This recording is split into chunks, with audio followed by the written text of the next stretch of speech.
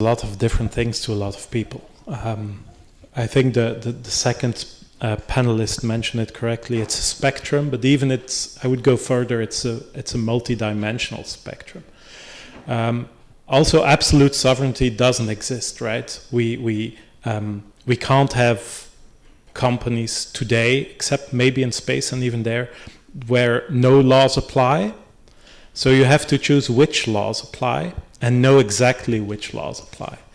And how much are you willing to give up, both in money, but also in flexibility, in scalability, in being able to reach your customers whenever you want, wherever your customer is in the world, etc. It's also a topic where, let's be honest, and I might have a different opinion than some of my fellow panelists, there's a lot of theater around that, right? We all want to walk away from the big US-based hyperscalers and big tech, and they've been called a few names. But we forget to realize that sometimes, even here in Europe, the same thing applies here as well. The grass is not always greener on our side of the fence than on the other side of the ocean. Take OVH, for instance, right? It's one of the poster childs of large European hosting companies that play the sovereignty card, and rightfully so. I have some technical opinions on them, but for the money that they charge, they provide a great service. How many people know that the American Evil Cloud Act, instated by who was it, Obama, I think, or was it Bill Clinton before that? The Cloud Act applies to OVH. Even if we don't look at America, but look at its friendly big neighbor, being Canada, OVH at this moment is in a huge debate with the Canadian Secret Services about handing over data and servers in France and the UK. So sovereignty, if we go really deep on that, we should really define what it means and to whom it applies and what you're willing to give up. It's different if you're a company that works in defense, a European defense company, then sovereignty means a different thing than if you make a CRM system, for instance. It's different if you're a relatively small local e-commerce shop that you can very easily host locally. You gain a lot of sovereignty by doing that. But if you're a large company that wants to sell across the globe, things become different. So I very much disagree. Oh, we still have to finish. Oh, sorry. Well, so like most of them said, it's a multi-spectrum, and sovereignty, at least digital sovereignty, for me means that you have the ability to choose and to use what you want and to be able to use it in a way that you define, which, given that we are at an open source conference, is what open source is also about. So that same ethos needs to be applied on multiple levels. Like Joe said, there are open source communities that use Slack. That's something that is also not very sovereign. So I see it on that level, that we want the ethos of open source, free and open source, to be applied to anything that is around software and digital awareness. And yes, e-commerce companies that function locally might be much more easier in doing things, but larger companies have enough money to actually do a lot of sovereign stuff. They just choose an easy way out because it works, or they need. It's not a choice, it's laziness. They don't want to build something themselves that will function with the same abilities and is running locally with them or with someone else that they can trust and have their own sovereignty with. So before we go hard on hard, I want to say that our goal in this team is probably consensus. But a consensus-based panel is boring. So let's take positions, right? And I heard something here that's a false opposite, or false word, which nobody pronounces right. So if you blanketly say it's going to be very hard if you have to do global scale. In my opinion, you're shouting from your neck, which is a Dutch expression. So you're spitting out bullshit.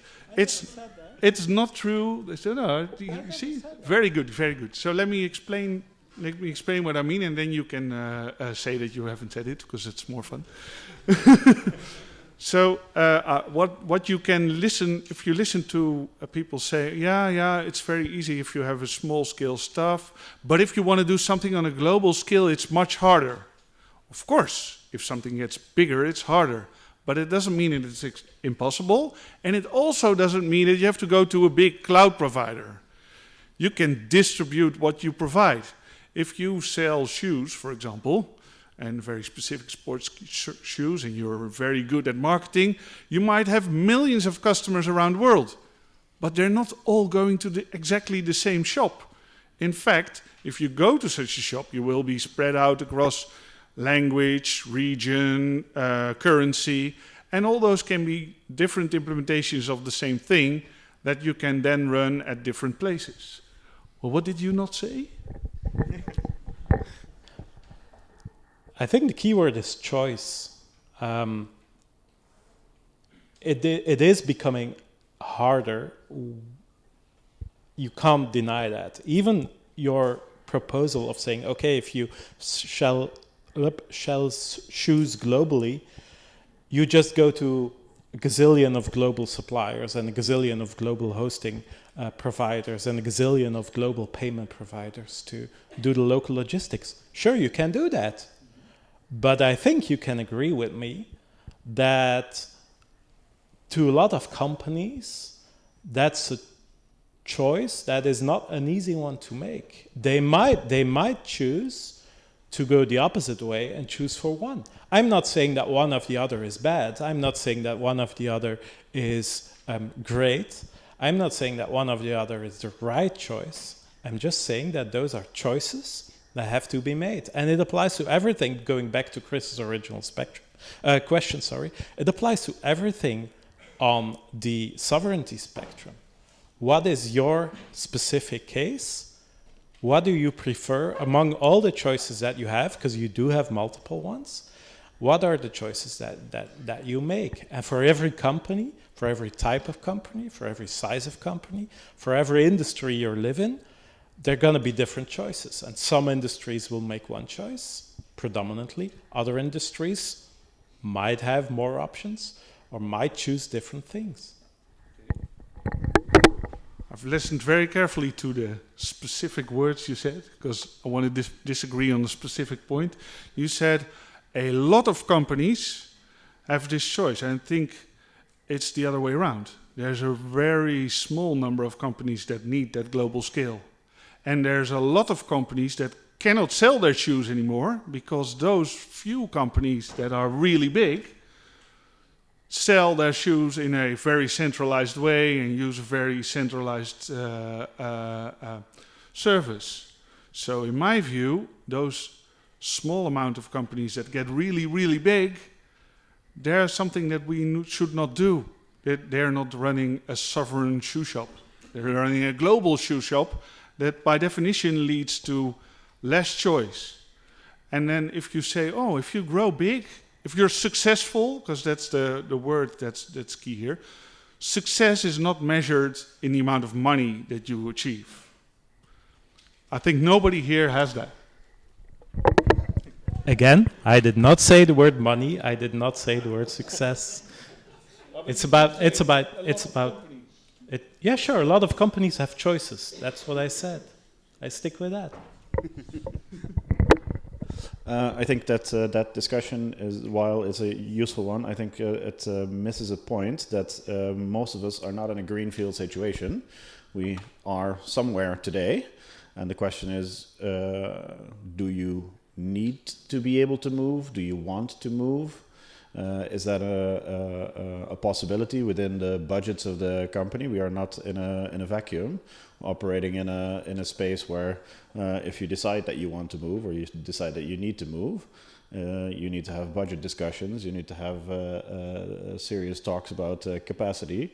Is that where it's best for the company to put their effort for the next, I don't know, quarter to be able to move your stuff.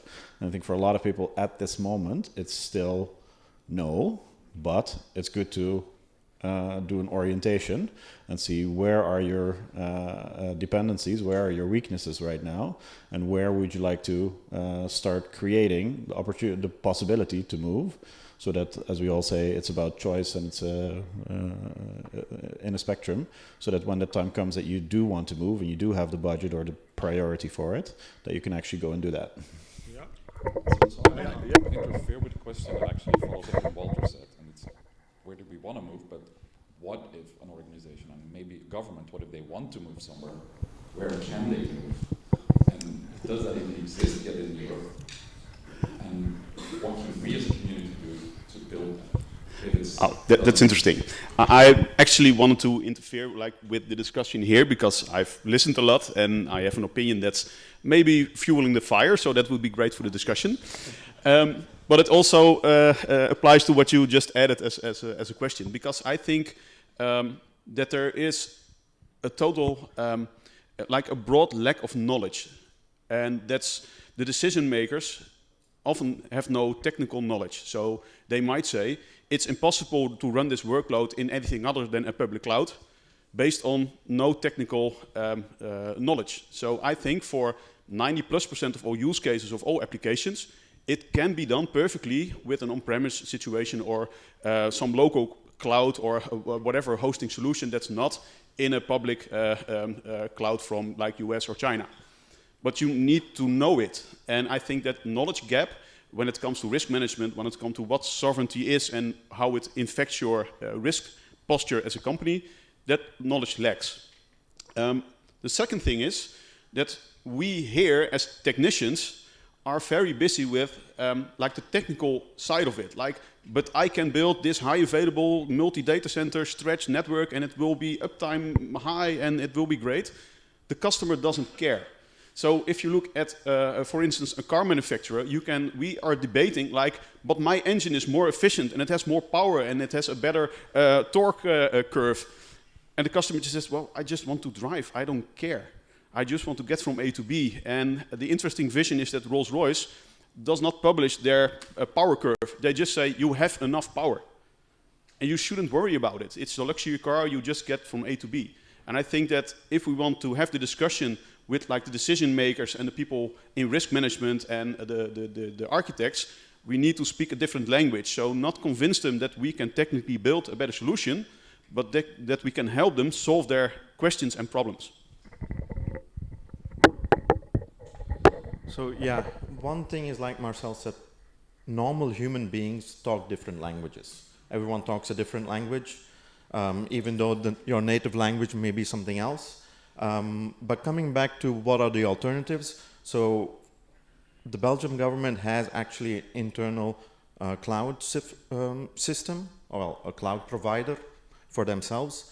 We're trying to discuss that with the EU. So EU governments would be able to use these cloud providers, internal cloud providers, but that doesn't obviously help everyone. That helps a specific group.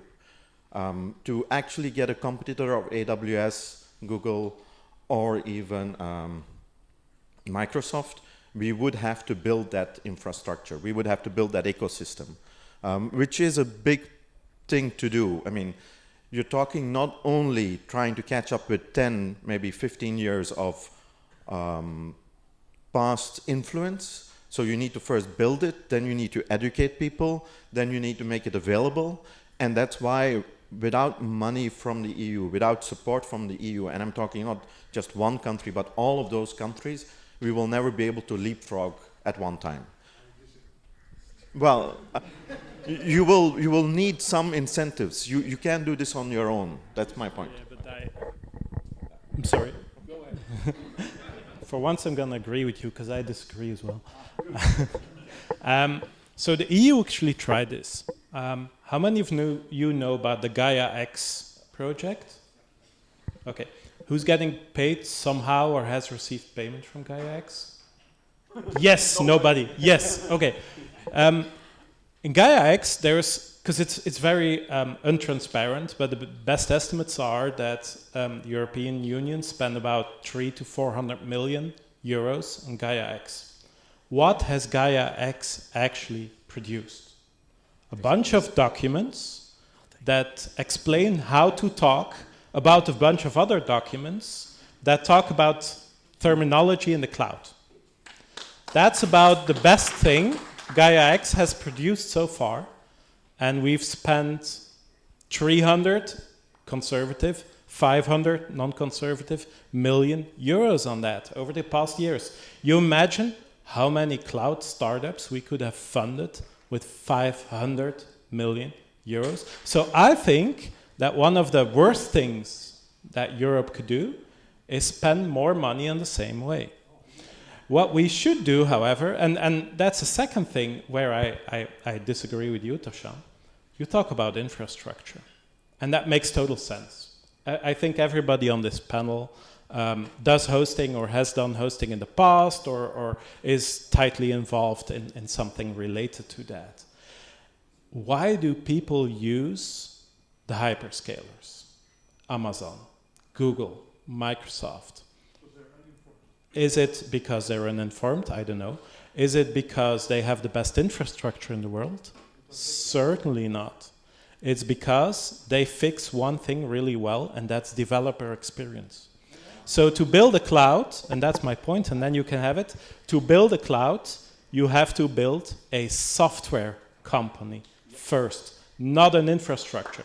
I believe, and I've done the calculations and even talked to investors about it, I believe that for a couple of million euros, you can build a European cloud, but then you have to stick to one thing, and that is for 3 years. The only thing you build is software. You focus on the developer experience. And yes, after 2 to 3 years, you want to build the hardware because vertical integration, scaling, full control, tralala, cost efficiency, scalability.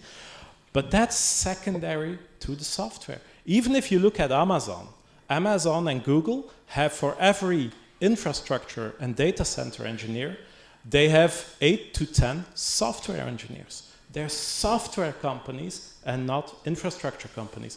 And that is what almost all, and that's getting back to Chris's question, that is what almost all of the European cloud initiatives I've seen so far, except for a few very small number of exceptions, do wrong. They're all infrastructure companies that think that building a cloud is just making a bigger infrastructure company. It isn't, it's about software.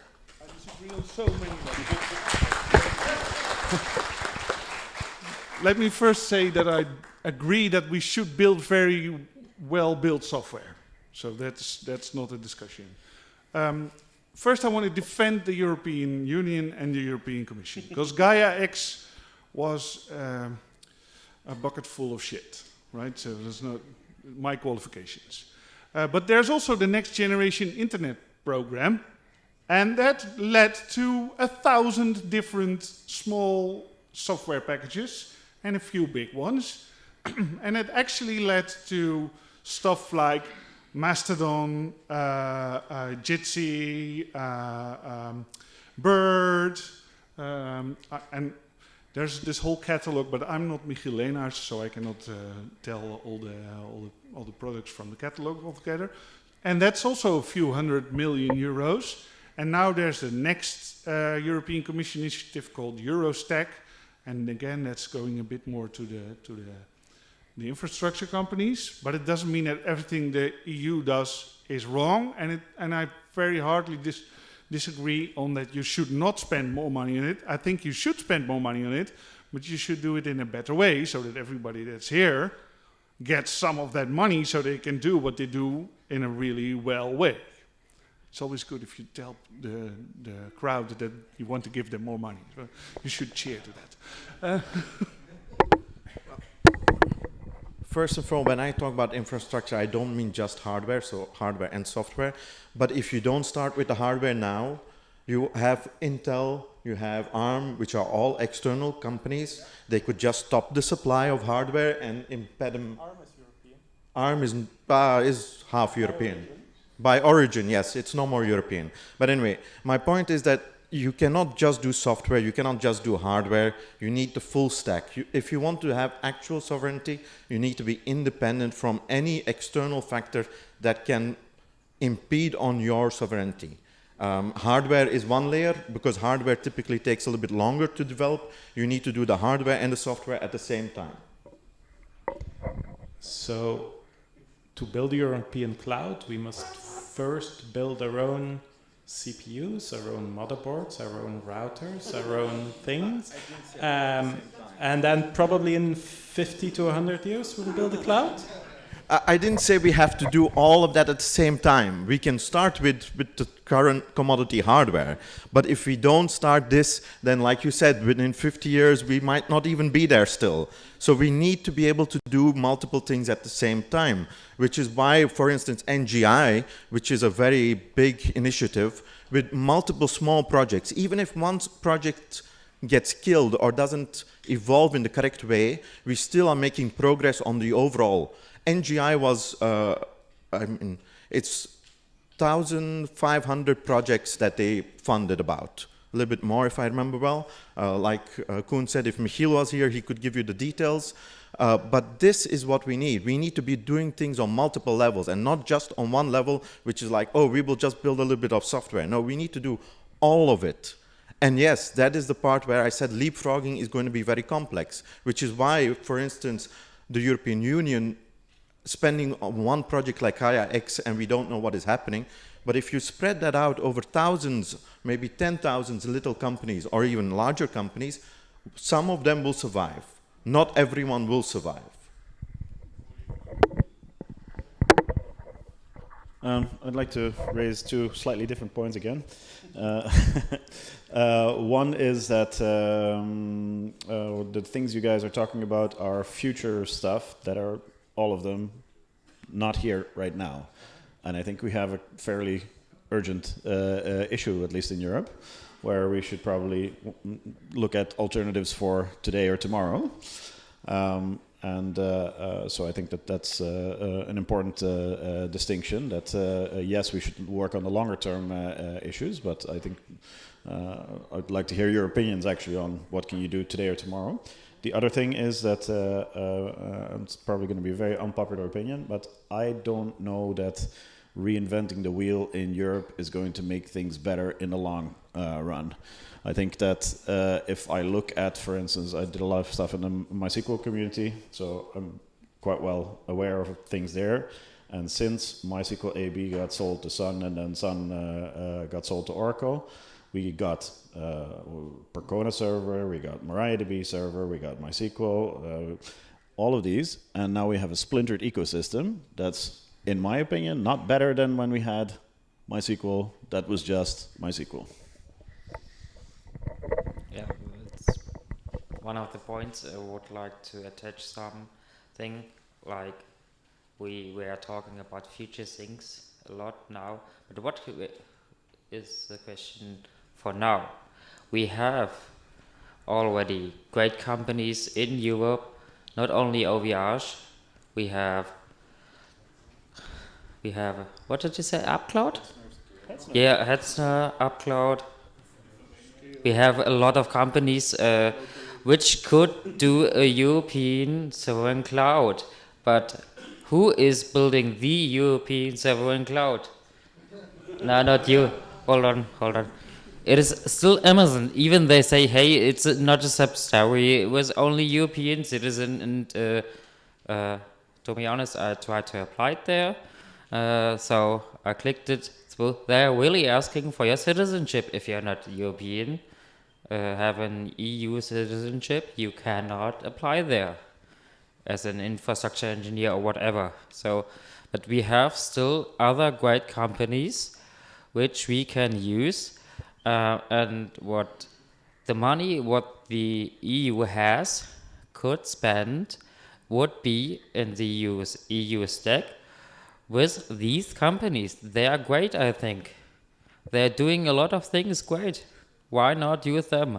And they have data centers all over the world. They could compete to AWS, Microsoft, or also Azure. Microsoft and so on. They're software is much worse though. So, one thing over the hyperscalers that's more general, I don't think we should build the one-on-one alternative to it. That said, I want to name 3 examples of customers we have that have come to us because they need a sovereign cloud in a matter of life and death, literal life and death. First case, the Moscow Times. We host a newspaper called the Moscow Times, which is the only free Russian newspaper in the world. And they cannot be hosted by big tech companies, because big tech companies will shut them down. They can only be ran by a sovereign Dutch cloud party, or I think the word infrastructure is better. And this is not a small newspaper.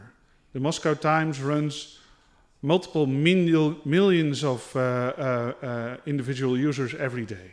So that's the first example. And they cannot use Microsoft or Amazon or Google because they will simply be shut down.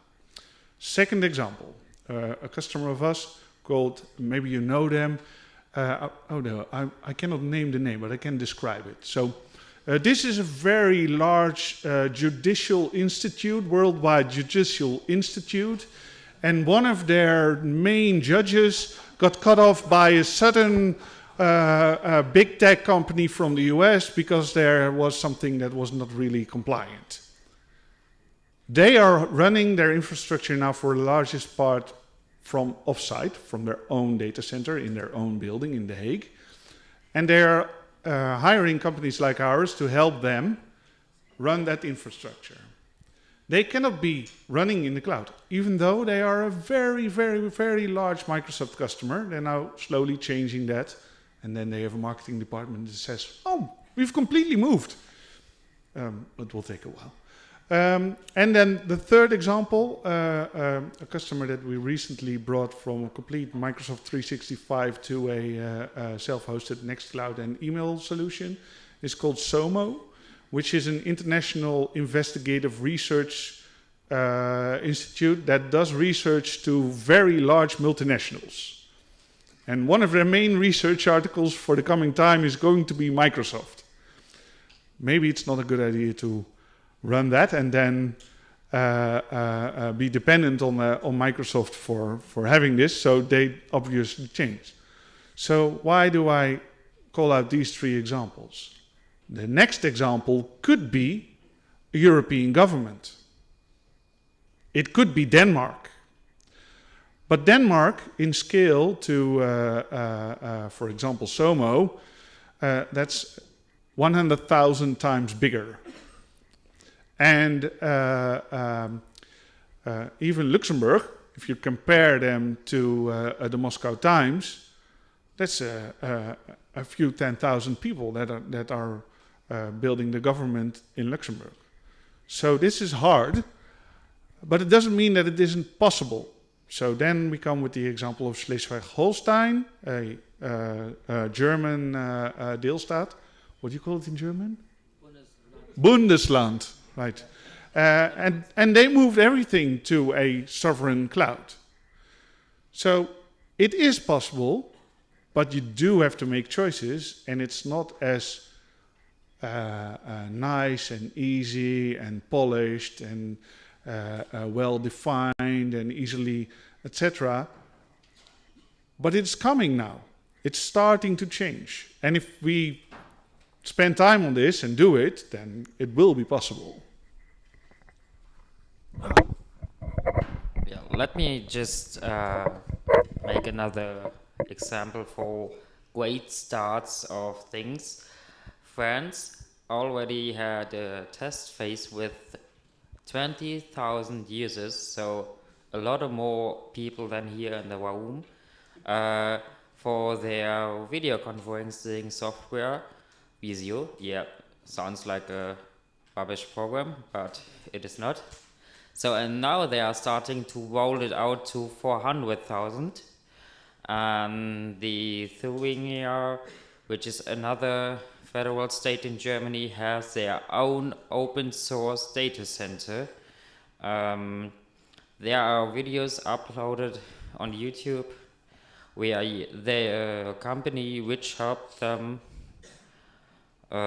just explained what they did, and they are running their own personal cloud. So they are already, it's now I think 1 or 2 years now, with a big open source company. It's fully open source.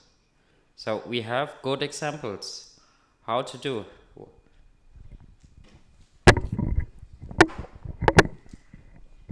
Yeah, I agree. We do have companies that are European companies that are doing the right thing. Even if today you're looking at the large hyperscalers, that we're starting to see alternatives for those here in Europe.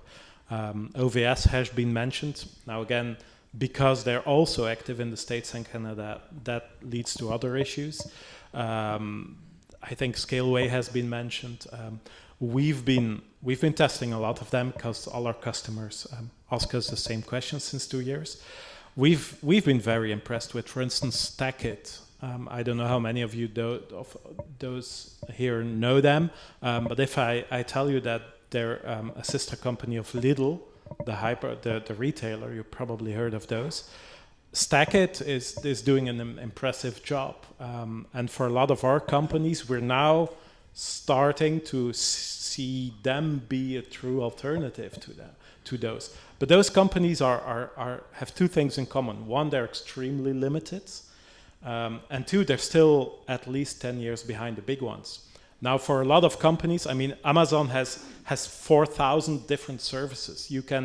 At Amazon, you can do ground station for satellites as a service. Who needs that? About 20 companies in the world, 100 maybe in the future. So, but if you look at the basic services, we're starting to see European companies that are starting to be good enough in the cloud space. I mean, the title of this panel was Sovereign Clouds. I'm just talking about the cloud space and not the traditional hosting one. But yeah, I mean, I'm gonna be honest, I'd prefer to have the choice of 10 of those instead of 1 or 2 that we currently have. So I do think that more European players need to be built. But it's not like we have zero choice today. We do have alternatives for the big ones. But again, they're trades-off. And that brings me back to my first intervention. It's all about the choices that you make. I think that one of the challenges from a customer perspective is that if you're using a big public cloud provider at this moment, your whole infrastructure, especially if you're using infrastructure as code, is in a way tied to the API of that vendor. Because migrating a workload from one Linux system to another is not the big deal. It's all the automation around it that has been written specifically for the API of the vendor you're using. And if you're using something like OpenTofu or Terraform or something like that, that has this provider ecosystem where you say, well, we can switch provider. Yeah, but you still need to comply with the API of the vendor you're switching between. So I heard the discussion about European initiatives, and I'm really a big fan of like Europe and our collaboration as countries, but I really have my doubts about the approach. So Gaia X, yes, I think it's a good idea, but the execution is really like not good. So I think in a way it would be smarter for Europe to focus on defining an API standard. So not saying we're going to build this cloud on our own, but we're defining an API spec that all the providers in all the countries can comply with, so that you can say, well, we are a European API compatible provider. And then also, and I'm going even a bit further, also the Microsofts and the Amazons in this world can choose to comply with the same API standard. It's just being compatible. And in that case, you can choose, does this need to be running sovereign, or do I need this satellite-based service? And then you can still use the provider that has that service if you need it. But you have freedom, and also from a provider perspective, if you want to build your own sovereign cloud, you can do it, and as long as it's compatible with the API spec of the European Union, you're good to go, and the customer can use it the same way as different providers in the market. There's one more point, and then I get back to my point of knowledge. I think this is also a big challenge, because we're here like in an audience that understands that if you're locked in on an API, that's something to consider. But I also, in daily practice, meet people that still say, what is Ansible? And that's like a total leak of it's like 7 ages in IT that they still fall behind when it comes to the state of the art and their daily situation. And I think that's a knowledge gap that we cannot underestimate, because that's the customers that need to do the migration from their current situation towards some sovereign different solution. Yep. Last words. So what Marcel was discussing with a common API for all cloud providers for Europe is actually the same discussion I had with the European Union 2 weeks ago. So that's one thing. On the other hand, I find it a little bit strange that, for instance, Frank is talking about more choice, while Walter wants MySQL not to have more choice. The fact that your community has more choice with an open standard or an open API makes it possible for us to choose. Look at Matrix, it's an open standard, we have multiple home servers, we have multiple clients, you have a choice as a consumer to use whichever one you want. And in this standard, because of Matrix and the Federation and Mastodon, we own our own data, which means that we still are a little bit sovereign about what we have. Yes, you don't own all of your data, exactly, but you own most of it. You can choose and switch between partners. So if you have new companies that want to come on the market, they comply with the standard, they're European, you have a choice. And I think we all agree we want choice. Up to a point. Up to a point. Yeah, up to a point. Okay. So we all want choice, but we want one API?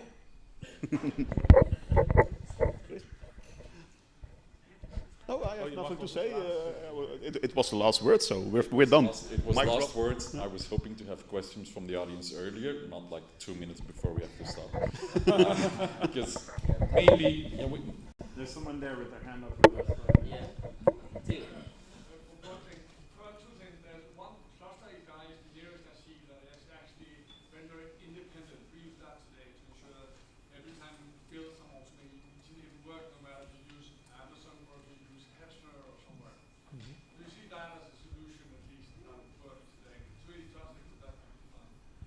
I think that would be like a great way forward, to have more compatibility or interchangeability, again, on the API level, so on the front door. We all use cars with the same gas fueling system between brands. That's really convenient for the consumer, and I think we need to have that approach on IT as well. Yeah, I want to also... Keep it short, keep it short. I keep it short. I think the solution is knowledge. And I agree with Marcel. Which is rare, because we always have this... We always disagree, so it's very nice to end this with where we agree. One example of that is that even in this hall, where are all the people between 20 and 40 years old? There are a few maybe, but they are the exceptions. And I applaud you. You're really cool. You're the coolest of your age. But we need more young people to do this. And another standard that standardizes everything is always a very long way. The best way to standardize stuff is to start something new that works really well. There's an XKCD. And I'd also think the last thing, in this hall we're all just working on just getting the stuff ready that we have to get ready tomorrow, because there's a lot of demand. And then, for example, with Matrix, you just take the server that actually runs, and that's the one you use, not the one that's necessarily the best. So I think I'd love to see more questions, but there's a hallway track. There's tomorrow. If we don't stop now, we're going to be really late for the Ignites, and then people are going to get really hungry. And cranky. So I want to have a round of applause for the panel.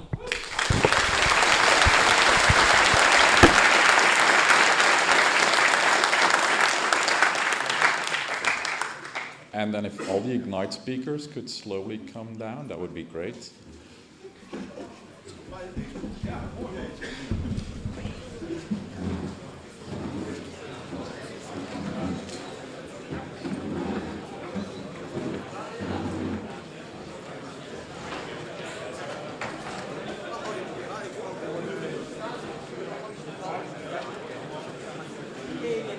is organisch, toch?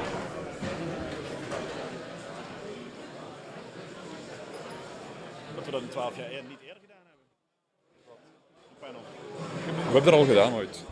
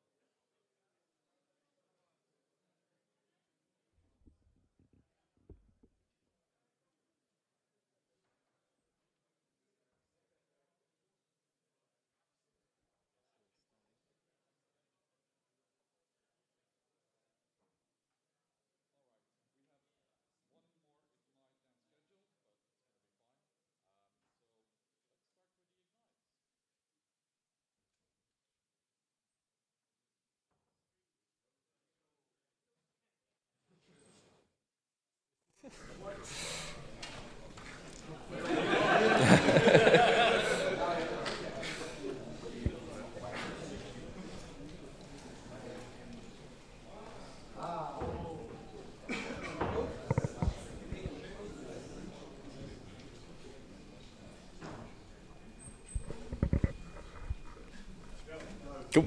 Hi everyone, my name is Peter Souter. Go easy on me, this is my first ever Ignite, so timing wise, I already speak. Thank you very much. I already speak really fast and 15 seconds seems short but also long. So this is me last time I was here speaking at 2020, you can see how much I've changed. And if you want to feel old, there is a picture of me in the Puppet room in 2016, because I actually worked at Puppet at the time. So today I'm here to talk about the Vox Pupuli, which are the gatekeepers of wayward Puppet modules. Who here knows who Vox Pupuli are? A lot of hands, that's great. So they have a lot of Puppet modules, and if I time this right perfectly, then it should change now. There we go.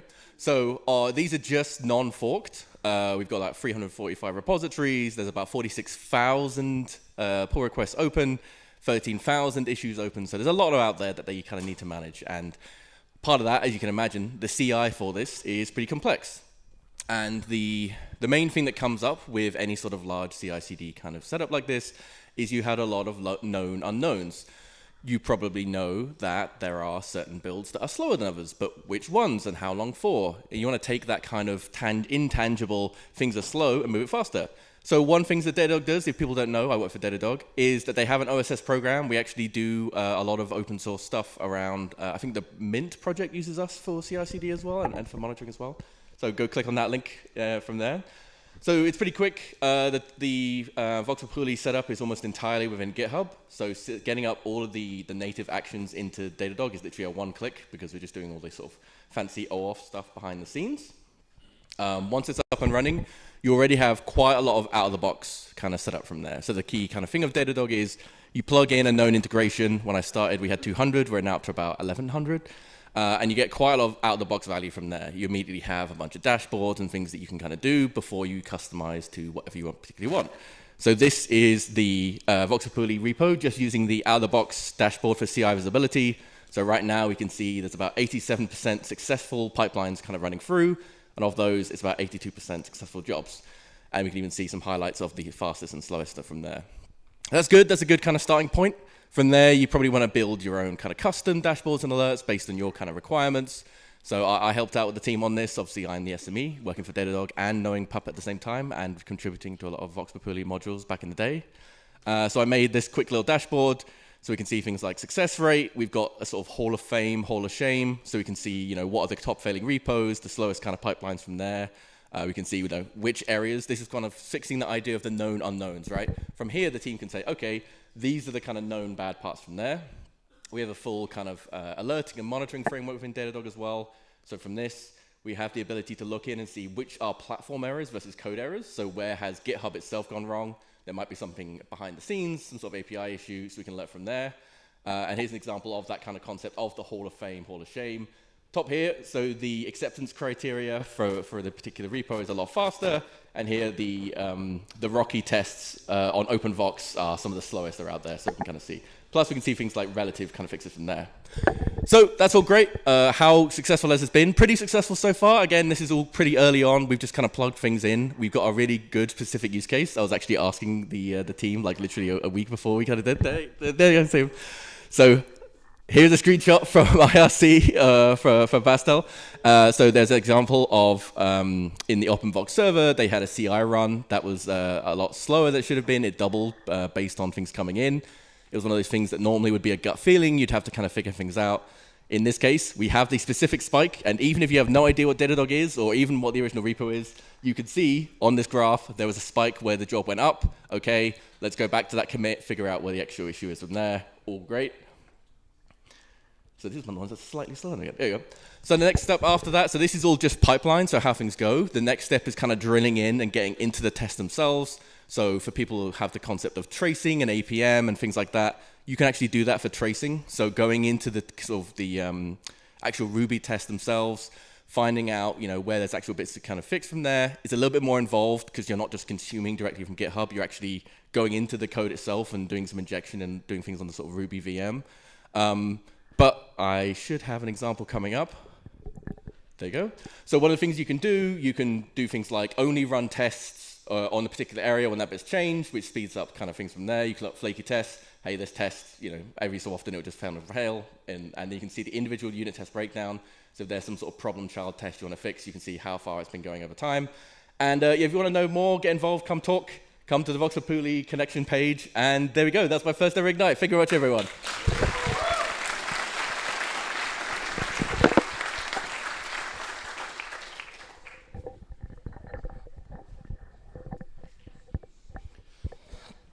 How wild is that? Two Ignite virgins wrote one after another.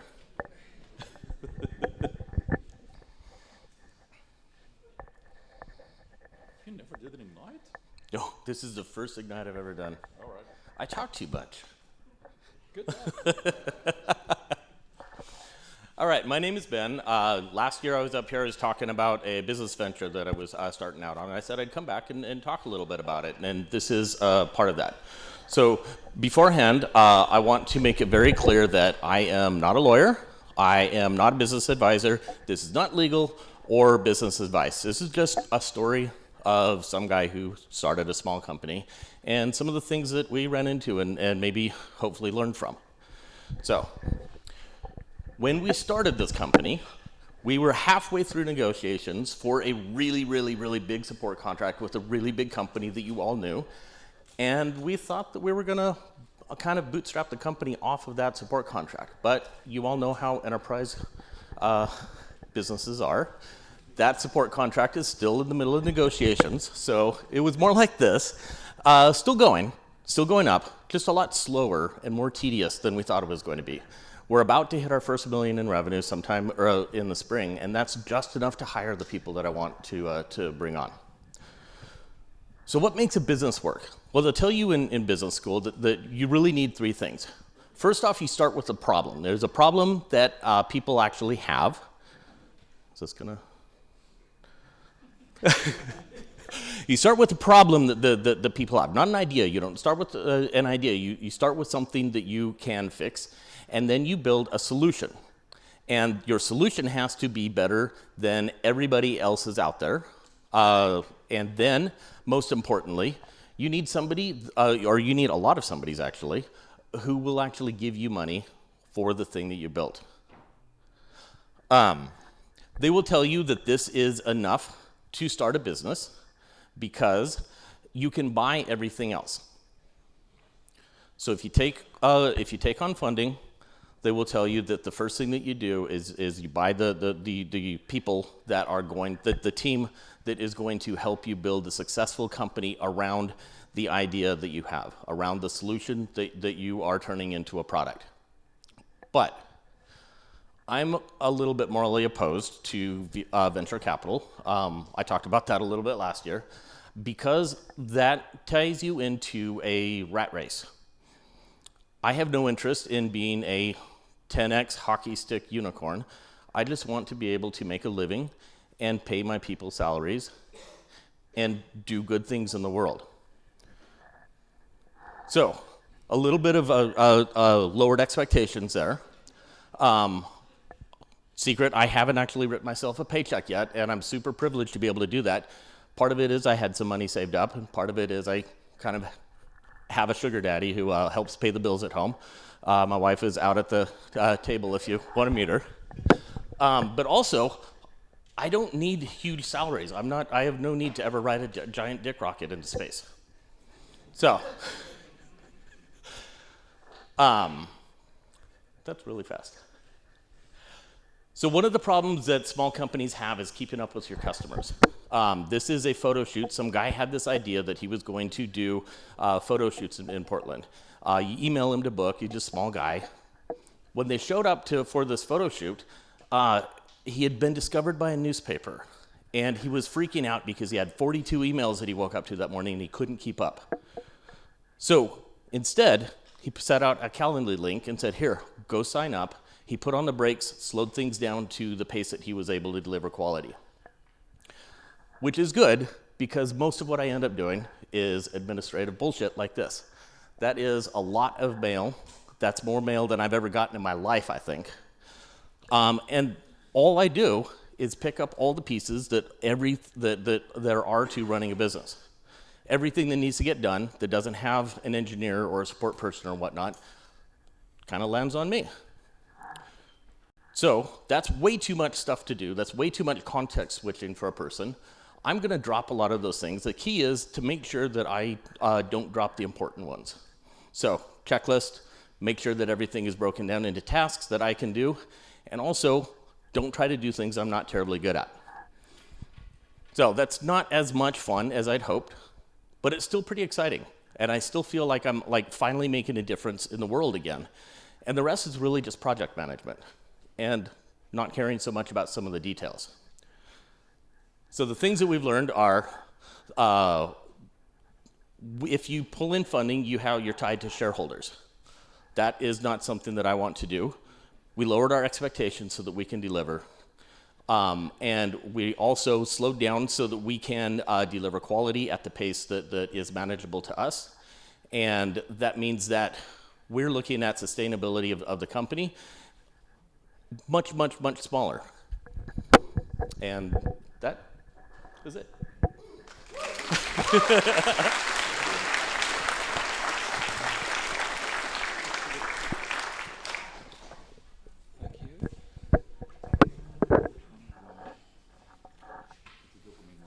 Yes, Dunning-Kruger. You ready?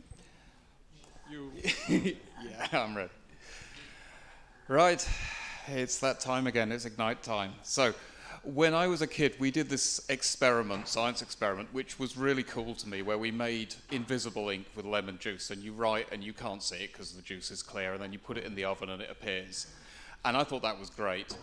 This guy, MacArthur Wheeler, robbed a couple of banks in Pittsburgh in 1995. I only just learned this a few weeks ago.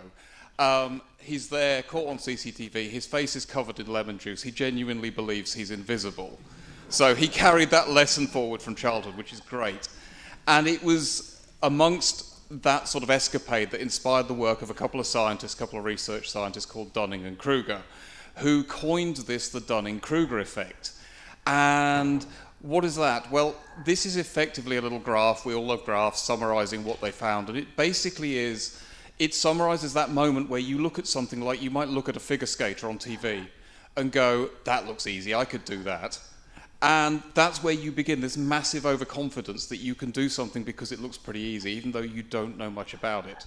And then, of course, as soon as you try it, you fall flat on your face, maybe literally, maybe metaphorically, and then you hit this, what they call the valley of despair, and then sort of as you begin to get more experienced, you begin to level out a bit. And so effectively what we do is we're really bad at judging where we are and our ability levels. Are we any good at anything or not? And we oscillate between we're either overconfident or in imposter syndrome. And of course, what is imposter syndrome? It's comparing ourselves to other people. We'll look at other people and we'll go, oh, they know so much, they're so clever, they're so much smarter than me. And the reality is we actually don't give ourselves enough credit a lot of the time. We are often sort of mired in our own fears. And actually, it's like a Venn diagram. We actually know more than we think. Now we're here, this is technology. Technology grows relentlessly. We've had a lot of that theme already over the last sort of day and a half. I didn't even go to FOSDEM, so I don't know what happened there. But you know, this is a massively growing area, so we're constantly being thrown new things to learn. And I'm going to intersect this now with dopamine, which is one of my other sort of pet topics at the moment that I'm learning about. And the thing is, dopamine, it's one of those funny chemicals in the brain. We have these wired interactions that lead us towards doing things. And there's a lot of talk about this, particularly with children, social media, banning social media for children, that kind of thing. And there is this cycle. It doesn't have to end in addiction, but dopamine is that chemical in the brain that drives you towards, okay, I want to do that because I'm expecting this particular outcome. So social media, things like that. But it can apply to technology as well. You can get addicted, let's speak loosely, to fixing problems, to looking for problems, to adding features relentlessly, to learning. These things can be a little bit on the addictive side, and there's nothing wrong with that when it's healthy. But of course, like anything can be good or bad, anything can be healthy or unhealthy, and you can take it to a massive extreme. And that means you start looking actively for problems, you can start to feel very negative about things, you can massively overcomplicate things that don't necessarily need to be complicated. And that's, in some circles, if you're a researcher, that may be a good thing, but it also brings about this whole, I can't see the wood for the trees, I've now overcomplicated it. And if you work in the corporate world, I'm guessing most people in the room do, you know, everybody's got targets, everybody's got performance reviews, everybody's got some sort of benchmark or award or something. And of course, whether you like it or not, this feeds the dopamine cycle. But what you can end up with is this relentless pursuit of perfection. You never actually finish something. You never sort of accept, okay, that was actually really good. Good, you know, perfection is the enemy of good. And I personally, I love this kettle. This is obviously AI generated. I found this. But, you know, if someone builds me this kettle, I want it because it's got all the dials on it. But I think this is such a great example of something that's just massively over-engineered. You know, this is something, if I was left alone to my own devices, I'd probably build that. But let's not forget, you know, when we start out, we look at stock image I've found here. You know, a carpenter, you drive a nail in, it looks like the easiest thing in the world, right, to drive that nail in straight. It's really not. So where are we with this? What am I sort of trying to drive home? Well, we end up on this roller coaster where we either think we know too little or maybe we're overconfident for a bit. But the reality is we actually are really bad at judging where we are. And you can't do a lot about that. We are wired in certain ways. We respond in certain ways. And I think the thing is, a lot of the time, actually, you're doing a lot better than you think. Our brains can be, particularly in this busy sort of noisy world that we live in, they can be a little bit crazy. So I just want to say this. You're always enough. You're always doing enough. You're doing better than you think you are. Thank you.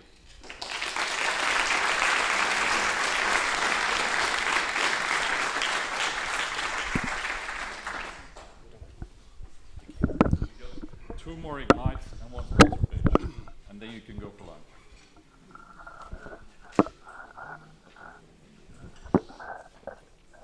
Can you hear me at the back? Hello? Cool. Thank you. Can I get a leap on this talk, do you think?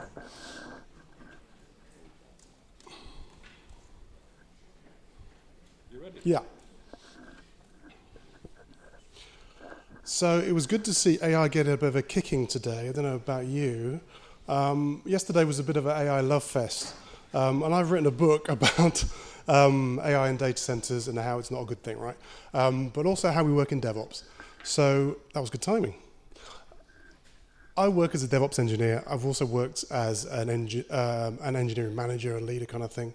I've done that kind of charity majors flip-flop a few times, and I have to deal with this stuff, the kind of usual shit. We have to deal with this stuff. We have to deal with all of this planning and all of these meetings. And a few years ago, I was kind of thinking, I've been doing this for a long time now.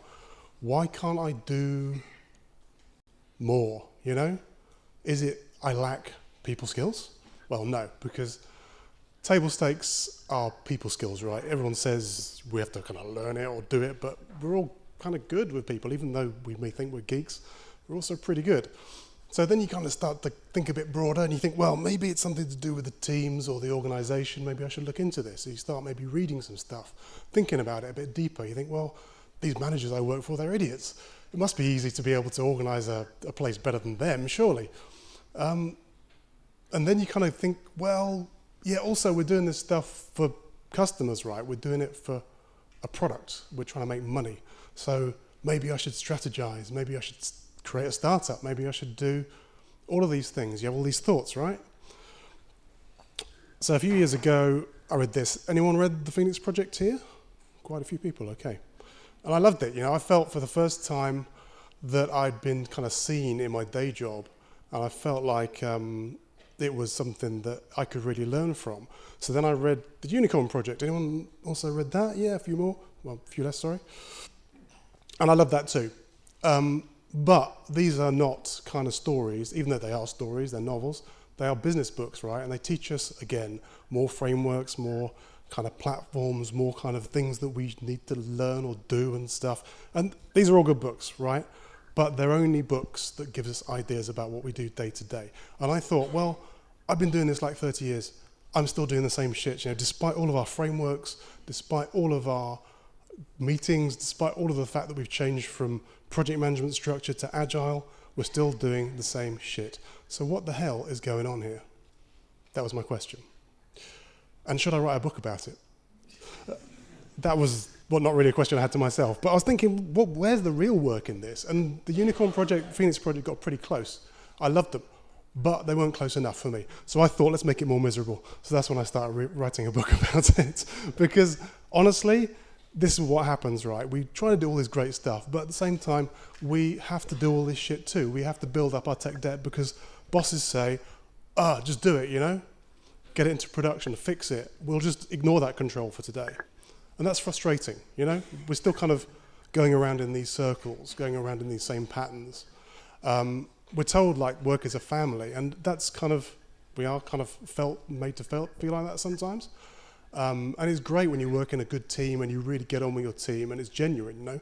But you can't be told that it's something that you should do. You shouldn't go out on a company day out to have fun, to bond with each other. I know we try to do this stuff and it's important and valuable, but you can't fake it, right? When you go to work, it's difficult. It's a pressure cooker. And sometimes we're told to, yeah, just put it into production. So, angry, ranty, but, you know, kind of justified, I think, because it's been going on too long. And then when you see AI added to this kind of cake, you kind of think, well, is this another pill that I have to swallow?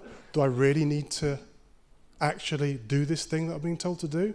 Or can we think a little bit outside the box? And can we just go back to basics? You know, I love Joe's talk this morning, talking about open source and how once it was like a passion, you know, once it was a thing, it wasn't a career move. And for too long now, it's become a career move.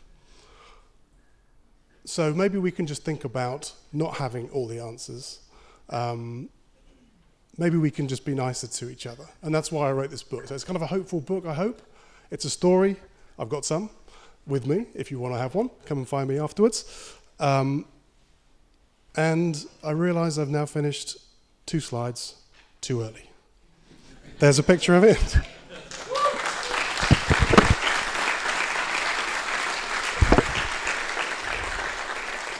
Thank you. And the last slide is just some details on where you can get it. So it's available, it's self-published, it's available in all your usual kind of things. It's been very nicely reviewed by some people, and yeah, I hope you enjoy it. Thank you.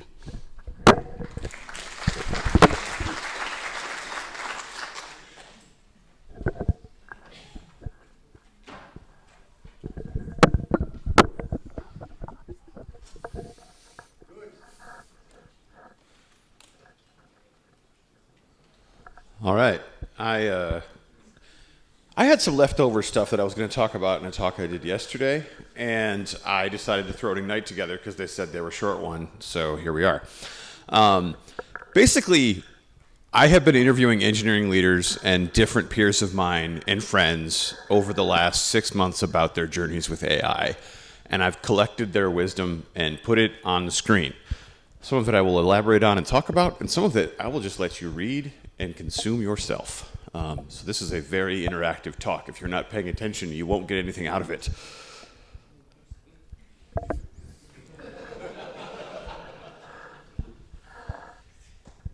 So all of these were actually basically said to me. Sometimes I've changed the wording just to make it fit on a slide a little bit better. But basically, there's just some weird things that happen when you start using AI to do a bunch of stuff. And I think there's a lot of positive things there. I think there's a ton of them. But there's also just some stuff that comes out a little weird. And a lot of it's better now than it even was 6 months ago. I think we came into probabilistic workloads as I was talking yesterday. And some of this was, hey, I can't count on this certainty thing properly. And so you get things like, I asked for 3, I got 5. Why is this? I'm trying to understand it. And then some of these were actually like kind of tidbits of wisdom that I really resonated with, and this was one of them. It's, you know, you may not be replaced by AI, but the person that uses AI better than you will replace you. And I think that that's a fair thing to think about right now.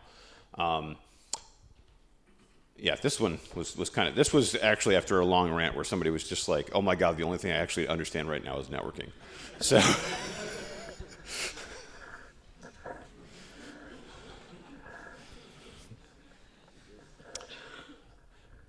Yeah, and so sandboxing became a hot topic for how to control what was going on for agents and other runtimes and things like that. And basically, what kind of happens in the sandbox, you have to trust it because there hasn't been a lot of architectural diagrams to show you how sandboxing is occurring in some cases. You just have to kind of trust it. I'm in sandbox mode. I guess it's okay. Maybe it won't go outside. I will say that I had another colleague or another peer that said that they were hitting at about 55% success in their model and they were shipping it. So, yeah. I think this is a key point in that I've found that a lot of managers are really liking AI more than ICs, and I think a lot of it is because managers are very used to things happening in a way that they didn't plan, but it's still okay and still is an okay outcome. Whereas I think a lot of individual contributors were basically like, that's not how I would code this, therefore it's wrong, therefore I hate AI. And that's how you can end up things. So.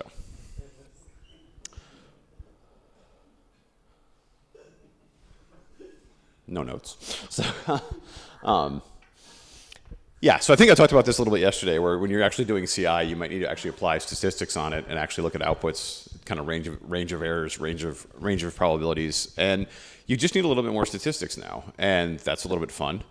And then you have to figure out when the AI gives you attitude. And I will say that if you haven't messed with system prompts to make the AI either more hostile to you or at least have a different personality, you are missing out on enjoyment at work.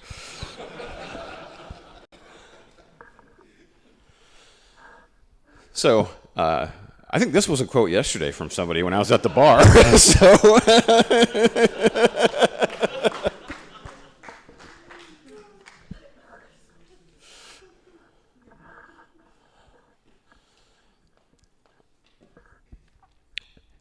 I've definitely, somebody was talking about they were using this advanced code review tool, and it was just like, this part of the code makes me uncomfortable, and they were like, I don't know what to do with this.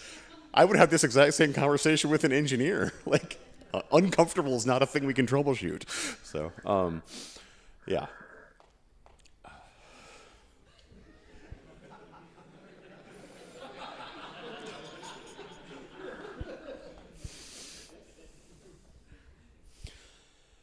Yeah, I think that reading Hacker News, like when you look at the training sets, there's a lot of Hacker News and a lot of Reddit and Quora and Stack Overflow, and eventually you're just like, these bots, they're going to hate everything and everyone.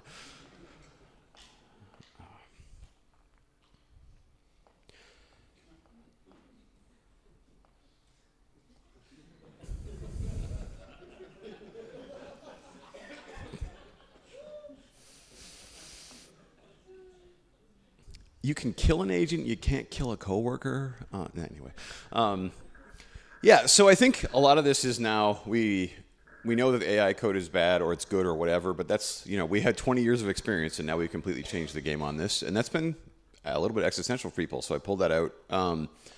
But in the end, you know, we survived cloud, we survived containers, we survived Kubernetes barely, but we did, and like we'll probably survive this too. There's a pretty good chance, statistically speaking. So anyway. That was my quick Ignite talk on discussing AI with different people that were leaders in engineering around the world. So I think I'm supposed to do a sponsor pitch now. Yeah, now you can do a sponsor pitch. All right, I'll take off the hat so I'm a completely different person. Party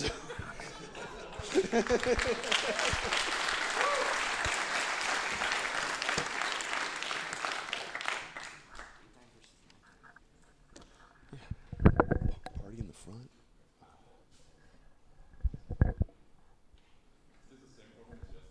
No, because it thinks it's connected this time. So yes. How did we fix that yesterday? Change the cable.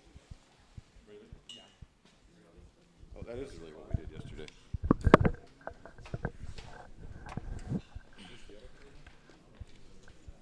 I got it. Oh, we changed that. All right.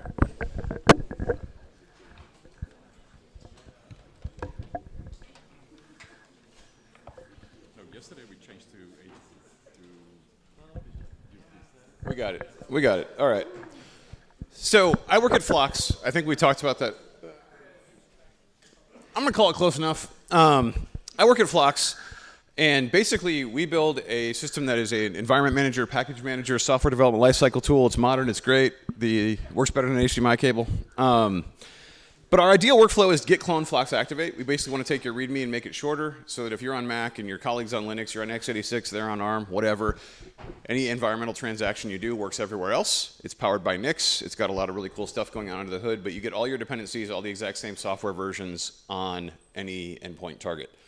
So basically, you can skip your README. You can work across your full stack without version conflicts. That might mean that you have one project that needs Postgres 11, one project that needs Postgres 12, one that needs 13, whatever. You can have all those side by side by side. You can have different versions of Python, different versions of everything you need. So if you've worked with things like virtualenv, or if you've worked with things like RBM or NVM, it's like all that for every piece of software that you need, and it's all locally per directory, so it's not globally installed and polluting your system. So. And then one of the things we did this year was we actually made it so you can run Phlox environments in Kubernetes. And this is one of my favorite things we worked on this year because I didn't like everything about Kubernetes. I still don't like everything about Kubernetes, but I do like the APIs quite a bit because we've made a lot of good balancing on how to create applications and make them all conform to these common APIs. So we launched this container called Phlox Empty, which is literally a 49-byte container because you cannot make a container that is smaller than 49 bytes because if you tar up dev null, it's still 49 bytes because that's the header for the container. But we run that, and basically we launch this container through Containerd with our plugin, and then we bind mount in all the software you need from the host, and it's because it uses Nix under the hood. Anytime you have a change, you only have to change the one package because the layers are, we don't care about the order of the layers at all then. And so when you're shipping things around, you ship a whole lot less. Usually the first thing you do with a Docker file is you Docker build and you ship it somewhere just so you can pull it back to where you actually want to run the work. And we kind of skip that whole central step where we only ship metadata around, which is maybe a kilobyte, and then you pull it back down as JSON. And you've got your environment materialized, and it works that way. So you get a lot of hot caching and faster deploys, things like that. So it works really good for edge networking, things like that. So that's new. And then this year we did a bunch of stuff where we've added SBOMs all the way through. So those are included. You don't have to really think about what you're doing in terms of, I'm adding this piece of software, I'm changing this. That's a software bill of materials as an SBOM if you're not that familiar. We've made some packaging easier because sometimes making packages to fit within the Flux environment or the Nix world, if you've ever looked at a Nix expression, I'm sorry. But if you need to do that, we've made it some easier ways to do it so that if you can get your project to build within a Flux environment, we can make a package out of it and make it reusable and distributable for your colleagues. A lot of CUDA support and distribution, working with NVIDIA mostly on their licensing and legal side of how to distribute things appropriately, but they've been very good partners for us. And we now have an MCP, which I realized just got corrected to map as I typed it, so that's awesome. Skills and plugins and stuff like that to use Flux with your agentic workloads or your Cursor or Claude or whatever you're doing your code in. And I'm really sorry about the HDMI cable. I have literally nothing to do with it. But we do have a Flux workshop tomorrow if you'd like to learn more. So thank you, and I think you're supposed to go get lunch.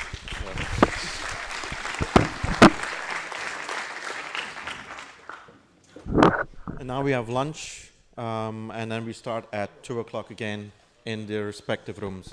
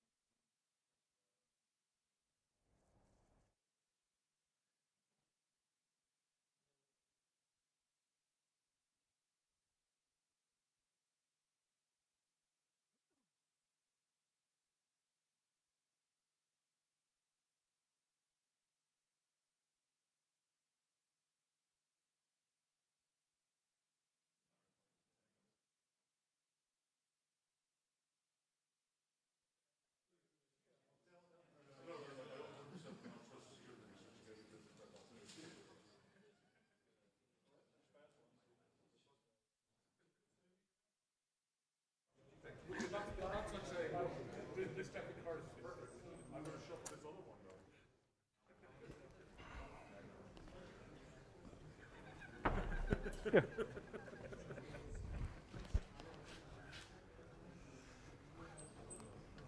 I made the antenna in the shape of the cyber logo.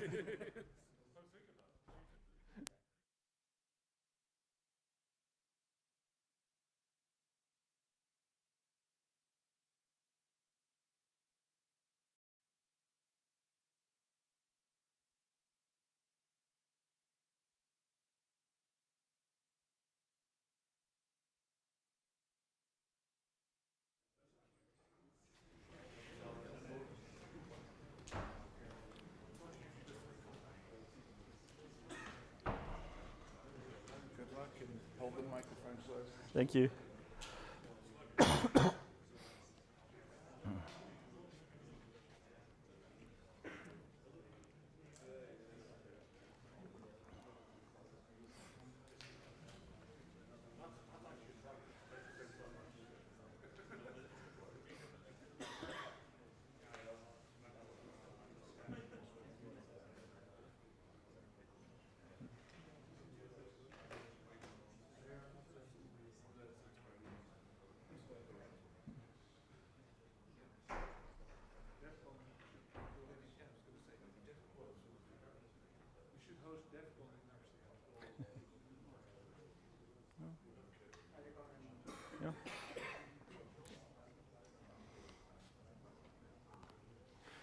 Test. Yeah. Good afternoon. Welcome to my talk about keeping the Netherlands secure and accessible with Nix. My name is Johan Bloemberg. I consider myself a DevOps engineer and Python developer. And I've been working on this project called Basisbeveiliging for about 10 years now. I'll start with introducing what Basisbeveiliging is and what we as an organization try to achieve with it. And then I'll explain where we came from, configuration management-wise, and how we ended up with NixOS. And go into some details. And then after the talk, there will maybe be some time for questions. But first, I want to show you a promotion video we made end March last year, which kind of explains what we do. Unfortunately, it's only in Dutch. We don't have an English version. Ik weet niet of er iemand in de zaal is die geen Nederlands spreekt. No, so that won't be a problem, I guess. Maybe ask in English. Oh, let's go.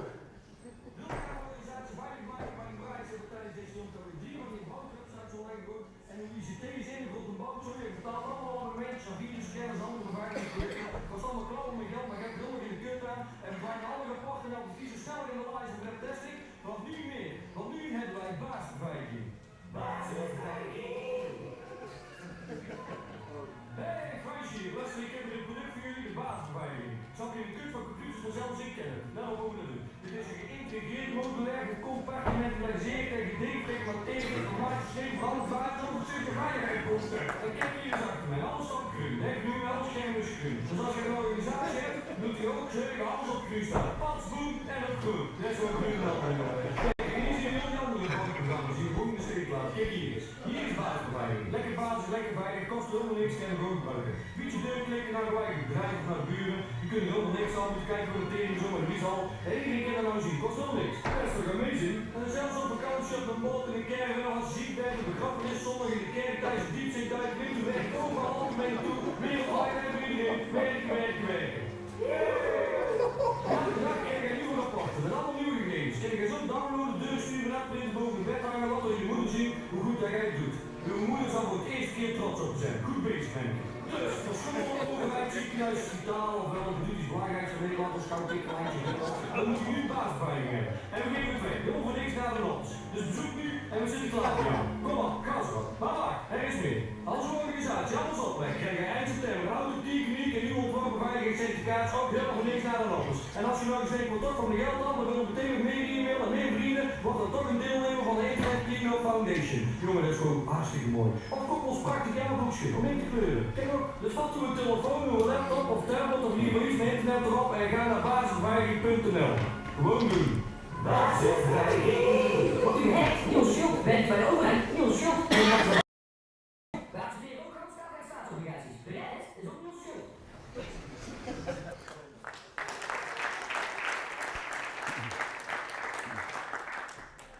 So we made this as a April's Fool's joke last year, and we adopted this kind of like our style and design.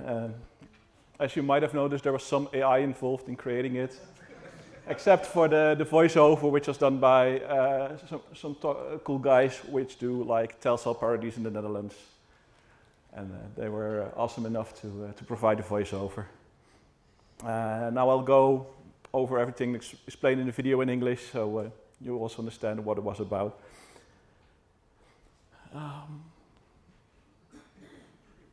So we are the Internet Cleanup Foundation.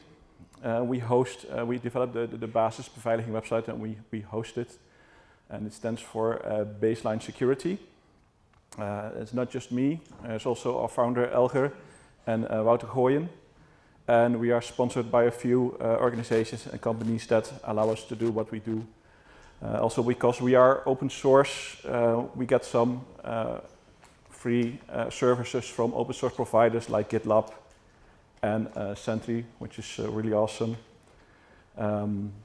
So this is the officially stated goal of our foundation. I don't expect you to read this, but in short, we want to make the internet a safer and more secure place for everybody, and we do that by being as transparent as possible. So in order to achieve this, we primarily focus on the government and the public sector. And we have around 12,000 organizations that we monitor on a daily basis for security aspects.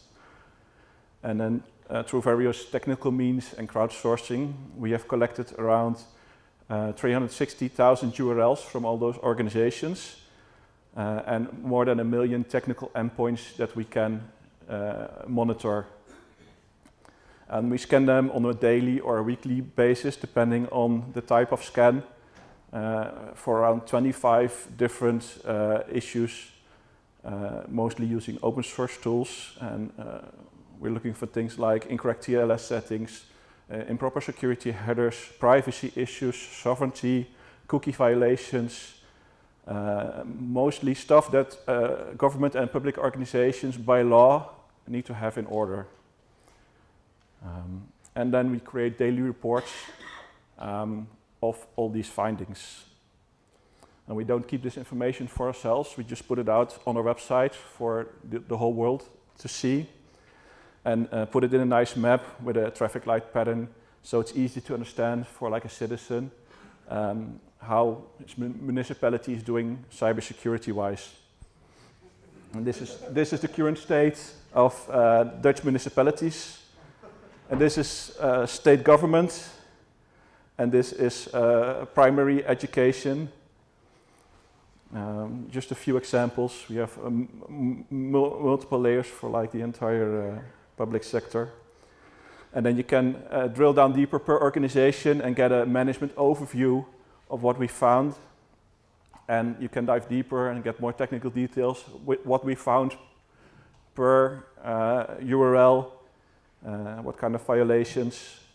And then even deeper, we get technical details. And with that, we try to help like the people in the field that need to solve these problems and sometimes don't even understand, even though it's their job, don't understand what is wrong and how to fix it and why it's wrong. So we try to educate, give a lot of information to help people improve their security. We also, excuse me. We also have a museum of antiquated software that's been hosted by various parties. Overview of how organizations violate your privacy. And our login plaza, it's an easy place for government employees to find a login portal for their government organization. So if you're working for, what is it, the gemeente Oorschot, and you need to access the PHP-My-admin, you can go to our site and there's an easy link. You don't have to look into documentation or something like that. This also ties into our logo. This is the Dutch state, official state logo with PHP-My-admin beneath it, as long as the Dutch government is keeping PHP-My-admin open to the public and not supporting it by funding like pen testing or security improvements, then we keep having this logo and parading it. We also measure accessibility. For that we have basistoegankelijkheid.nl, basic accessibility. We started that last year. And we also, last year we also launched a Belgian counterpart for the Dutch website, which seems to do a lot better, but that's only because we're scanning 2 or 3 security aspects here compared to the 25 for the Netherlands. This site actually caused us some issues because now we had to translate our website into 3 different languages, which had quite some hassle. But luckily we had AI to help us out with translating, so that so that made it really easy for us.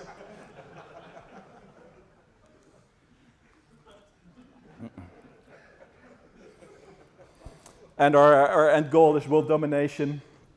We're not there yet, but I think with Netherlands and Belgium we're on our way.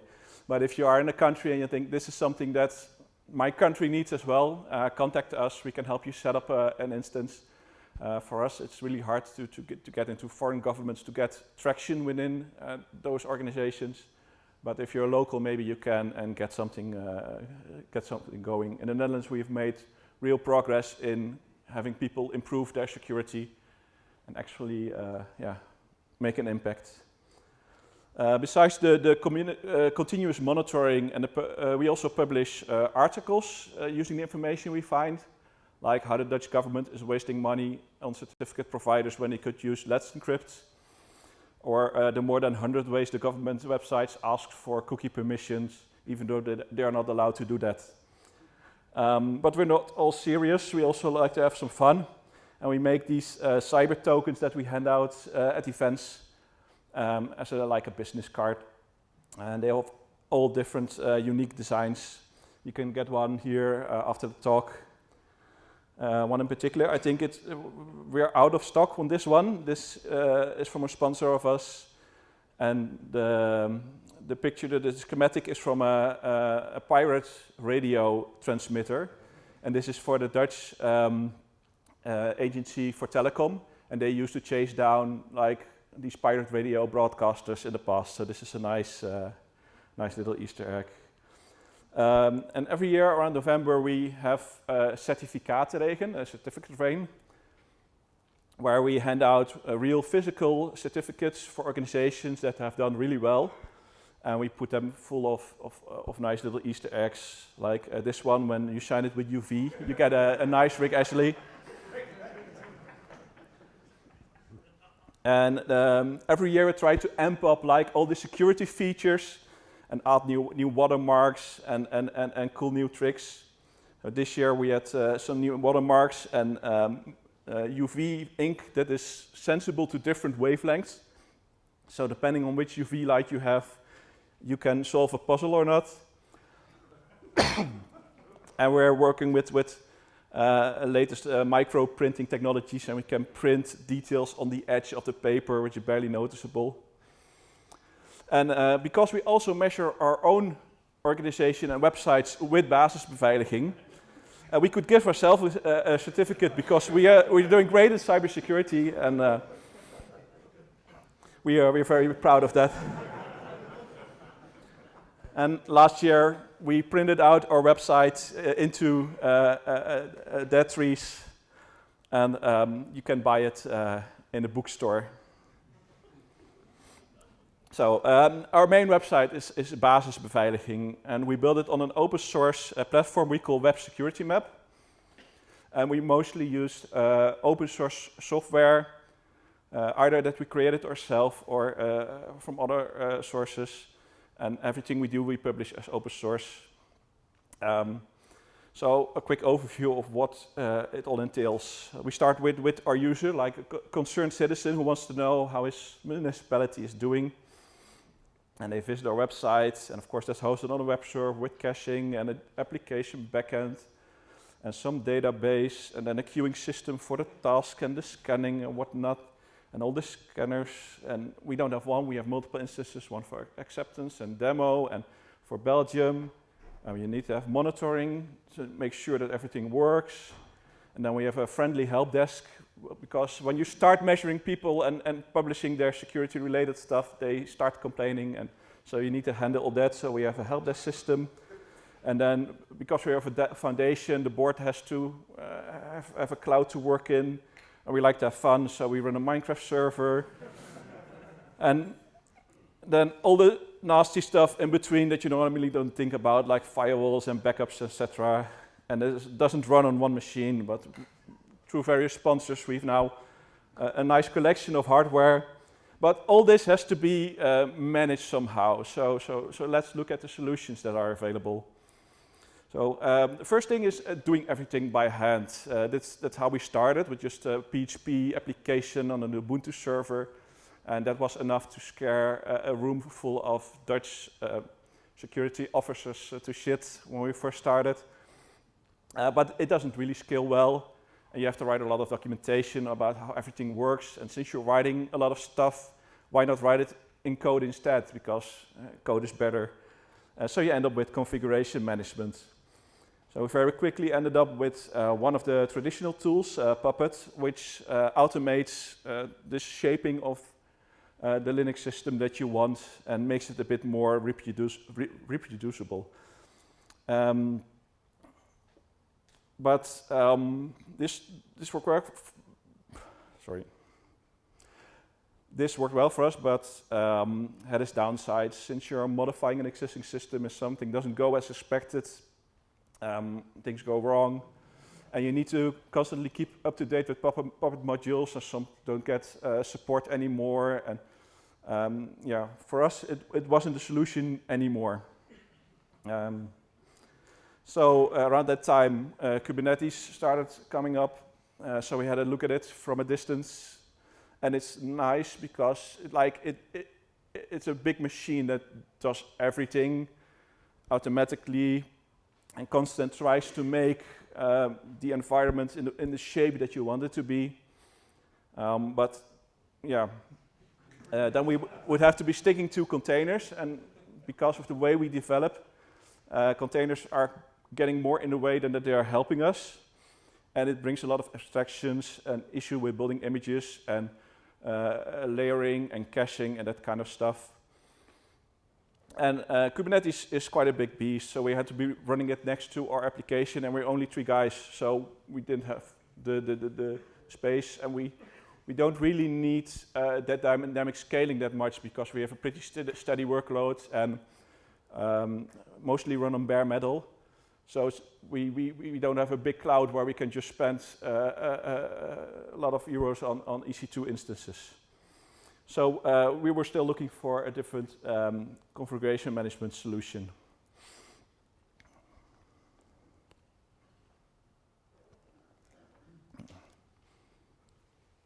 And so we started to look at NixOS because it promised to do 3 things for us. Development environments, OS configuration management, and replacing the containers that we use in production with native packages. And compared to the others, this is like a 3D printing. You put in like a source code of what you want, and then every time you get the same output from it, and it also scales really well to multiple servers. So that's really nice. But there's a downside to Nix, and that's like the huge a learning curve, the huge mountain that you need to go up, or at least it seems like that. But with the right tools, you can tackle any problem. And if all else fails, you can still look into the source code to figure out how stuff works. So it's really not that big of a problem. And also, you don't have to climb to the top in one go. Like first, you can go to base camp, and then incrementally work your way up to the point that you find satisfying. And that's what we did. So to explain this journey, I'll go over these 3 topics, starting with the development environments.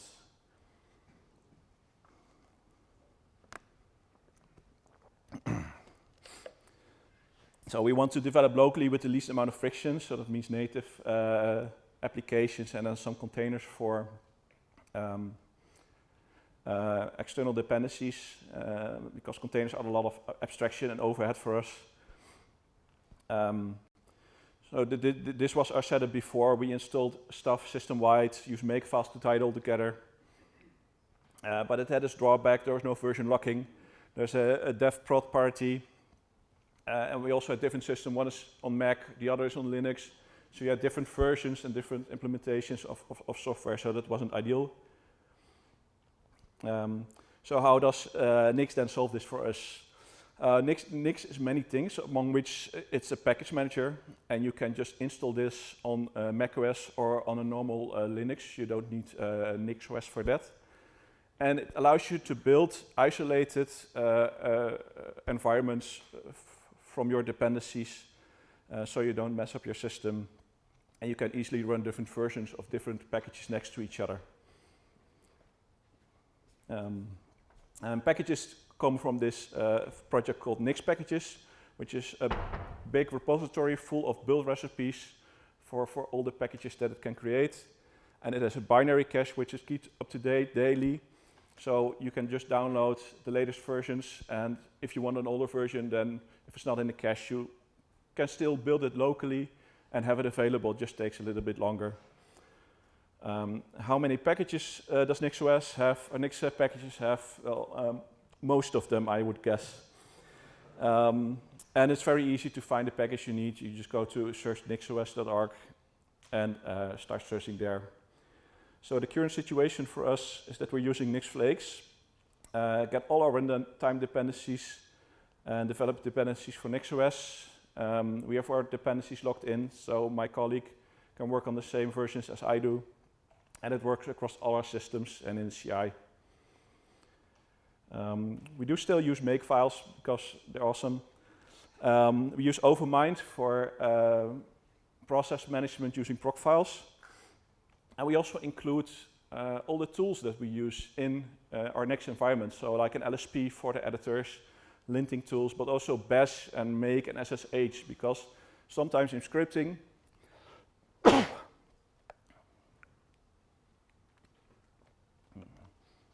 sometimes you use those in scripts, and the SSH on Linux behaves completely different sometimes than the one on macOS, and you still have deviation. So we just put all the stuff into the Nix environment. Getting started with Nix, you just install the package manager. You need to enable Flakes. Unfortunately, I still have to say this. And then you can create a generic template for your project. Sorry. This will sit at the top of your project directory, and it's like your entry point to all Nix commands. Here you configure everything related with Nix to your project. And you can then add your package dependencies to it from the Nix repository or from another source. Set some shell script defaults, have initialization scripts run at the start of the environment. And one fun thing about Nix is that you don't need to actually install a package, but you can just reference it somewhere, and then Nix will figure it out and just put paths somewhere, which is really nice. Takes some getting used to, but once you get it, you don't want anything else. And once you have this, you just run Nix develop in the directory, and it will start locking the dependencies, start downloading everything that you want, or build it if needed. And then you end up with a shell environment which has the specific packages that you wanted. Everything is added into the path variable or a Python path or whatever is needed. And you can start working on it. The versions are determined by inputs. You can follow a stable branch or a specific commit or the main branch if you want bleeding edge. Or just stick to a really old version because of reasons. You can have multiple input sources, so if there's one package that needs to be at a specific version, then you use a different input for that, which you pin on a different version, and that package and all its dependencies get installed next to maybe a newer version of the same package without any issues. And these environments then work for your entire team. and it can just jump in and start working.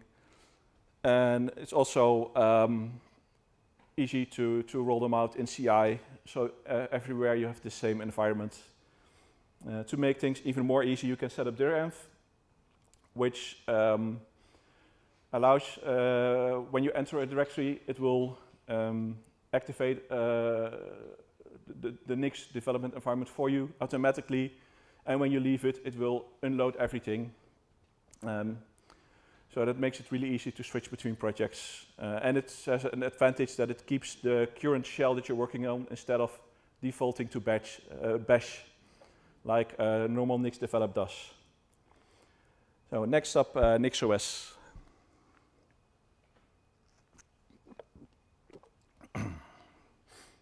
So what is NixOS? The way I see it is really simple. It's just a Linux kernel, and you have the Nix store where all the packages reside, and then you have a bunch of symlinks that make it look like a normal Linux system, and then there's systemd on top of that to manage like dynamic parts and networking and DNS and all that kind of stuff. It's a little bit more complicated, but conceptually this is how I can approach it. So know that everything on Linux is a file, and packages are just a bunch of files. And Nix packages is a big repository full of recipes on how to turn source code into files. So what we can do is we can construct a complete Linux system from scratch every time we deploy with only the things that we need, and nothing more, nothing less. So deploy works in this way. You have a current system, which is built up of references to packages in the Nix store. And we create we have a configuration file, we make some modification, then we build or download the new packages. Those get copied into the Nix store.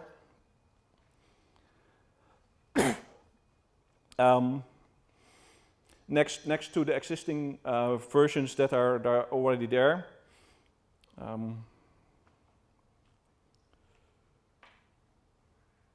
And then we run an activation script, which then quickly switches from the old version of the system to the new version, and then restarting all the services that require updates because their configurations changed. So we have two versions of the system installed next to each other, but only the new version is activated. And then later on we can remove the old version using garbage collection. But we can also decide to keep like 10 different older versions of our system. So we can easily switch back to an older version as a rollback or as a fallback while booting if a system doesn't come up for some reason. Or you can set shutdown with a timer for a reboot. So if your SSH connection drops during a deployment, the system will reboot and revert back to the old system, which is really nice from a deployment perspective. You can also build the entire system locally on your workstation and then push the packages from the Nix store in your workstation to the Nix store on the remote server and then activate this configuration on the remote server. Nice thing about that is that because the results are all files, I can inspect the file system that I've been building without having actually to run it. I can just see what the files are going to be, so I can iterate over that without having to deploy to a server. And I can compare between different versions of configurations to see if there are no unexpected changes when doing an upgrade or something like that. I can also easily create a VM from this configuration and then just boot up a VM on my workstation to test things out. And this even works with Linux on a macOS machine, which is nice.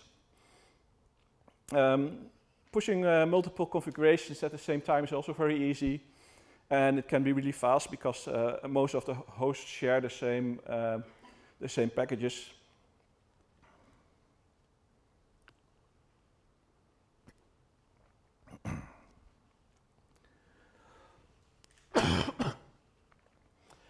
And for this we use a tool called Colmena, which parallelizes these tasks and adds some more tools to help us manage our fleet. And this then uses SSH to push the packages that were built locally to the remote systems and activates them all at once. And for us, it takes less than a minute to apply changes to our entire fleet of servers. There's also, we're looking into a pull method where we push our configuration into CI. It gets built into a binary cache. And then the machines pull the configurations themselves periodically and activates so they all keep up to date at the same time.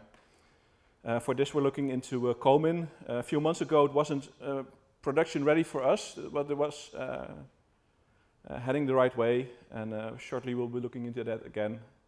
NixOS itself also has an auto-update mechanism, but it's less featureful, less monitoring, less useful for actual daily production.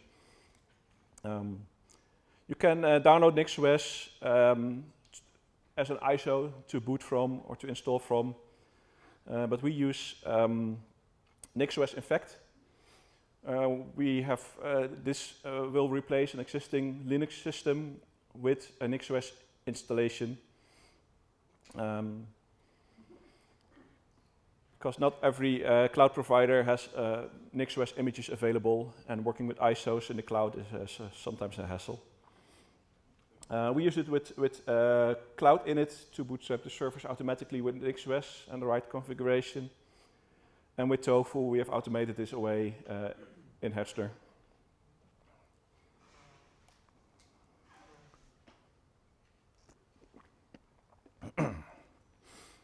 So then we come to configuring the OS. So everything in the OS is configured through the configuration files that are the source for building the packages. And this is basic stuff like logging and the message of the day and time zones and networking and SSH and firewalls and users, SSH keys, and packages that should be available for users in the default environment. But not only the OS is configurable, also all the software that you want to install in it, and that's using modules. So we have a module for Nginx, where we can configure everything and just put in configuration snippets. One for a Postgres database, all we need to do is enable it and everything gets taken care of. We enable automatic backups, and then we reference the path for the backups in our default backup configuration. And that's a nice part because Nix is a configuration language. And so you can reference parts of the code in other parts of the code. So you don't end up copy-pasting configuration. Configuration for a Nextcloud instance. MySQL, Matemo installation with a MySQL server, and users and permissions set up, and of course a Minecraft server in just a few lines of code. And just like with packages, you can look up all the modules and all the options on the NixOS website. There's also a CLI tool available to do this for you, and this is all generated from the source code of the Nix packages repository, because all that metadata is stored in the source, so it's always up to date. And of course, you can write your own modules if you have something that isn't available or that you don't want to upstream. And you can use modules to also organize the code just in the way you see fit. One thing to note is that you should not put secrets into the Nix source code, because all the source code is copied into the Nix store, and that's public, that's readable for all users on the system. So you need to look at one of these solutions for managing secrets. We are using subs, which is working well for us. It's also easy to deploy Docker or Podman containers in a declarative way. And for us, this makes the transition really easy, because we don't have to worry about packaging our applications. We can just focus on the OS first, and then later migrate the applications themselves to Nix packages. You can also ad hoc run commands without installing them. In this case, want to run nmap, which isn't available. So I create a Nix shell with the nmap package as a normal non-root user, and I can start using nmap. Next up is packages. This is the shortest one because we run into issues here, and it's mainly because our choice of language is Python. So packaging in Nix is really easy. For Go, just a few lines of code, and that's taken care of. Or a more complex example, but this is then fetching source from GitHub and add some metadata, but yeah, nothing really hard. And you can then use these packages in your NixOS configuration. Like I said earlier, you don't install it, you just reference that you have a package here, and NixOS will put the path to that binary in this case, a systemd startup script. No, there's no default installation or anything you need to keep track of.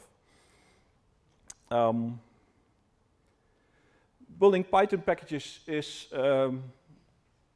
not that hard, except you need to specify all the dependencies that you have. And by default, Nix will take the versions of those dependencies of the version of the Nix input that you're running. So you're always running on the latest Python package versions. And with a small project, that's doable. But with our main application, we have a lot of dependencies and a lot of version constraints. So managing this all by head is pretty hard. And we started looking for solutions, but they all have been abandoned. They looked all really promising, but they're all years out of maintenance. Right now, we're looking into UV2Nix, and the project is stable at the moment and working really well, and we soon will be porting most of our packages using UV to NixOS packages. The downside is that you need to convert your project into a UV project with a log file. But if you're running a Python project, you do yourself a favor if you start using UV instead of Poetry or any other pip solution. UV is so much better at everything. And this is the end of our journey. I don't know which direction we're going to take with Nix after this. I'm silently hoping for a Tofu Terraform integration so we can have our entire infrastructure configuration in one place, because right now it's separate and we need to bring configuration items over from one system to the next. But the way we are using Nix is already bringing us very much enough value that it has been worth the migration. And I hope this talk inspires you to look into Nix, or at least consider the Nix development environment, because they can make your life a lot easier if you're working with lots of dependencies. And if you still prefer Kubernetes, that's really easy with NixOS too. So, any questions? Did you consider any other container-based solutions? Yeah, we looked into, the question was, did we consider any other container-based solutions?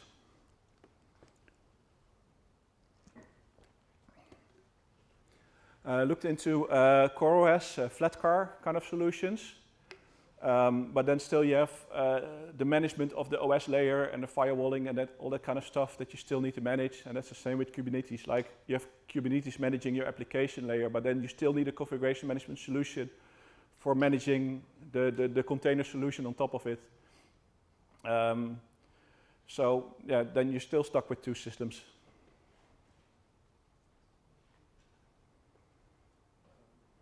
Yeah.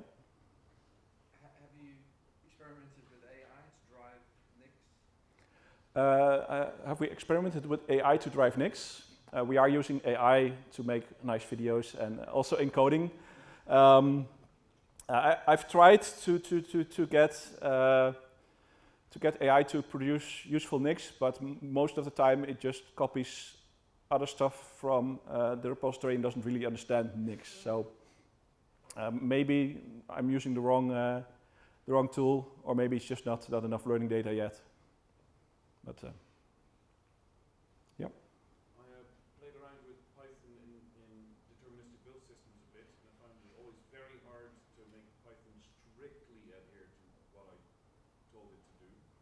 find anywhere where Python sort of quietly imported something else that you didn't specify, or is that not a problem?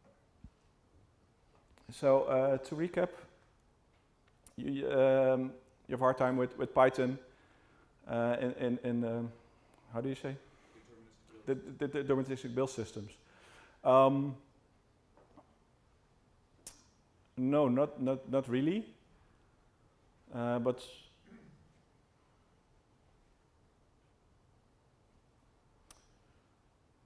we're using log files in Python for a long time with the pip tools project. Other pip tools, they're all over the place, dependencies. But if we've been using log files in Python for a while now, and with UV there's also very structured log files. And there doesn't seem to be any dynamic behavior in that, fetching from strange sources or something like that. No. And Nix only enforces that even more.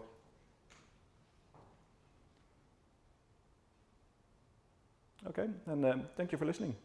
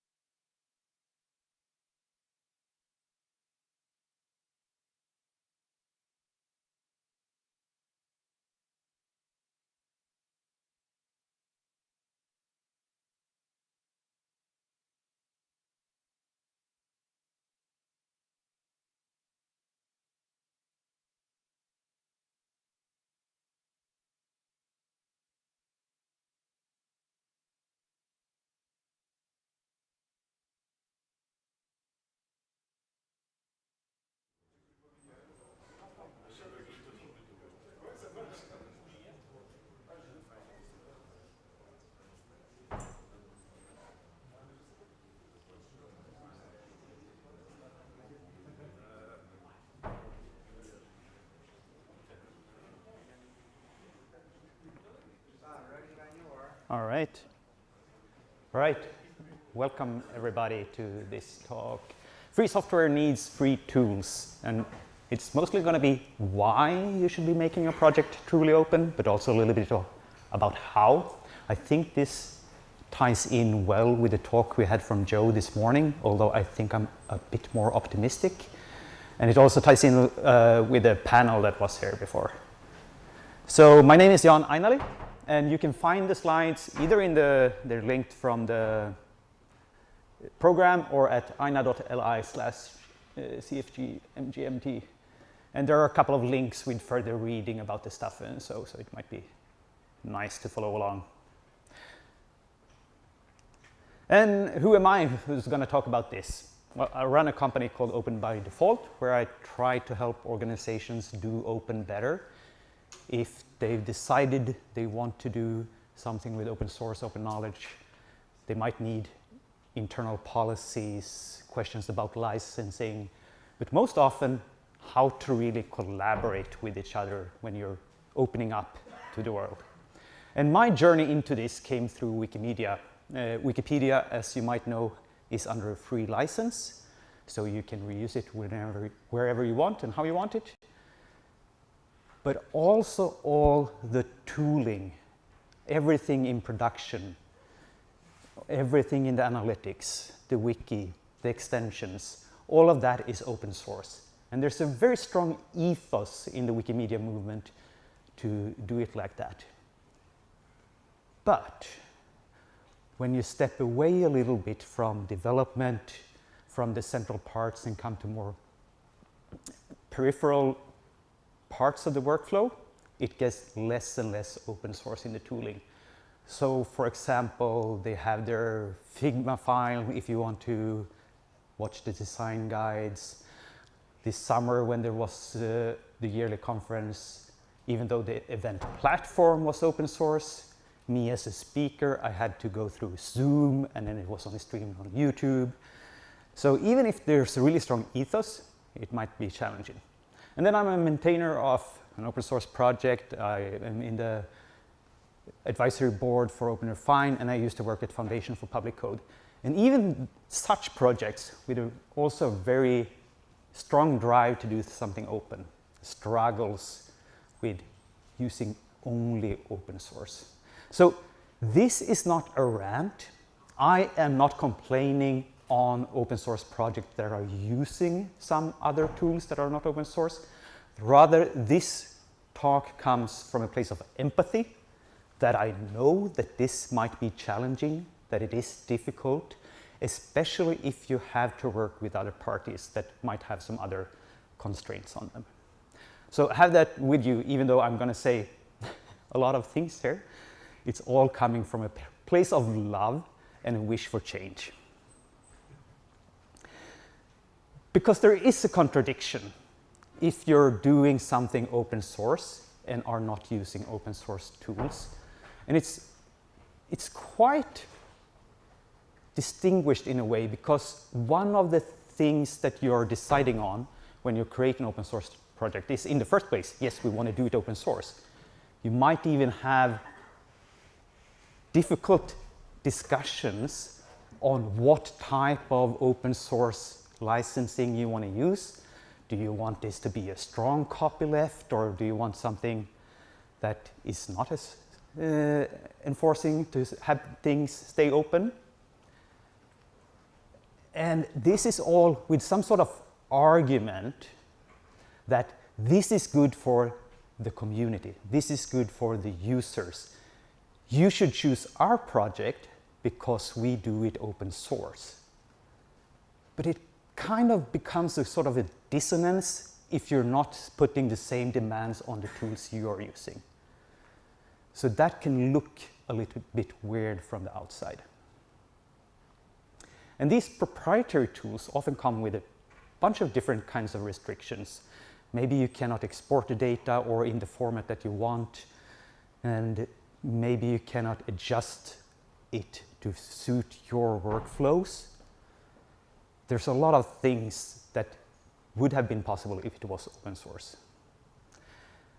And these tools that we're using, they're also shaping the culture in the environment that we're working.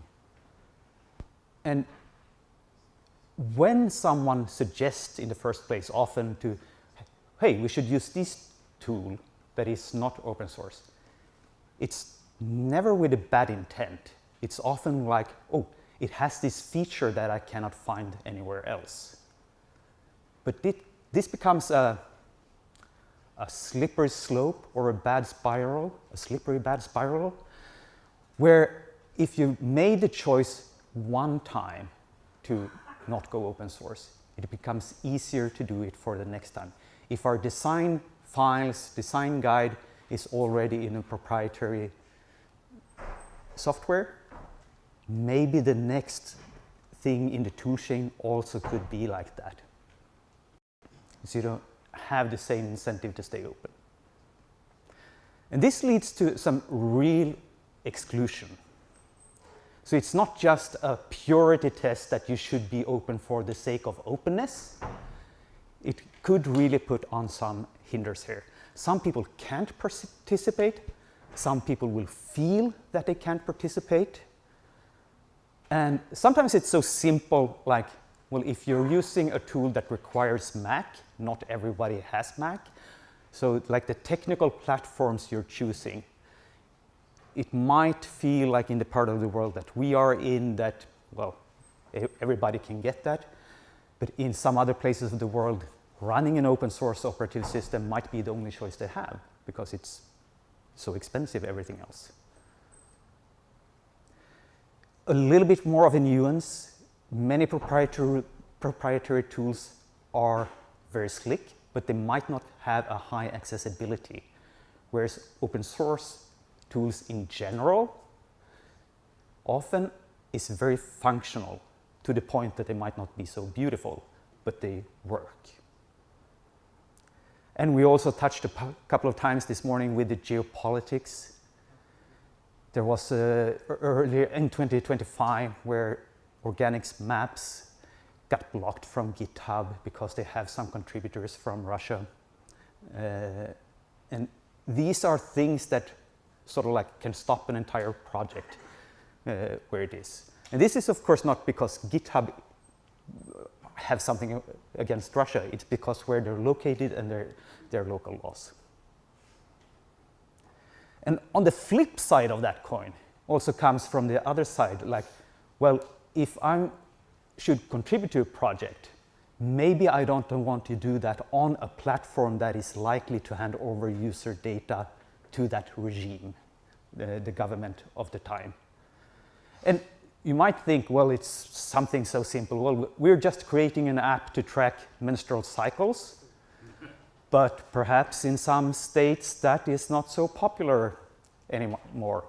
Or you're just thinking, well, this is totally apolitical. This is just secure end-to-end encrypted messaging. Well, in some places that is also a contentious thing. So governments might have opinions on that. And therefore, people might not want to join those kinds of projects if you are using platforms where user data might be handed over by the platform. And of course, we talked about in the panel, some of the mitigation of this is to self-host or use open source services or buy open source services in non-restrictive jurisdictions. This is also, of course, if it's proprietary and in a friendly jurisdiction right now, there might be an election and it might not be so friendly any longer. So self-hosting or using open source where you know, oh, we can just take this away and move it away somewhere else is a good way to mitigate it. And of course, this you're being brought into a platform dependency. That's how these proprietary platforms work. They try to lure you in and then to lock you in so that it will be difficult for you to leave.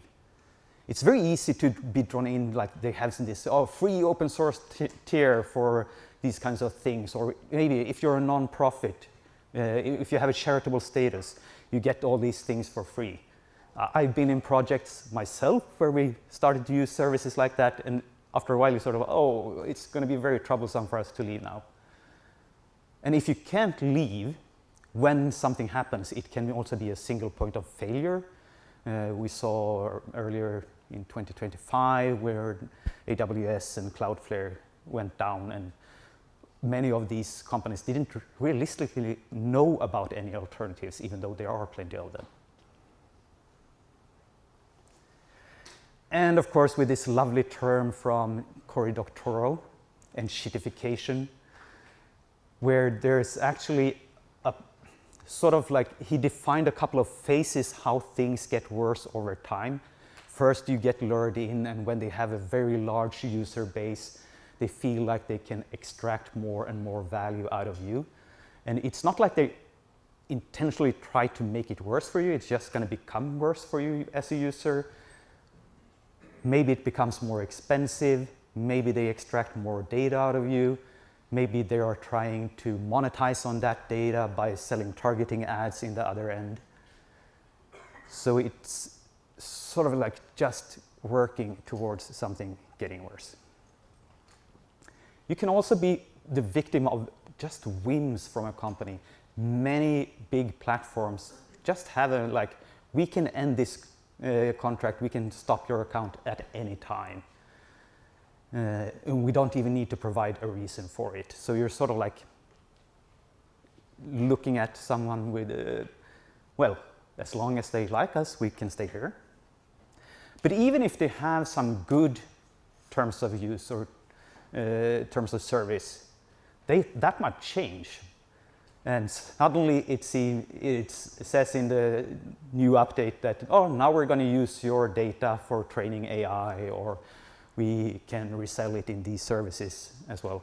Luckily, we have this open terms archive now, which is tracking a lot of the big platforms, so it's easier to surface this, and there's a community looking for changes like this. So that's on the good side. And then perhaps less malicious can be that you're just closing down the services. This is not profitable for us anymore. And if it would have been an open source project, maybe you could have influenced the community, doing a little bit more help, or at least just take the code with you and keep your local deploy running somewhere. There's the end of 10 campaign now for Windows 10, which soon is not going to be very usable anymore.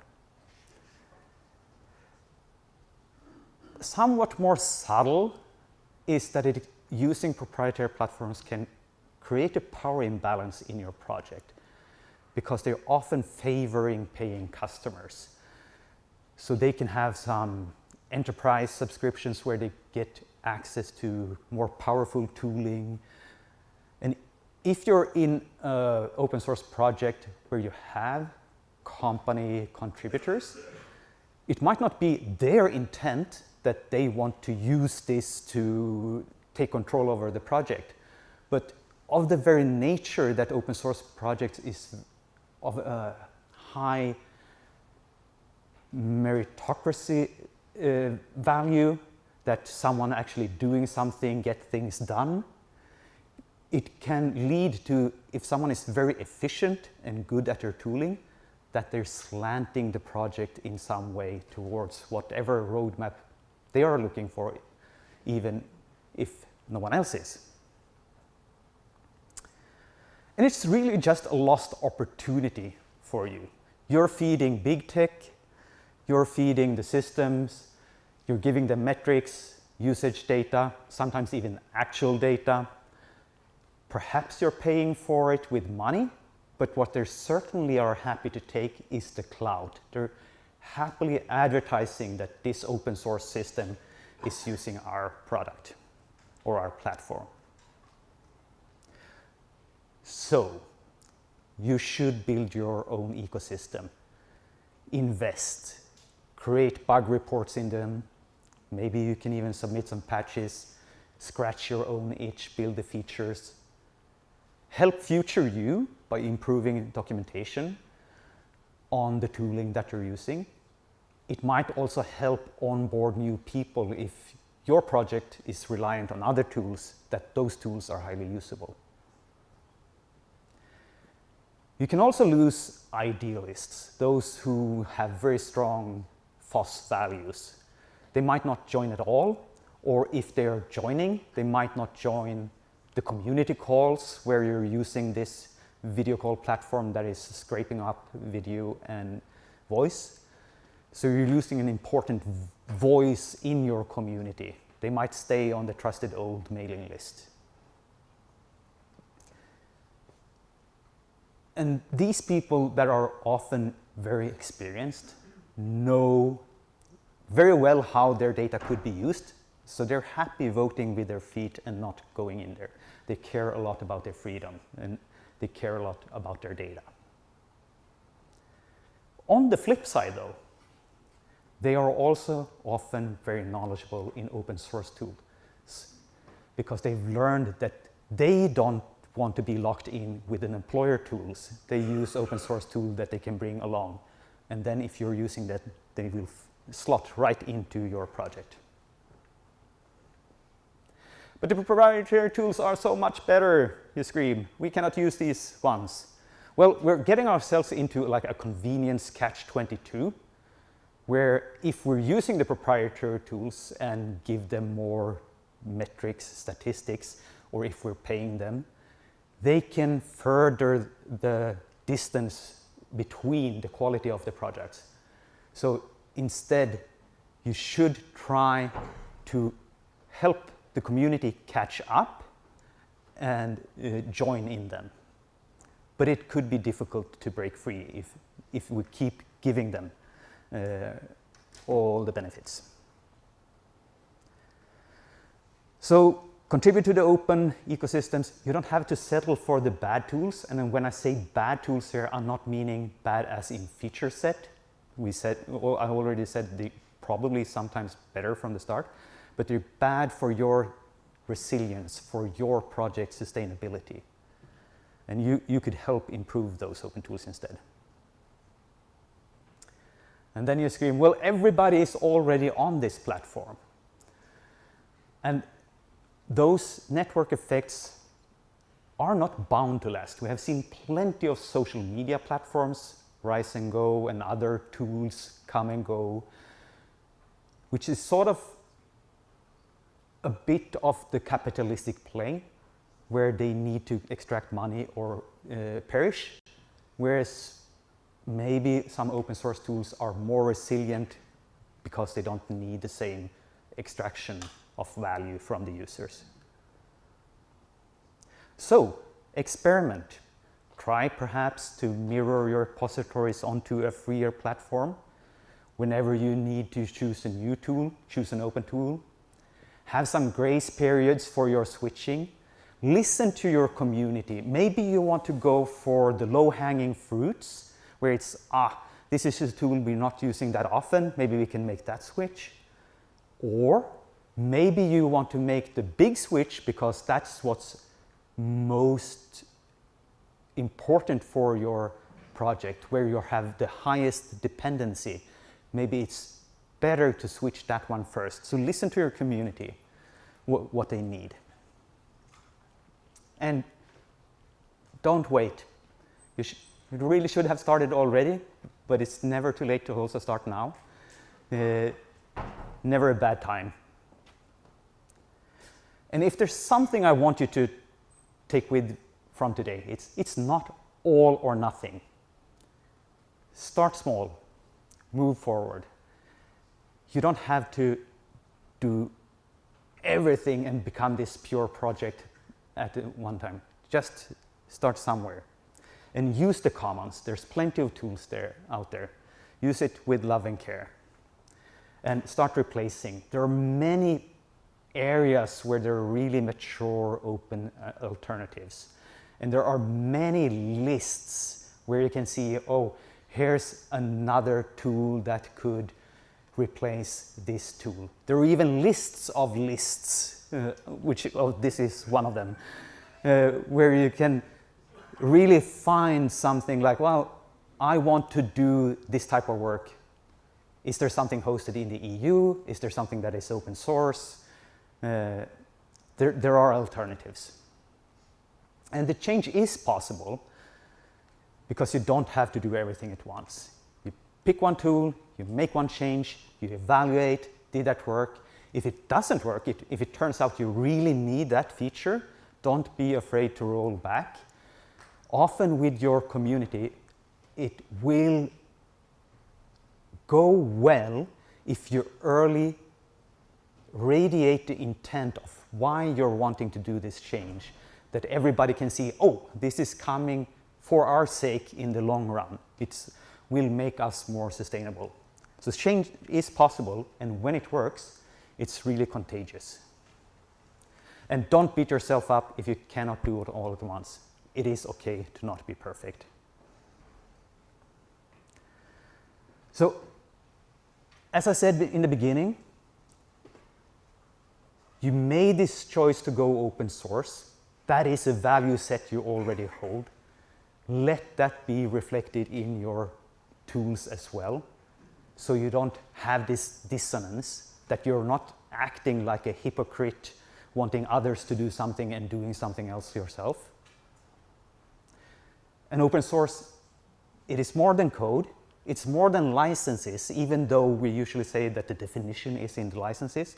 But it is a culture, it's a way of working, it's the community. It is the freedom that these licenses allow us. But don't try to build that freedom on a foundation you don't control. And I think there might be some room for questions.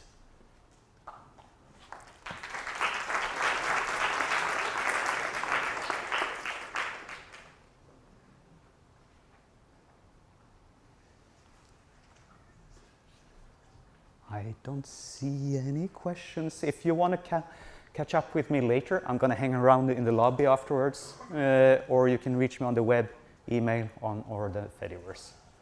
And also there's the link to the slides again if you want to click. Everything that's light blue in here has been a link to something more to read. All right, thanks.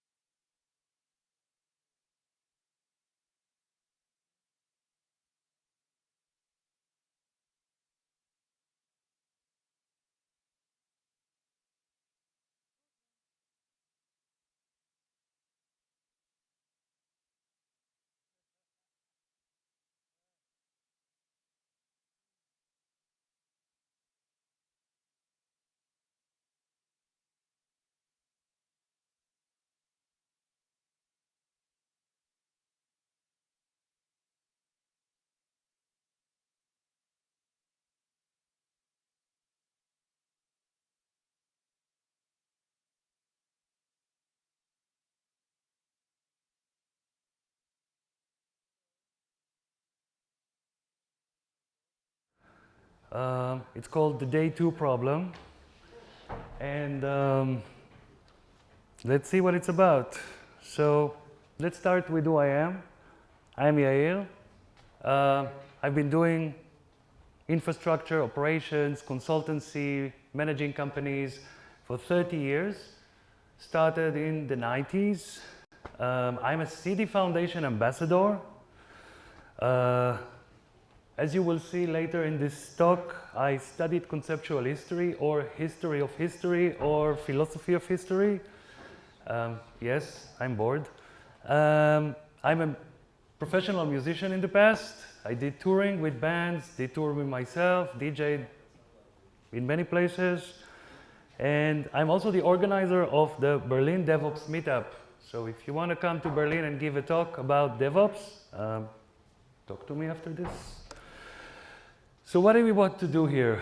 I would like to examine how we got to the current state of second day operation and also define what is second day operation from historic and conceptual side. And then I want to know what we can learn from it. And now comes the interesting part. So I will do it really fast now. It's based on an historian called Abi Warburg. And what Abi Warburg did is he was German historian, and he went and plowed the fields and saw millions of paintings and art done by people in whole of Europe, but he didn't care about the eye art. He cared about the midi-core lower art, what people did in their houses, the small things. And what he saw is no matter what context there, the patterns reoccur. Everything looks the same in Greece, ancient Rome, medieval Europe, modern Europe, things look the same. And I'm trying to see if I can see those cultural, technical patterns in the way we treat maintenance work. So I'm surprised that this far into Kubernetes journey, we still have people dealing with YAML directly. Joe Bida, if you know this, he also said that YAML was just something they used in order to do things fast, and he expected to disappear quite fast. If you noticed ecosystems around us, almost every cloud native tool is using YAML, while the people who put it there say it was a mistake or temporarily. So this is exactly the kind of things that are interesting for me because we forget them. And now there's YAML everywhere. And if you saw my talk yesterday, you know that I don't like YAML. Okay, so let's go fast about the definition. Day 1, day 2. So when I started working in the field, there was no day 2. It comes from sales strategy around when things started to be more cloudified. It comes from telco, cloud native infrastructure. It's a, like most of the terms we use now, it's a sales term, marketing term. It comes from Army. There's day 0, day 1, day 2. And day 1 is the fun brother, is about installation and configuration, is about empty state that becoming something, and the goal is to set up a system. Day 2, it's maintenance work. You run a state, entropy is always there because you're trying to change. There's a good chance that your system will fail. We're trying to keep the system healthy. We're trying to update the system. Every change is basically a chance of destruction. It's much more tedious. So day 1 has a deadline that we can understand. Day 2 is sort of like an endless loop that has no exit. Day 1 is a clean abstraction. Day 2 is a messy reality, right? We build forward in day 1 like architects, and we debug backwards like archaeologists. So if you think about it, we then go to our Grafana dashboards, logs, and try to understand what are we seeing, and it normally doesn't work for us. So day 1 sells. Most conventions, people will talk to you about day 1. Day 1 is visible, and both of them are just new terms. So let's talk a little bit about the history, and let's see what we can see. So I highly recommend reading this book, The Mythical Man-Month, Essays on Software Engineering, written by 1975. Nothing changed. If you read this book, you're in shock. It's about how they did the OS for IBM in 1975. System debugging, like astronomy, has always been done chiefly at night. And if you read more and more about this book, I read it not so long ago, you're in shock how this book is still valid everywhere. So, let's talk about the first age, the Iron Age, when infrastructure was physical.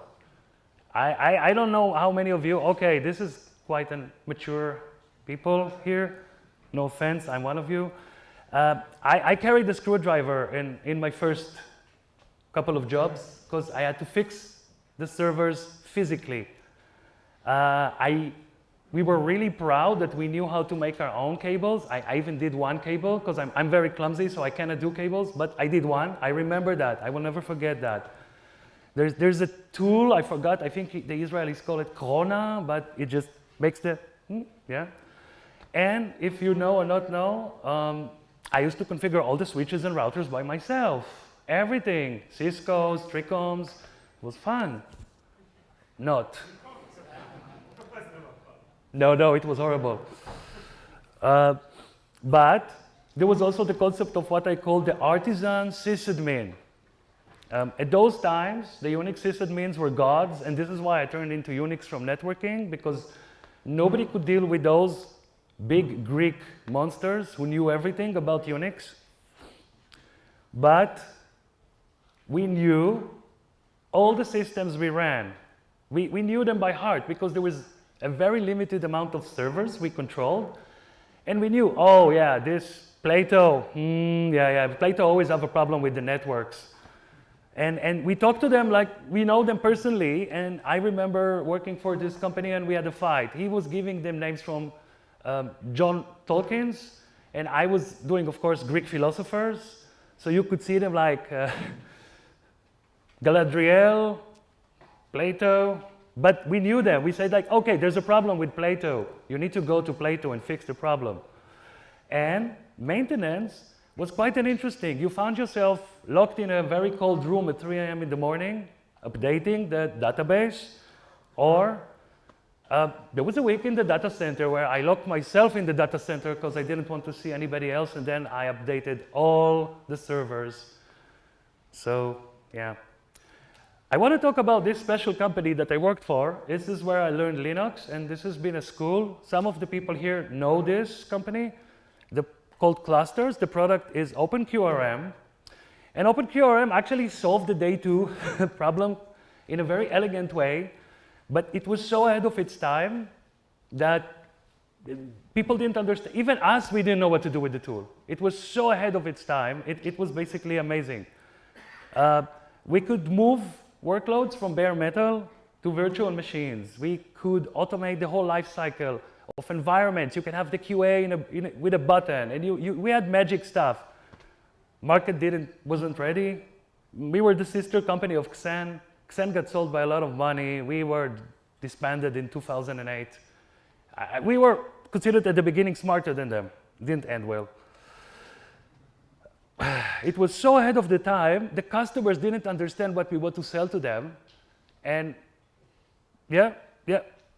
Kubernetes later tried to do a lot of things that we do, and we will get to that. Then we had the early cloud, the config management. The agent, I think at the time I was very critical on tools like Puppet and Chef.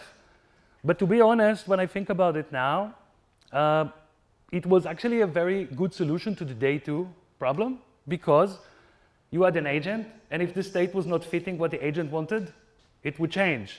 So we had a closed loop, and there was a separation of code from data with Yair, which was also a nice thing. I know, hey, some people will beat me up for this, but yes. And yes, of course, sometimes the modules became very complex to manage. But I have to say, one of the systems that I really liked was I built it with VMs on AWS, with Puppet. And that system worked until the company was closed. It was very simple and it worked. So it's kind of a magic. And then Bill Baker from Microsoft, I think, came and gave us pets and cattle. So now we have another quote this time. As an industry, we tend to build overly complex solutions and dedicate our career justifying their existence. Kelsey Hightower, 2019. So there was something, I still remember this time. I call it now the Great Reset. It is when a lot of the tools that we use now daily became quite known. One of them was Docker, Kubernetes, and the thing started to become immutable. We wanted agentless, immutable. We defined the state at the creation, and we expect things not to mutate anymore. We want things declarative. We describe only the end state, and we want the system to figure it out. And the focus moved from maintenance to replacement. This is why, because we had a lot of people pushing for this in a very marketing aggressive way. I still remember in that time there was a lot of people breaking out in LinkedIn and in blogs and in podcasts when it started. And the idea was that you don't need maintenance if you replace, because now they are cattle, they have no meaning, don't get attached to your machines, just destroy them, starts fresh. That was what they thought they were doing. But as we all know, or some of us know, we fired the agent. We started to trust state files more than reality. If you go back to archaeology, it's also part of this. And what happens when we have drifts? Okay. And then we buy quite more expensive tools. So in a concept, now look at this. We were supposed to delete completely day 2, but day 2 is growing. Okay, so the maintenance is growing and growing and growing. And we find ourselves in a situation where day 1 is fast, right? If you want now to deploy VMs, pods, Kubernetes, something, it's not complex as it was, right? Because you have an API call. But what happens when you need to maintain this and somebody else is running Terraform locally and you have those shadow IT people? So it's always like that, and you find yourself in a situation where the team that is maintaining the platform, I'm doing this because I don't like the term platform. Seems like I'm ranting, but I'm not ranting, I'm just trying to think a bit, is finding themselves with endless complexities that they can solve. And now we get to another part of our time, which I call the infrastructure inceptions. So if you remember, Inception, in the movie there's a dream, inside a dream, inside a dream. And this is what I was thinking when I started to think about some of the tools nowadays. Like Istio, it's like you have a cluster inside the cluster. I'm not against Istio as such. It's just you have a truck inside your train. The question is, do you need this truck? How many services you really have, so you need a service mesh now?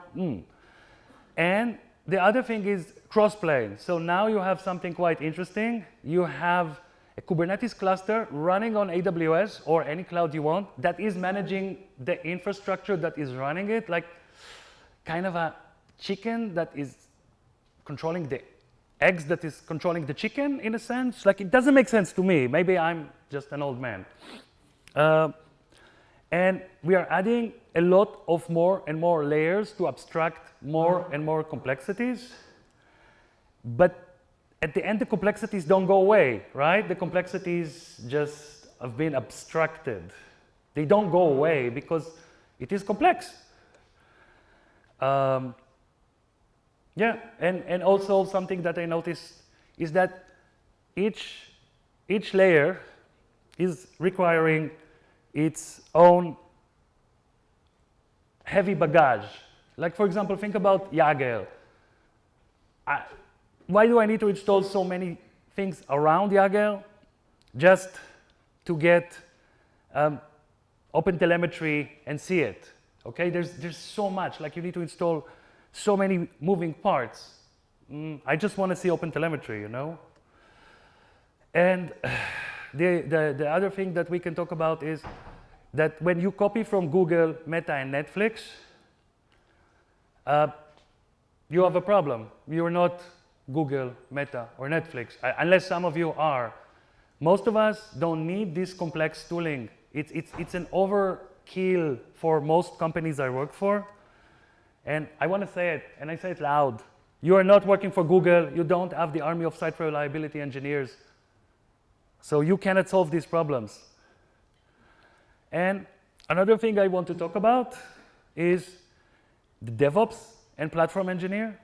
So the DevOps and Agile, they are great ideas. I am sort of like a DevOps advocate. I talked in events. I love the DevOps. But the problem is that when you take the DevOps and turn it into a shallow thing, you build it, you run it. What you actually do is you build it, you cry when I open a ticket for you.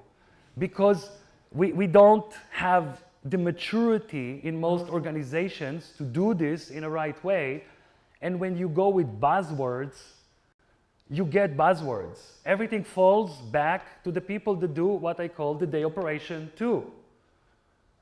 You get yourself a team of platform engineers that are everywhere, doing everything, and that's it. And at the end, it's just a ticket.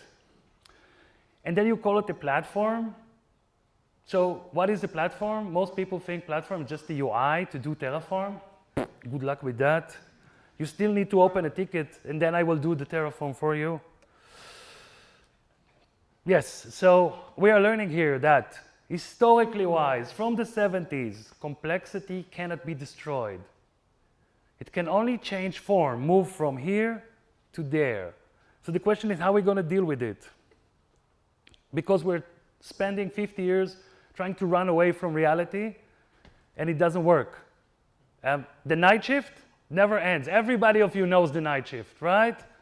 Yeah, I spent 4 in the morning when my database in production crashed with no internet almost at the time. Yeah, I cried. There's no magic tools that is coming to save us, but what can we do? So we need to be critical about the tools and the trends. We really need to listen and think why. When somebody comes to you and says, I want GitOps, why do we need GitOps? What? No, Argo is cool. Why is Argo cool? There's nothing cool about any of these tools. They're just tools. They're not cool.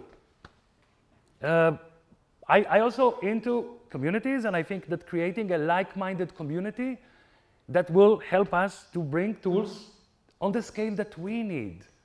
Because honestly, I don't need OpenTelemetry with their over-engineered thingies, because it was done by conglomerates and conglomerates and conglomerates just to fit into places. Just always remember that entropy is there, and it will come to your services at some point. There's nothing we can do about it. You cannot be prepared to 100% of things. And if you try to, you're losing both ends. It's not going to end well for you.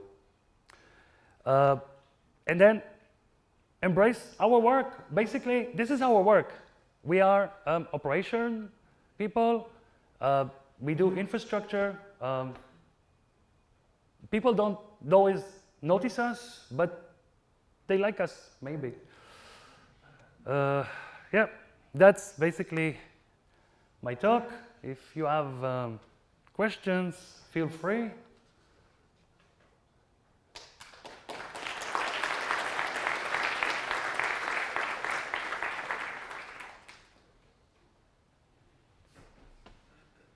Okay, no questions.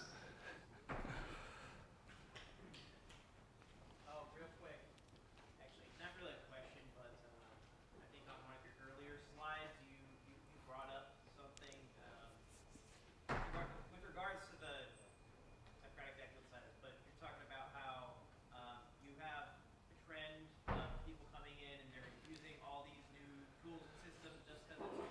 Mm. I would like to popularize a term that I found recently to describe specifically that, and we're going to call it resume-driven development. Yes. I can add a little bit more. I think there was a moment when a lot of terms came. Now, what I do, because I come from conceptual history, it means I check what is the concept. So I'm here because DevOps is from here. If you check where the idea comes from, it's from Ghent. But think about where platform comes from. Think about where observability comes from. Who invented those terms and what do they really mean? Are they grounded with reality or are they something else? And I think also with the possibility of what we have now, when LinkedIn and Twitter are just endless amount of sales, there's some people who really know how to do it. And I think what we also have is a very weird notion that everything that comes from Google or Meta or one of those big ones, FANG, whatever you want to call them, is something that is so good that we need to try. And the truth is, Google doesn't make money because of Kubernetes. Google makes money because they're search engine and they sell ads there and they needed Kubernetes. It doesn't really say that we need Kubernetes.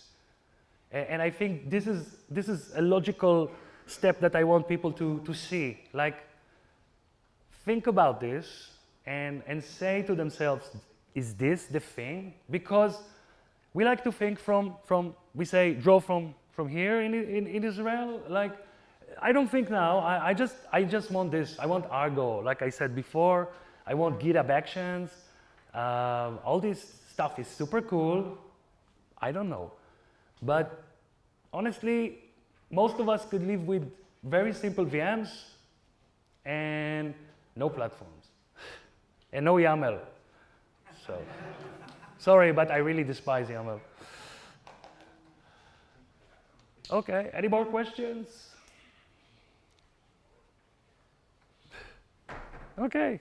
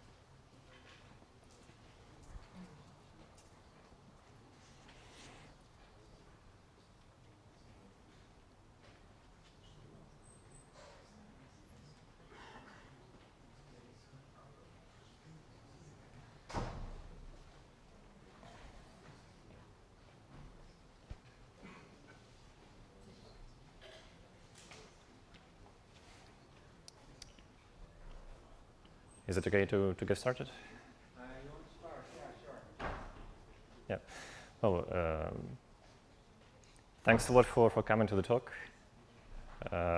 Usually, I like to think that when organizers select speakers for second half of the day, they try to choose people who can keep the audience entertained.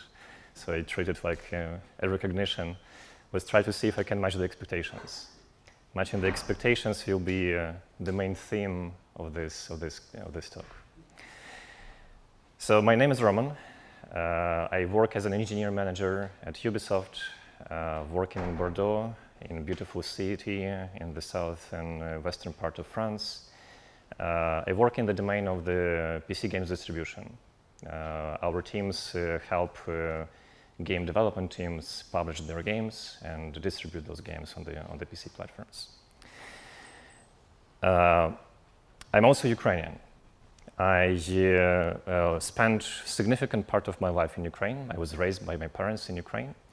And when I was raised there in Ukraine, my parents were very active observants of the political life. Now, I'm just a little bit older than the modern Ukrainian state. So when I was a child, the state was extremely young. There were a lot of political parties discussing how to evolve the country. And every dinner conversation in the family usually was around the political topics. Well, maybe not every, but significant part of them. And a significant part of the TV prime time was allocated to the political talk shows. It's a screenshot from one of such talk shows. You can see that in the center there are some invited politicians or experts that discuss some topics, debate on, present some different arguments, and there is some also extra invited audience in the room. Those people, they can give a round of applause to the presenters, to the speakers. They can ask additional questions. But one thing that they do consistently, regarding whether they are asking questions or not, is expressing their opinion, whether they agree or disagree with the current speaker.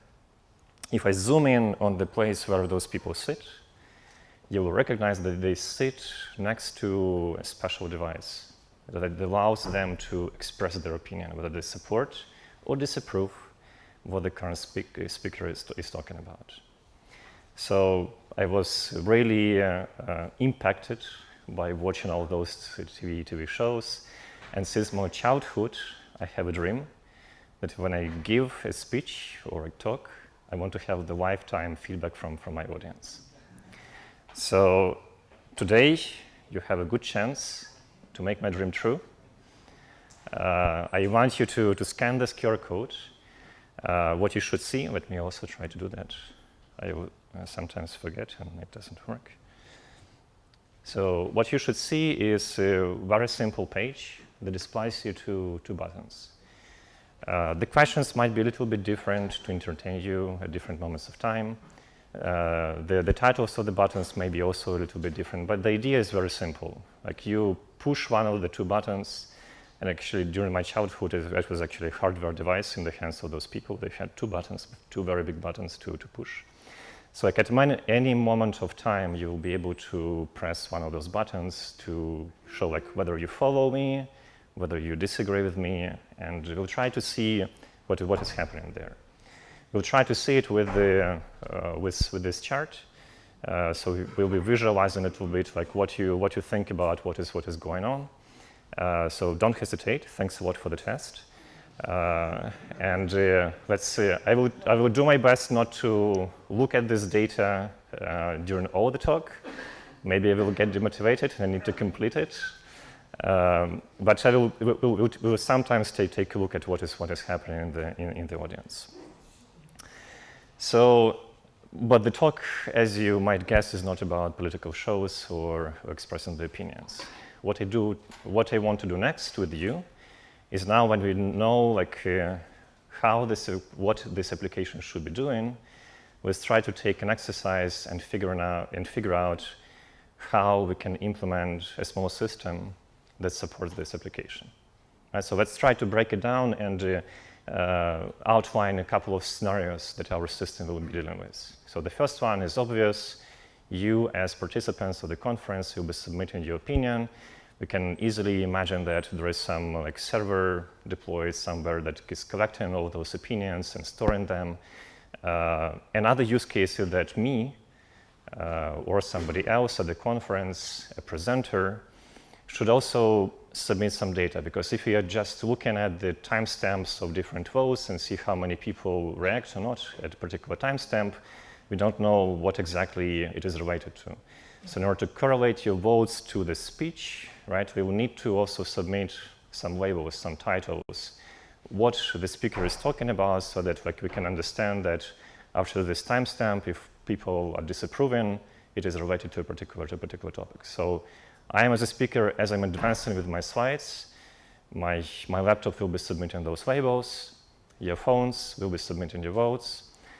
Finally, in order to visualize those things, I will also need to periodically fetch it and display the diagram that I just showed to you a couple of minutes ago.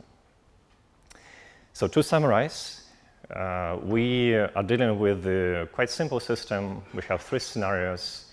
All of them are basically request response. The first one is to submit a vote. The second one is to annotate what is happening at this time.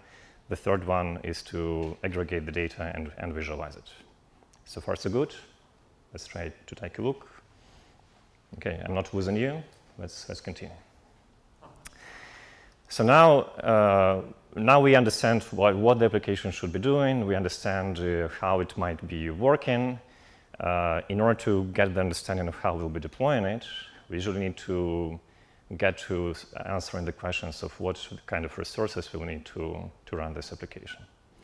Right? And in fact, the very first thing that I did when I entered this room yesterday in the morning was counting the seats. And my quick calculation was about 500 people. But I was saying to me that, okay, like if we can fit 500 people here, I'll be optimistic. Maybe we'll have people on the stairs as well, so let's double that number. And imagine that we'll have like up to 1,000 of participants submitting their votes. It doesn't really make sense to submit those votes more frequently than 5 seconds, right? You don't really change your opinion that frequently. I'm not presenting you new data that frequently. So let's start. Maybe 5 seconds is actually too much, but let's start with that number. And as you can see, I start putting this reasoning about how the system will be used directly in the code. So in this case, in the JSON format. Probably not something that you do on a daily basis, but I would try to bear with me, and let's try to see like how this code can help. So the next thing that I will do is to move from JSON to Q. Q is the language that stands for, the abbreviation stands for configure, unify, execute. With that language, we can have a bit more concise format of the same data. We can drop some quotes, but it's not only about dropping some quotes. That would be YAML. It's also about doing something else. So like the next step would be to document other use cases, right? We have 3 of them. We already wrote down the first one. But before doing the documentation of 2 other ones, I will first take care of the structure and make sure that when I document those use cases, they're consistent, right? So first of all, I will express in my document that when I specify the number of concurrent users, so the use case, it cannot be some random number, right? If I reason about some conference, then like I wish all the best to config management camp, but like thinking about 5,000 would be my max, at least in the next couple of years. So I declare that if I put something less than 0, more than 5,000, it will be an invalid value. Right? With the Q, we can also do more, and we can, for example, say that when we describe the interval for the vote submission, it has to be a valid duration string, not a random string, so something like 5s or 10m to indicate the seconds and minutes. And finally, we can also say that the structure shouldn't have any other fields. We close it, make it more hermetic. In that way, we'll avoid the mistakes when I describe the second use case and do a typo in some field and somehow get the wrong value in my description of the use cases. So with that, we can get to the final picture. So we have the voters case we already discussed. The annotate one, I'm thinking, again, being very optimistic, I'm not the only one that is using this application. There are more speakers. They are not submitting their labels every second because I'm talking about something, I'm presenting the slides, so I'm switching the topics with some time. So I think that every 2 minutes would be a reasonable estimation for that. Finally, in order to display the results, I will be refreshing my data on my laptop every 5 seconds to have some nice feedback on what you submit or not. Does it make sense? I see that I'm losing you. Yeah, that's expected at this point. It's quite interesting how the slides with the code, they usually correlate with the decrease of the engagement of the audience. I have to apologize. I have a lot of slides with the code, so bear with me. So when we have this data structured in that way, a useful thing that I can do with this data is to get the understanding of what kind of load all this usage might be generating for my system, and go to something like approximating the call per second rate for every use case. Given that I have it in my queue files, it's quite easy to write down a small formula that calculates the expected call per second rate. And we have the result, which tells us that for voting, we can expect something like 200 calls per second if it is at the expected usage. For annotating, it will be less than 1 call per second. And for fetching the data, it will be something like 2 calls per second. That's useful. That gives us the understanding of the load that we need to deal with. Another very important aspect that we typically think about, like trying to understand what kind of resources we need, is the storage. And to solve the storage, when I think about how I can assess the amount of storage that I need for this use case, I will start from understanding the data structure that I will need to have in order to keep all this data. So here, I am also a person who enjoys getting my hands dirty and actually start writing the code. Can I think about the useful code that I can do at this stage already, while we are designing? And I think that drafting the data structure is the right thing. So Go is one of my favorite languages. I use it quite often. So we try to list down the structure of what I want to store for the use case of vote. Like I need to store your opinions. Right? When I store them, I will be storing for every record. I will be storing some association with the talk name. Right? Like if we have concurrent speakers, they might be using the system in parallel rooms for different talks. Obviously, I need to store the timestamp to understand when this opinion was arriving. I need to store some kind of voter ID. It doesn't have to be identifying personal information, but it has to be something that allows me to distinguish the same person that expresses the opinion, so that in the aggregated data we have the right graph. And finally, we need to have some value that represents the opinion. In our case, it's really Boolean, to use support or not. But if you try to extend it to more use cases, maybe it might have something like a value on the scale from 1 to 10 to express whether you completely disagree or completely agree with some opinion. A similar thing for the labels, right? So the second type of the data that we need to store is the labels in addition to the votes. So with the labels, you also need the talk name, the timestamp, the name of that label.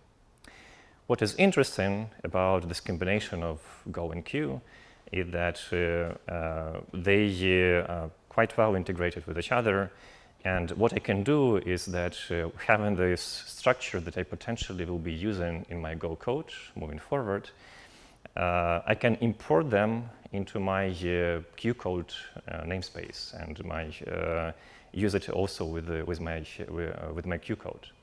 What it gives me is a schema of the data that will be represented with those data structures. So, for example, if I import the structure of the label that I just drafted, I get a schema in Q that also corresponds to the same data structure. What I will do next is to try to draft some samples of those data. So I have the schema of this data, I can extend my documentation of the use cases that I started with the expected submission rate, expected concurrent number of users. I can augment it now with the sample of the record that I will be storing for every of those use cases. So here I just generate some use case, and in the end I can go to the calculation of the memory that would be required, or approximating the amount of memory that I would need to store that data. To do that, I will imagine that, okay, like maybe I will be a bit not very creative, but I will try to store those records in the JSON format. Maybe not very efficient, but at least it gives me the upper bound of memory that I need, of the storage that I need in order to store this record. And it correlates with the structure, meaning that if I change the structure and re-import this, I will have something that still approximates the amount of data I need to store it. Knowing the event duration, like for example, we know that we give talks about 8 hours. I know how long I need to store the data, because we are not going to reuse this data outside of the event. So I have the retention period, I have the record storage size, I can calculate how much memory I need per use case. So now finally let's summarize it and get our summary of the documented use cases and see that in general, if we combine all of them, we'll need to deal with a load of 202 calls per second, and we'll need something around of 900 megabytes of memory. I can probably run this system on my laptop, apparently.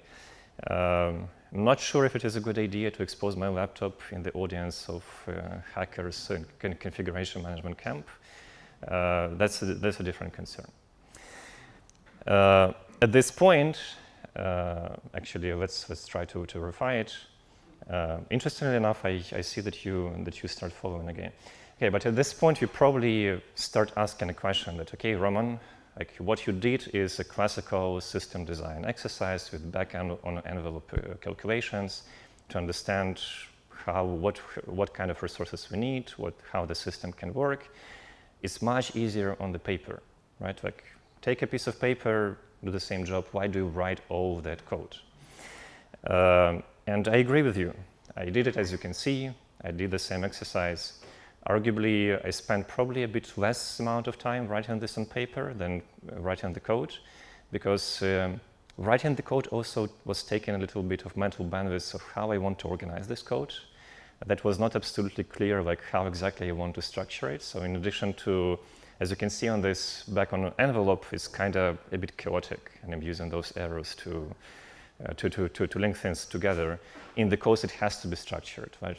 Code pushes us to be structured, and you spend your mental bandwidth to understand how exactly what kind of structure that will be.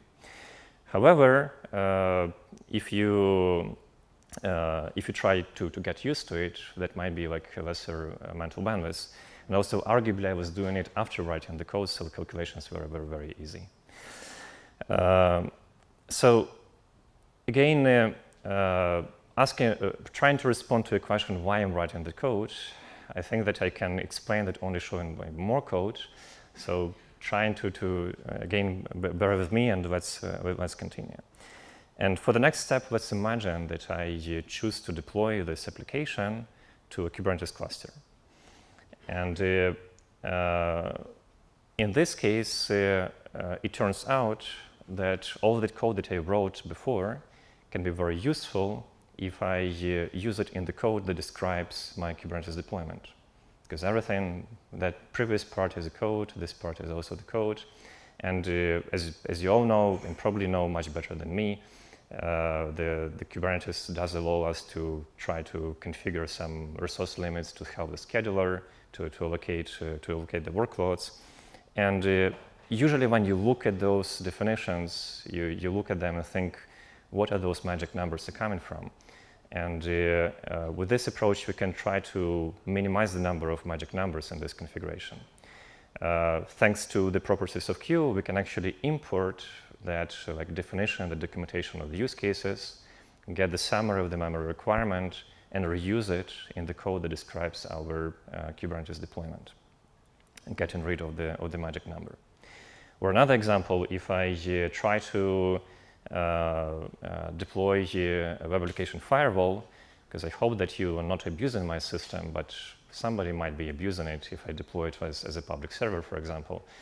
And when I configure the rules on that web application firewall, I can specify some call per second limit for a particular IP address. Understanding that you will be on the conference Wi-Fi, probably sharing the same IP, I don't want this firewall rule to block the legitimate traffic. So again, thanks to Q constraints, I can write a piece of OpenTofu resource definitions and make sure that I specify the constraint that says that the rate limit that I specify in that rule is not lower than what I expect from my audience, and not have something like another magic number breaking the user experience. So from these examples, I hope that you can see that one of the utility of writing that code ahead of time was shaping our deployment. So if we can express the expectations about our system in the form of some model, we can use that expression in order to shape our code that describes the configuration of the system and the deployment of our components. Are you interested in this question? Do you want to understand how exactly this application today is deployed? Not particularly interested? Yeah, I see that it's a controversial point. With this example, I'm trying to take it to the extreme and see what might be possible. So to illustrate one of the points, I chose that I will try to deploy this application on a public cloud. So if we try, if we review all the cloud providers that exist today, together with the OpenStack provider, they all expose the APIs that you can use in order to understand what are the available machine types, instance types of flavors, depending on the APIs available in a particular data center. And for AWS, I happen to import this data and publish as a Q module. So in case of AWS, you can actually import this data also in your code namespace and use it. Having in your disposal information like what are the memory, what is the available memory on particular machine type, or how many virtual CPUs a particular machine type has. So with that, given that I have this data in my namespace, I can build a filter that selects those machine types of flavors that satisfy the memory requirements that I got from my background envelope calculations. And in that way, so the first highlighted line here is building a filter that has a subset of different fields that we got from the data about the available instance types in the cloud provider. So current generation is one of the fields that is available in those data structures.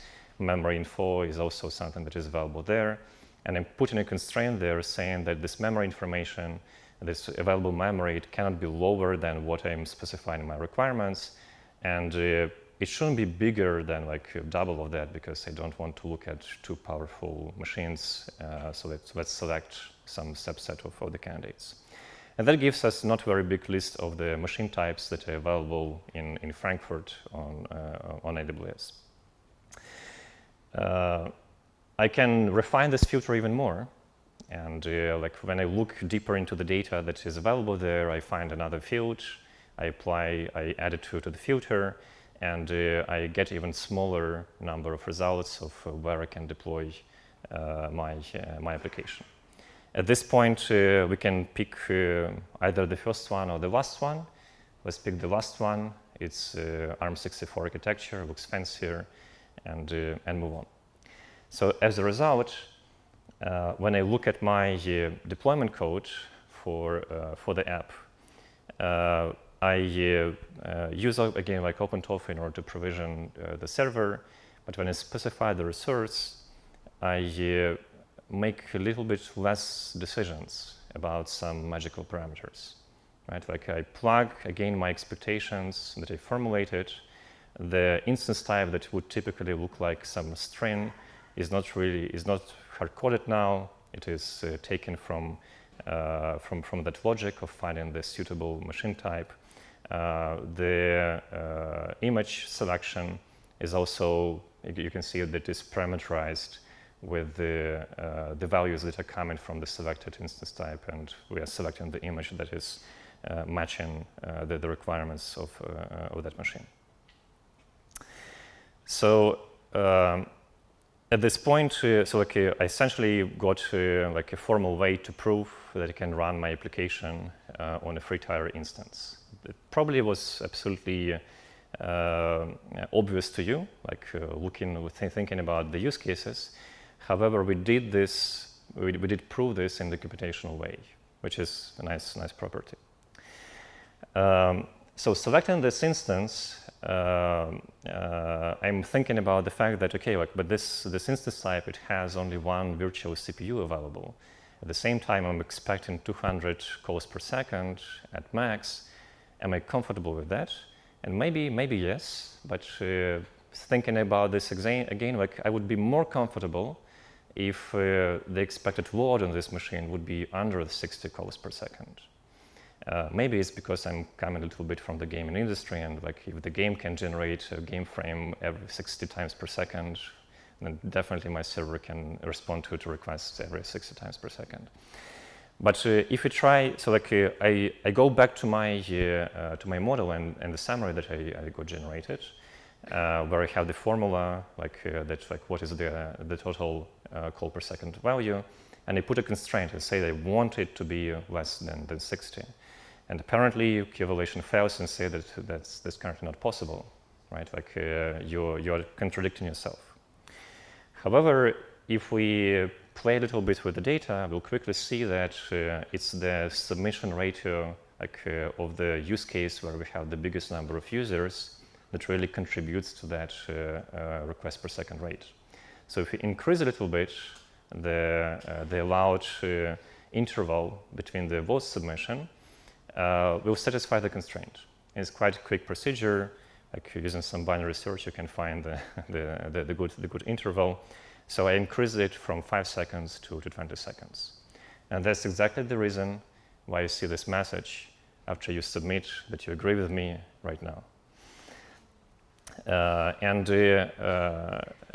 This 20 seconds actually in the applications, it's also a piece of JSON config that gets published, generated from this model, and configures your like JavaScript application that you run on your mobile browser.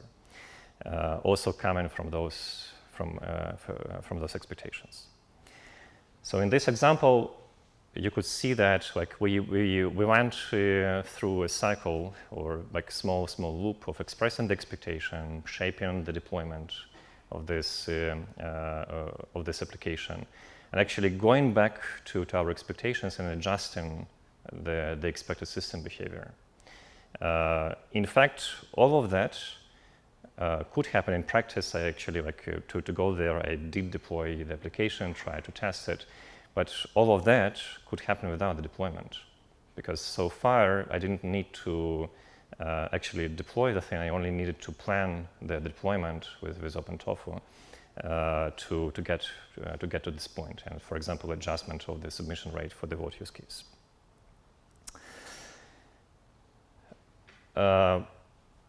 Definitely, maybe it resonates with you. Maybe you start asking questions that it cannot work in the real life, and we'll get to that. But another important point of as it was outlined at the talk before, if you were here, after the deployment, the day 2 comes, right? And we need to operate the system. And a very important aspect is understanding whether the system continues to work. When I was listening to the first presentation yesterday morning from Michael, I believe, he was talking about the unpredictable workloads. For me, I think that even if we deal with a system, with a live system, which runs predictable workloads like this one, if you consider it in the live operations, it's actually like non-deterministic thing, right? Because stuff happens, like the usage patterns, they change, or the system can degrade, like the memory leaks happen. Like sometimes you deploy the system, it works, but like in 1 week, it doesn't work because of some memory leak in the application. So everybody is doing monitoring today and observability with OpenTelemetry. So not a big brainer, we can instrument our application and, for example, integrate there the OpenTelemetry runtime SDK to emit the values about the use memory, right? Like the big thing about selecting our instance type was like matching the memory requirement. So we want to understand whether this memory consumption matches our expectations or it doesn't follow our expectation. So again, in our configuration code, we can make sure that, for example, when we configure some tool that queries the metrics from our observability system, we do have a metric, we do have a query that takes the value of the use memory. And given that retrieving this data, we can also import this into the same space and try to do the same unification of the data. We can check if this data unifies with the constraints of our usage, of our usage expectations. So as you can see in the first part, I'm configuring that I do have a query that takes the use memory. In the second part, I'm adding the rules that I can verify my observability query results. I check how they match to my expectations. And with that idea, we come to the full loop that I call today a concept of expectation-driven deployment. So again, we start with the understanding how we reason about the system. It helps us with configuring the system or shaping the configuration code. It also dictates what kind of metrics we need to get in order to understand whether the system is running smoothly or not. And in the end result, it can refine our thinking about the system. To get to the last point, let's try to another important aspect in our application was thinking about the load and the calls per second rate. So to understand whether the call per second rate matches our reasoning and our original expectations, we need definitely to track it. So we go and we instrument our application code. We add some OpenTelemetry meters. And for example, we add some counters that on each of those operations that we described at the very beginning, we do have a counter increasing and we understand the actual system usage. At this point, I will try to show how this works in practice and do a quick live demo. So give me a second.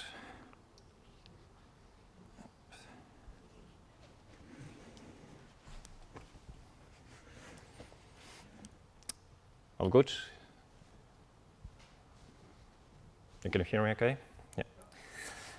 Good. So this is the code that I was taking the extras from. So I have some piece of the configuration that expresses what kind of checks I want to do on my system, already deployed system. So one of them is just checking that my application responds to a simple pin endpoint, that it is alive.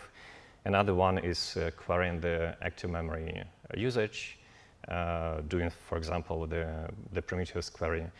And another one is derived from the use cases that we talked about. And for every operation that we had in the original usage model, we create a check that queries the counter for each of those operations. And I have some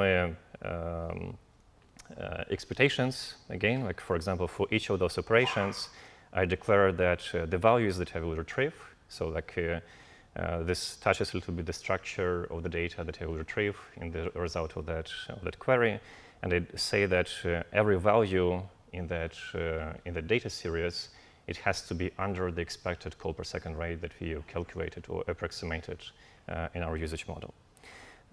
So let's try to check how that works. I will go to the directory where I have a special script. It's called check.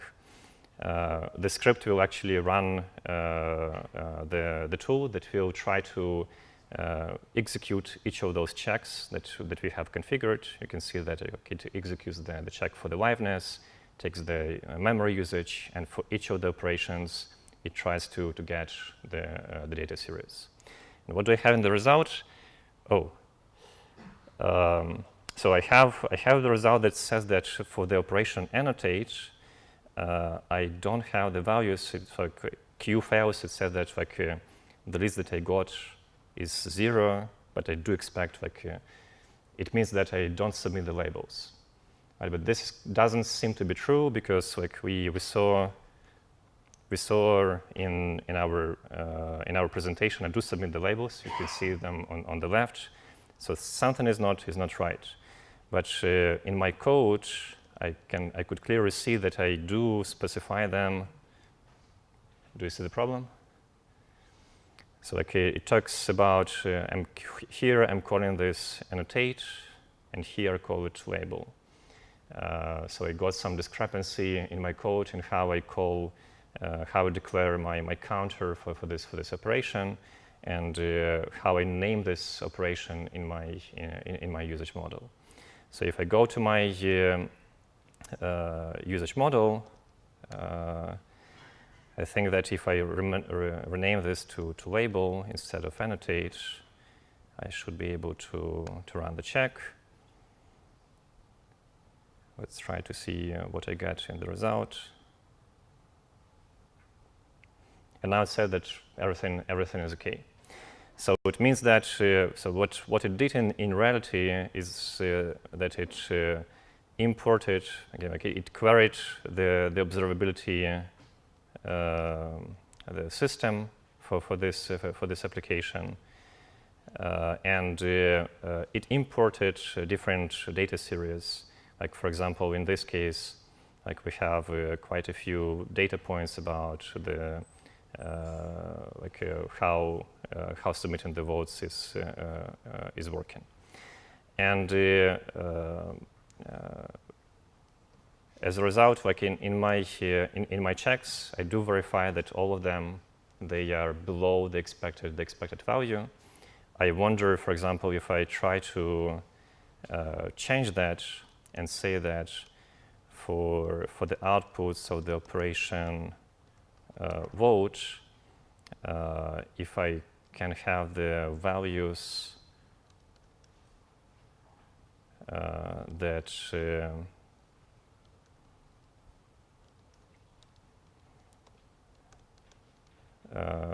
that are bigger than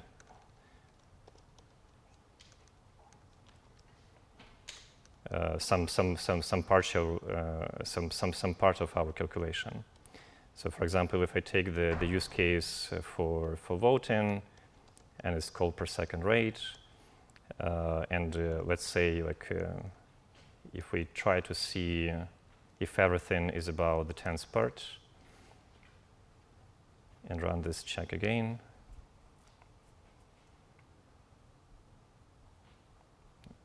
need to put some brackets.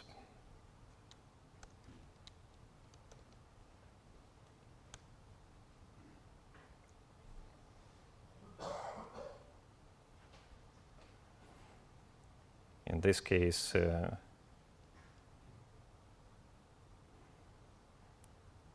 value. Oh yeah, thanks a lot, Raj. Oh, Paul.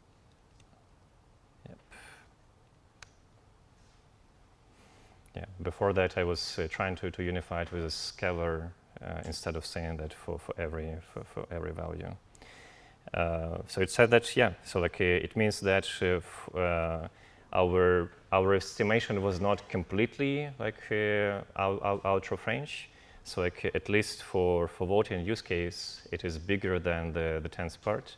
I wonder if we can go to something like half of this call rate and see it failed. I believe we should, because we don't have that number of participants. Let's see. No. Okay. Let's try. Let's not debug right now. But that's the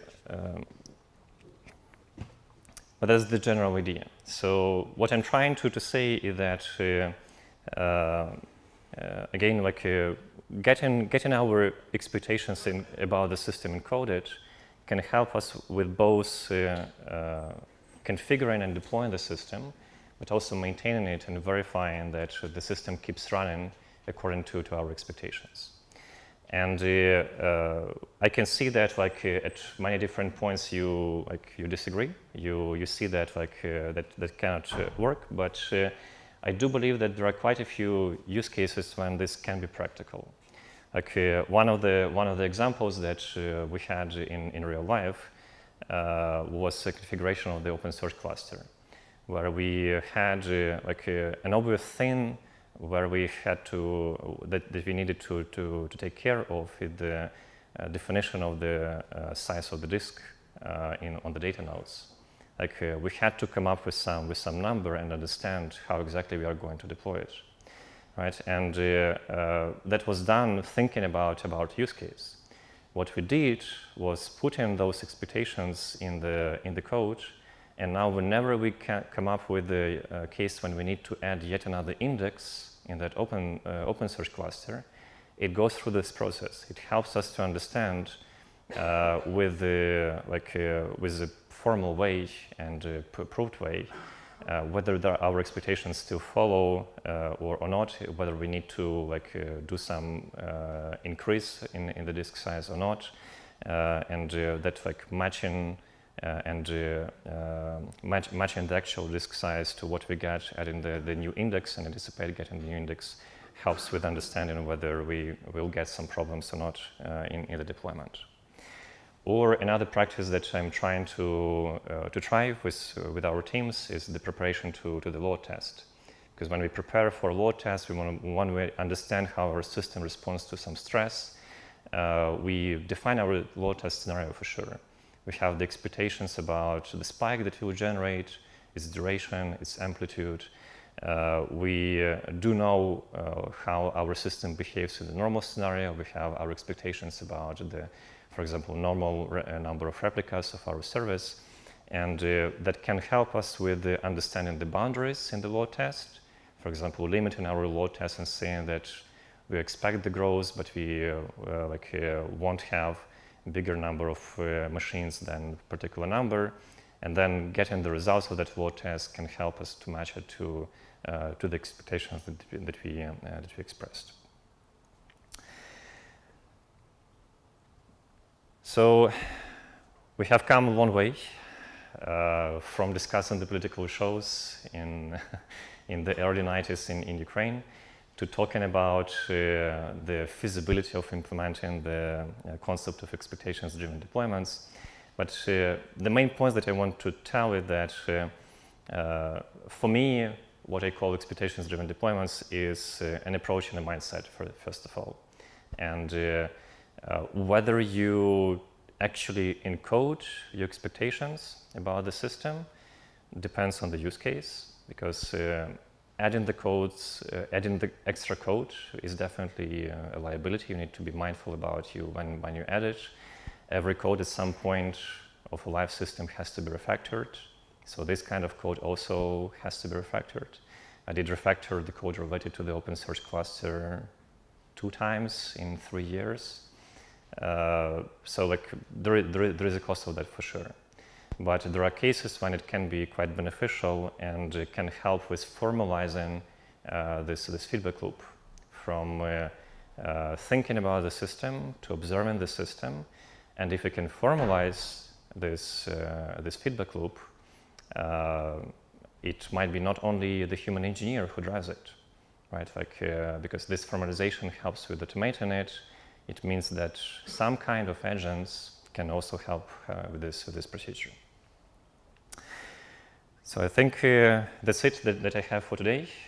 Thanks a lot for your attention and sticking around until the end. Those are nice results in the end. So thanks a lot.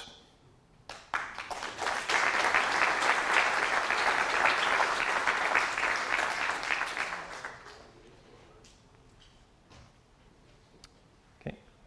Questions, thoughts?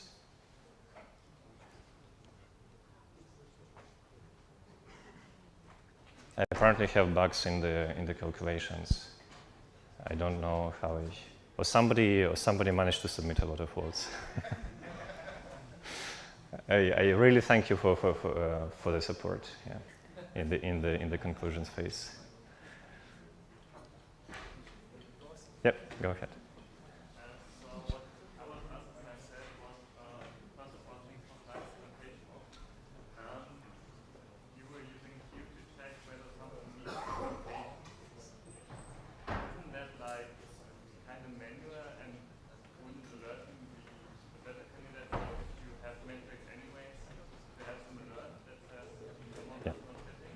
Yeah. So in real world, and probably what you already like the question was that like I was demonstrating how we can use Q in order to match how the system matches the expectations.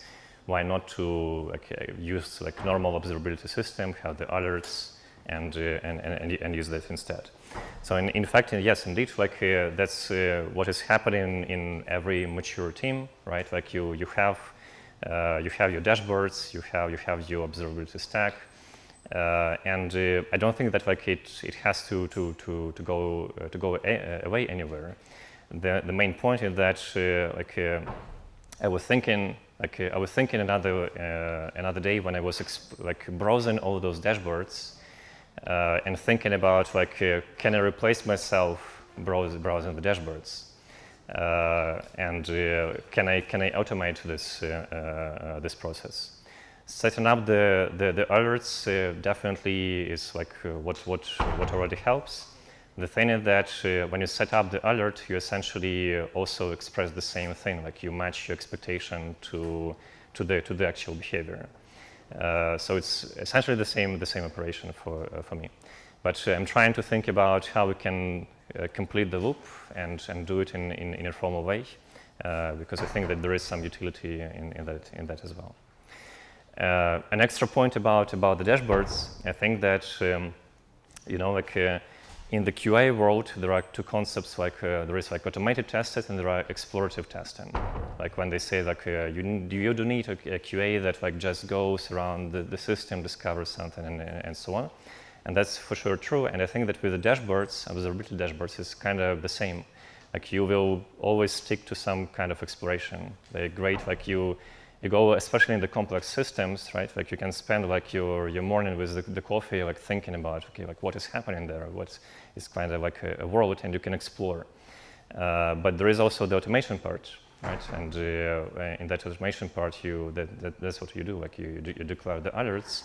Or you can think about taking the code of your expectations and directly transforming that into the alerts that you have on the observability stack.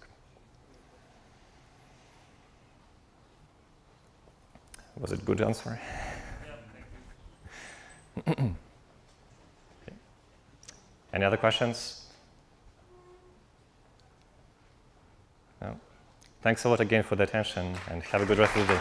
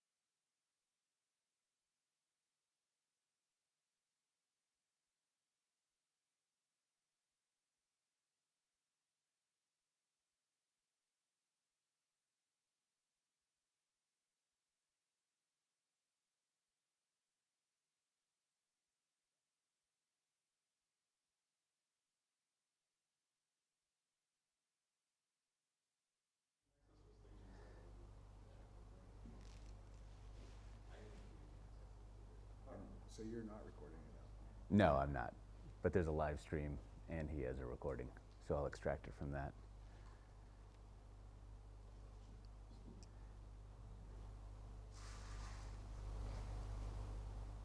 Can you say something? Yes, hello. Well, hello.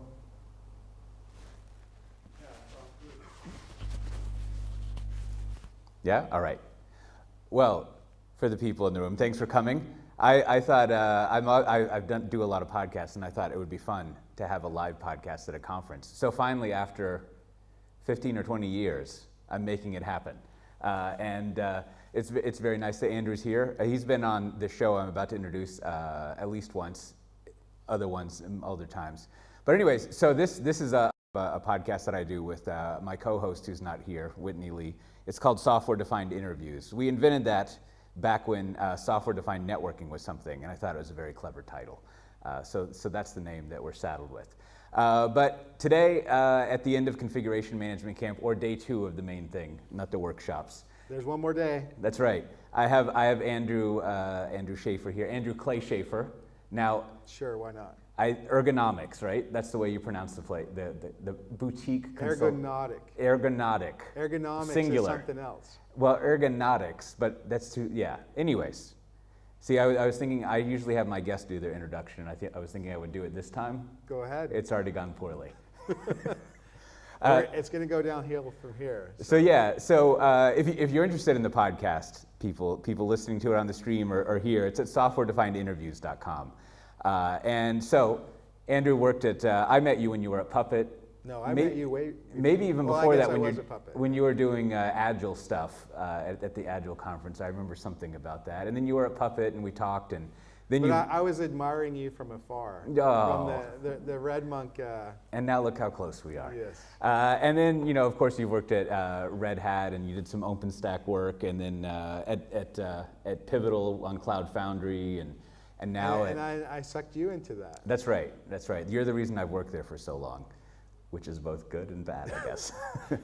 Anyways, so I was thinking, you were just in a talk previously with the second talk here going over MGMT. James Shubin. Right, and like, I think I understand what it does. Seems great. But it was evoking, I exist more in the marketing sphere. And you having been through like all these things that I listed and Puppet, which I think is still popular. Seems to be here and living. Yeah, at the time, it was extremely popular very quickly. And so when you look at something like MGMT, or like yesterday, Adam Jacob was here from System Initiative, kind of talking about how after 6 years they hadn't received enough adoption of it, and they're trying it again, which is great. So in this kind of space of whatever you want to call it, configuration management, operation stuff, things like that, what do you think as a project and a company you need to do, it's a broad question, to like get adoption, right? To get people starting to use it? Because you see these demos and it's like, this is great. This is great technology, but not all the great technologies like get out there. So what's the plan that like James needs to put in place? How do you get adoption and kind of escape velocity? No one cares about your project. Everyone cares about what they can do. So to the extent that you can convince people that they're going to have a benefit, that they're going to have a superpower, that they're going to be the hero in some new story they want to be able to tell, then the more attractive the option is going to be for them. And this is noise, right? Like there's not a straightforward way to do this, and you're competing with everyone else who's trying to do it. So I'm not sure there's a paint by the numbers way for anyone to do this. And for all the projects and products I've seen over the years, for any one thing that someone might say, oh, this is the exact way you got to do it, you can see a counterexample that was successful doing something else. So there's essentially, I mean, you can't, in this marketing or community outreach or driving adoption, it's even beyond like saying what the technology is, what the tool technology is, how it works. And it's even beyond like sort of what it does for you. It's more like why you care it does something for you, like how it's helping you out. What can only get you so far? Having a why and a mission helps. And then to the extent that you can connect that why to someone's personal why, then the more that you're going to get they're the more interested they are because they have a selfish interest in themselves. And do you think, looking across, so like, at least when I think about, let's see, the like Puppet Chef era, and then like AWS and OpenStack, and then that kind of like container PaaS thing, and then Kubernetes to the present day, do you think there's like a correlation between something going on, let's call it in the business world, that drags the technology in, that gives an excuse for using that technology, or can you just like gratuitously use the technology to be better? Do you need some external driver to like have it spread?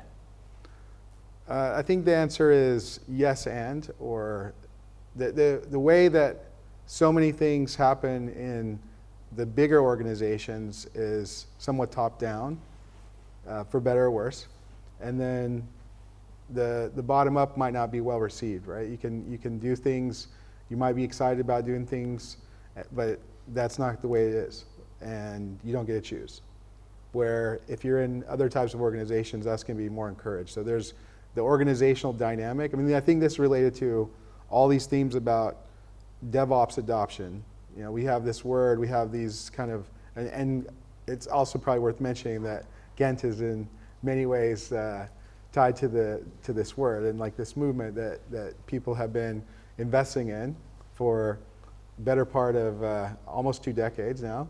And yet at the same time, in some organizations, you've seen almost no progress.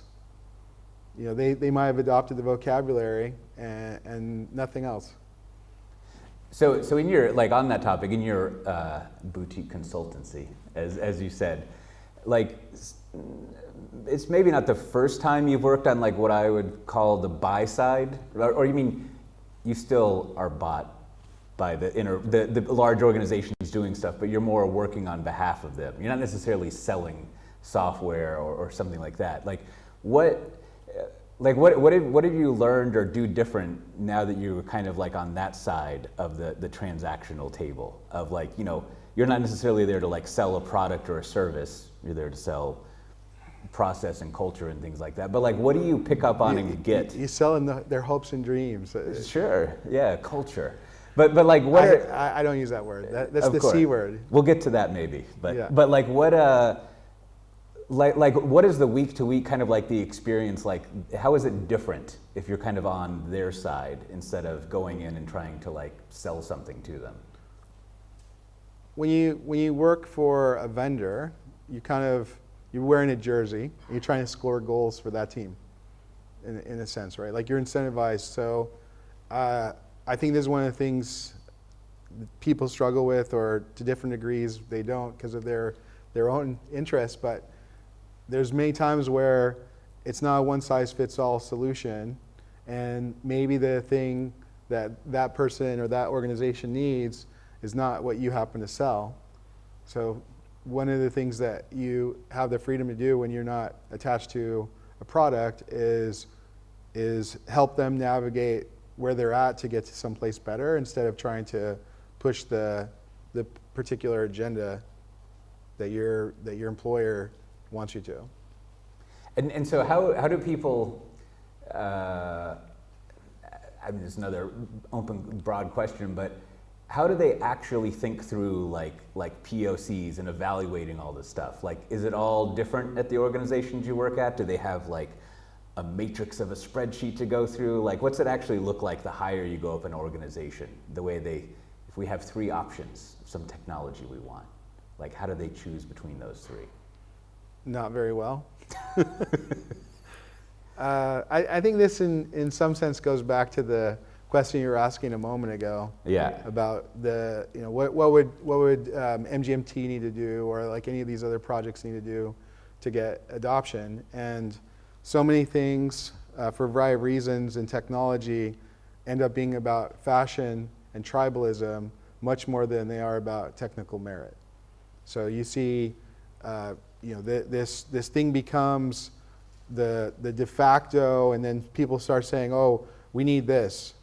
No one knows what it means or knows what it does, but the CTO read an article from Gartner or some analysts, and now they need it. So there's a what, but not a strong why, and they go this causes all sorts of interesting outcomes.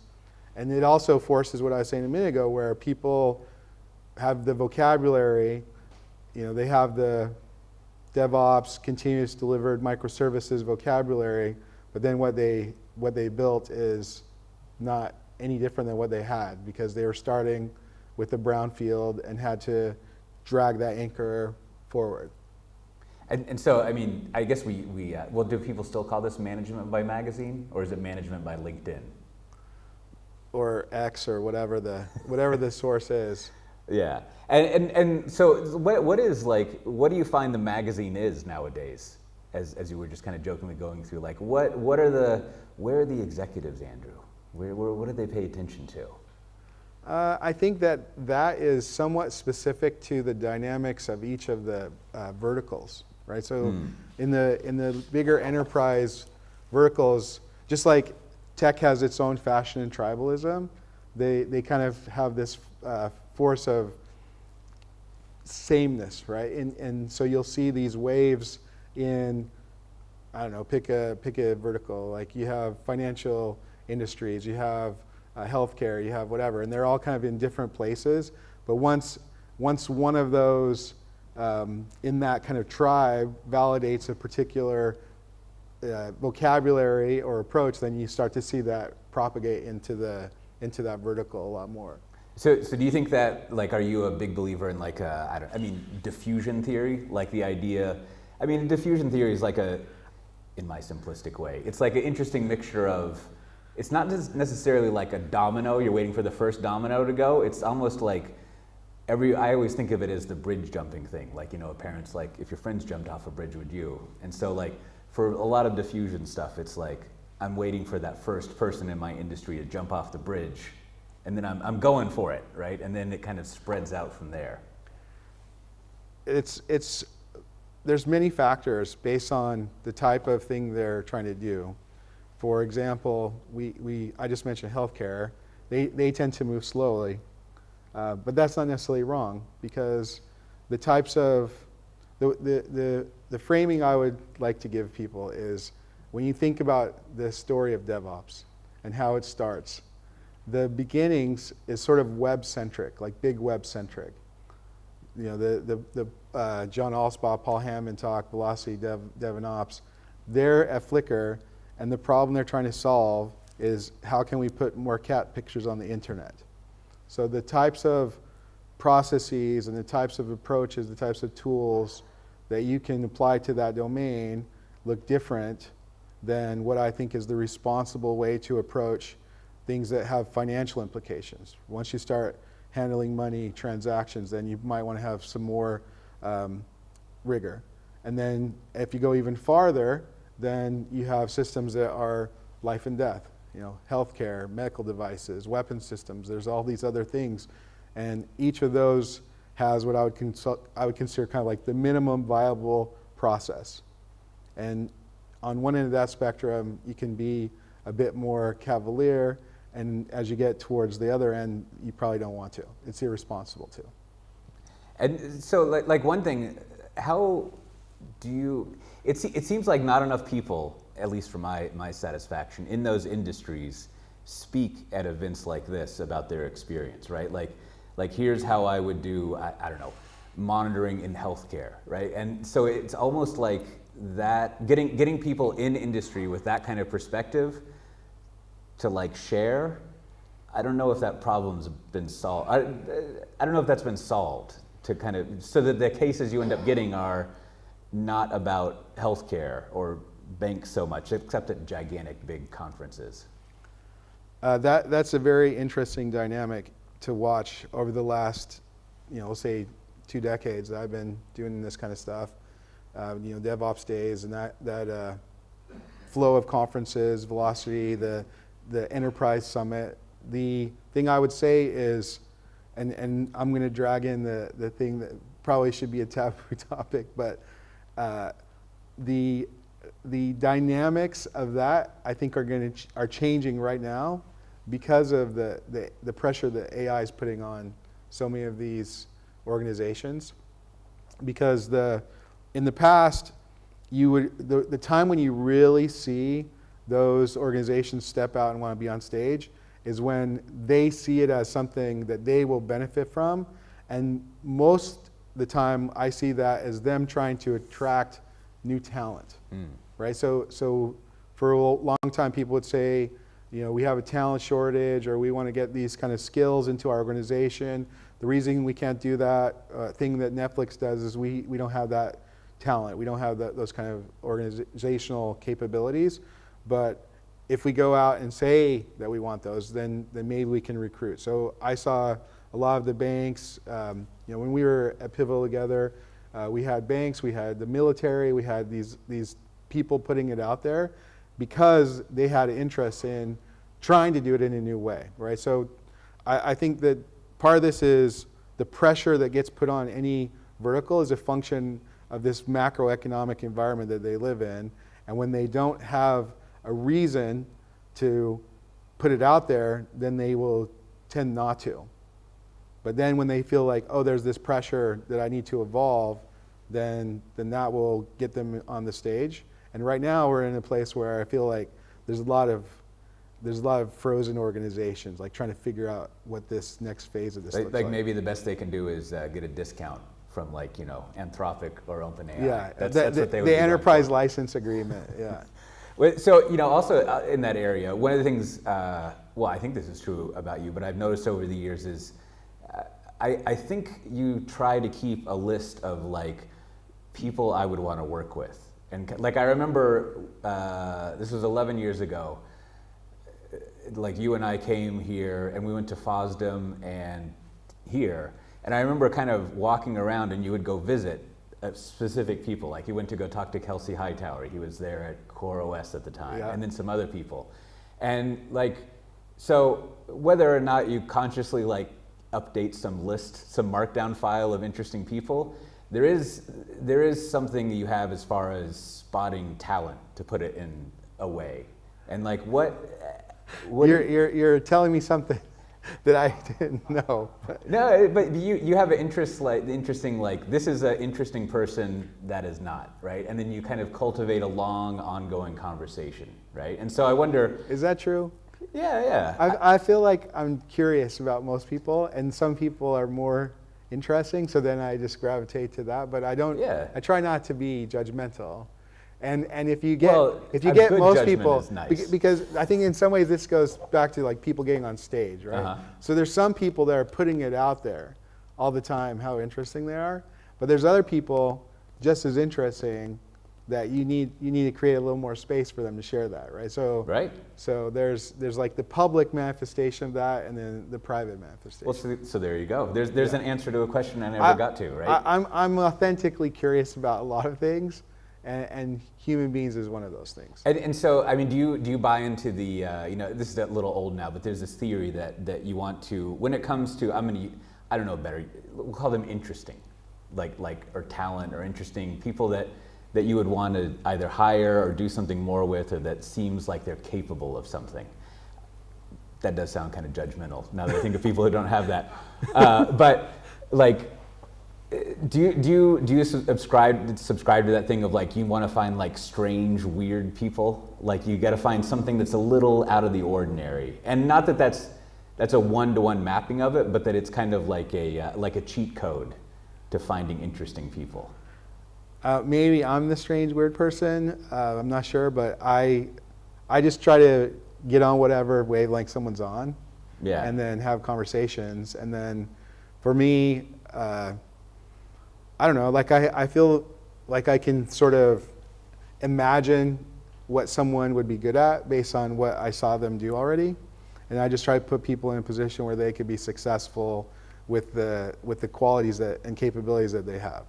Because it doesn't do anyone any good to put them in a place where they're not going to be successful. This is like I mean, sort of like systems thinking at a very micro level, right? Put someone surround them with a system that makes them successful. And if someone's not doing a great job, to the extent that I have that understanding, I try to.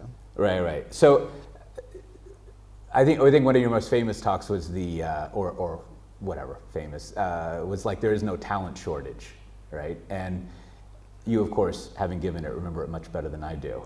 But you know, the way that I at least like thought about the conclusion was, you know, you've got to create an environment to have people get good at what they're doing, train them. Like, it's not so much as a talent shortage; it's just that you, as management, could be doing a better job. I guess maybe now that I'm listening to myself out loud, ironically, the talent shortage is with management. but they'll never say that. Right. I mean, do you think that, AI aside for the moment, do you think that's like evolved, or is there still this like mentality with hiring people hiring that like we just can't find the people? I don't think that it's progressed in a meaningful way, and there's a lot of dynamics that probably contribute to that.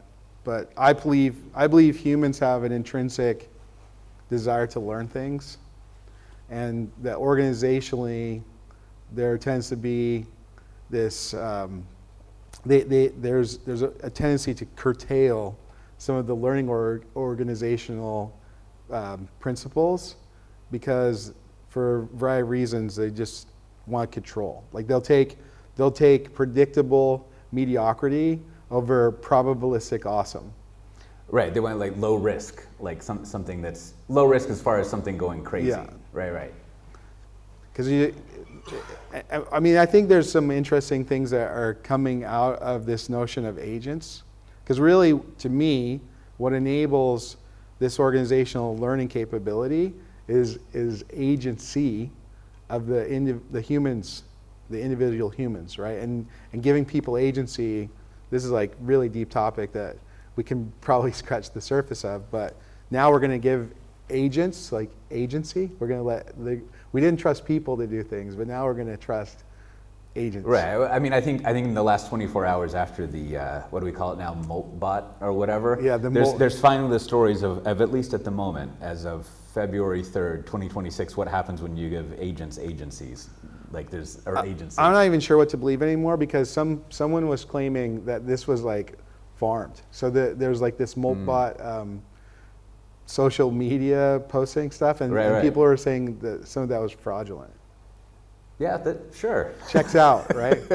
You want to buy any NFTs? That's something I'm just thinking of now. Is like how is your notion of like I don't believe what I'm seeing like shifted in recent times? Like I'll give you an example. Like I was showing my wife some AI videos that I made, and this is like 3 months ago, and now she's like, Michael, you ruined the internet for me, right? Just that like now every time she watches something like, oh, there's a dog having fun with the cat, and other more advanced things, she's like, I don't believe that doesn't exist. But like, I mean, have you like how have you recalculated like I better check up on this? Again, this is such a deep rabbit hole to go down, but I feel like we're sort of in a post-truth version of this, and that you can't trust video evidence for most intents and purposes at this point. Right. I mean, it seems like I mean, this came about in the late 2010s or so, when there was all those things like, whenever there's a media storm, I forget who made this list originally, it's like, here's the list of things you should think about. Like, verify things and be skeptical of people creating stuff. But how are you going to verify? How are you going to verify a fake video? Yeah. What's the source of truth you can trust? So your suspicion level has gone up. I would think it should. Yeah. So like in that area of AI, to get a little bit in there. So one of the things in the DevOps world, in the non-technical part, there was lots of conversation about there is no 10x developer or 10x whatever, 10x person. Yeah. And like, there's a bit of craziness going on and supply and demand stuff, but like you see, there's like the various, I don't know what they are, executives, researchers, scientists, like AI people going in between different companies. And their salary would indicate there's a 100x something going on there. That like the people hiring them believe that they are so valuable that they're going to be valued at this like multiple. Right. And but there's something about, I mean, this is the way pricing works, is even if the person is deluded about it, the person giving the money for the thing believes that thing has that value. I mean, there's some footnotes to pricing. And so that, like, that would seem to indicate in one understanding of the world that there are 10x people, that there are people who are like critical for something happening, that you've got to get them. And I don't know, like, what do you think of that? Again, like you said, this is an idea that's been kicked around for a long time.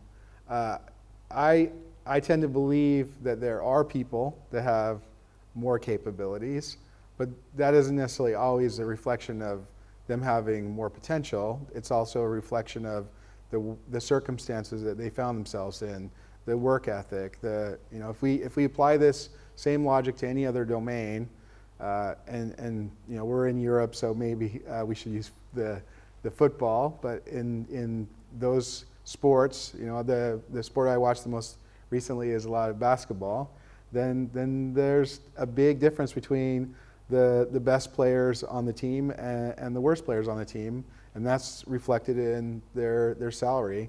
And we don't necessarily have that in the tech industry so much until you see this dynamic you're mentioning. But if you thought about it for real, like, are you going to go try to find the Kobe Bryant, the Michael Jordan, or Messi, Ronaldo of software development and recruit them to your team? Maybe. Do you have the budget for that? Maybe. Or maybe in the game that we're talking about, and this is probably a more Silicon Valley West Coast version than the FOSDEM Belgium version, but like, if you are really that good, why aren't you start your own team? Why do you want to go work for someone else's dreams? Build your own team. Yeah, and there's probably, one of the things you're also saying is there's also piles of money around. And when the competing people have piles of money, I don't know economics enough, but that certainly like raises the... In the example that you started with, the reason that the AI researchers are getting this much is because there's the pile of money. There is this much. Yes, and more. Well, I like there's kind of a reframing there of maybe there's not, I'll just say the word developer, maybe there's not so much 10x developers as 10x streams of life. And if you can buy into this, here's the series of events that happen to a person, and that is like a value that you have. I mean, I know that's like a nuanced reframing of it, but at least it's an acknowledgement of like, well, we're not saying you as the essence of a person and as a soul are like worth this. It's just that like you find yourself at the end of this valuable stream of things, and also I've got piles of money over here, and now you can cash in on that stream. So not all sports pay the same, right? So right. So play a game that is going to reward you, or play the game you love. Like, that's not on anyone to. It's not wrong to play some other game. Yeah. Does anyone here in the room have any questions? You? Exasperation and a moment to process. All right, I'll ask another one, and then I'll follow up with you, give you some time to think about it. So, I mean, this is a broad question, but if I were to pick out two major themes, aside from just like, here's a tool, let's look at the tool, the technology of today and yesterday, there's basically like, as there is everywhere, there's a tension between AI is the best thing possible. It's washing over us like warm water or water that drowns us, depending on your attitude. And then also like open source is important, right? Like is a big part of this community. And so, what do you think this community should do to kind of like pay attention to how those two trends go? Like, how would someone model out monitoring them to see what they should respond to, what they should think about them, regardless of what you think personally? But like, what are the signs that you would be looking for? What are the eventing that you're going to put up? I think a lot of this goes to the earlier question or comment you were making about, like, how do you choose who to get any signal from or be interested in? So over time, the things that I have access to because of my relationships, who I'm following on X or the artist formerly known as Twitter, LinkedIn, you see these people doing interesting things, and then that makes me interested in them, right? So I saw this with Kubernetes. I saw this with other things before. It doesn't mean I always want to run into it. Like there's a lot of stuff that I didn't think was interesting with blockchain stuff, or you know, for a variety of reasons, the analysis I did is like, oh, that doesn't make sense to me. It turns out, even if it doesn't make sense to you, people will still like adopt it in a way, or it will become valuable in that synthetic construct. So watching the people in my, we'll call it sphere of interest, circle of focus, they're getting excited about AI. A lot of them got excited about AI 2 years ago, right? And it's just progressing. So at some point you have signal from someone that you knew did something interesting before. Now they're doing something, oh, maybe I should look at that. So, I mean, I don't like think their you... taste, to put it one way. Because I'm not always like an early adopter.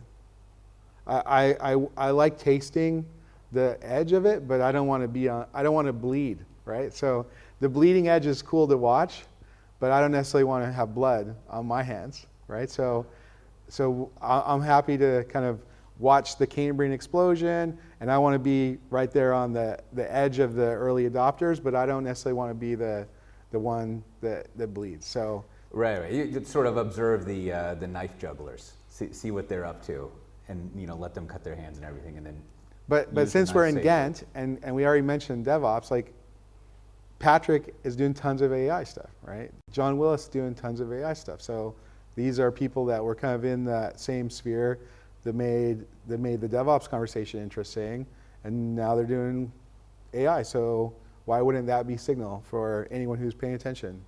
So to use my word for it, like as you've you know, think of yourself, and as you know, you brought up Patrick and John Willis, and there's other people, and I know you've observed them over at least 10 years, if not more. Yeah. Like how do you think they develop their taste? Like is there any accounting for like how they how someone, not just them, but like how someone kind of like maintains and develops this taste, this interest, and how they find this thing, the signal that you're looking at? It's I mean, it's out there, right? Like if you're searching for new things, you're going to find new things more than if you're not. So to the extent that you're, once you have AI as a thing to search for, it's out there, right? And those communities are forming. There's the Discords or whatever, Slacks. There's communities of practice. It goes back to the open source thing in a sense too. The reason some of these projects were able to grow the way they did is there was a community of interest. Someone could see a problem they had, someone demonstrated it. But I also think you're in a, I mean, we live in a pretty blessed time because like we have access to all these tools. Anyone with the internet connection can go try the anti-gravity stuff from Google, the Cloud Code. These are all free for us.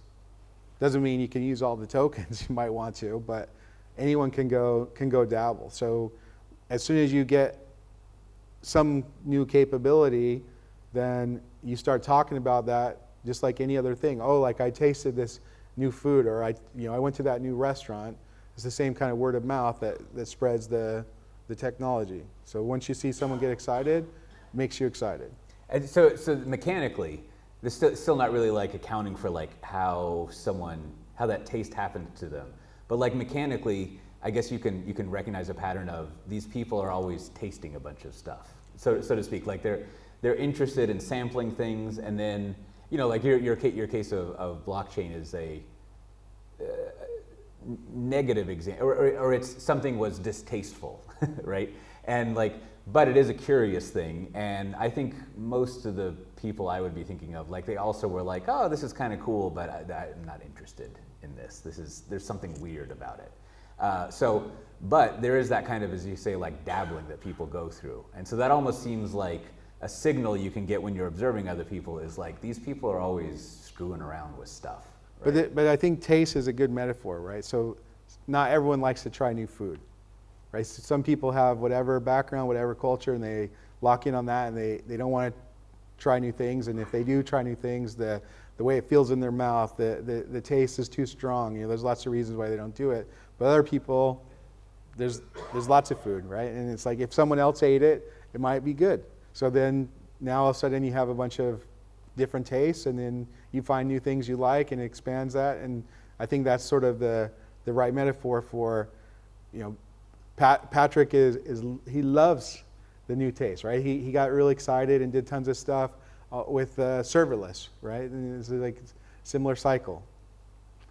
So do you think there's any advantage, or do you think they're kind of the same between, like, let's call it taste and anger and taste and like positivity and optimism, right? Like, because there are some people who are like, their taste is like, I do not like that, and I'm very angry about it, and so that makes me make a rival thing. I mean, or, you know, it makes me create the alternative thing that achieves the same outcome as we were talking about at first. It does the same thing, but it's just like, I don't like the way those pancakes are made. All right, like that cheese is not for me. I'm going to make my own cheese. Unholy. Right. I mean, do you think those are just two ways of doing something, or you know, you could also have the way where it's like, oh, I really like the way this cheese is made. I'm inspired to make another cheese. A new cheese.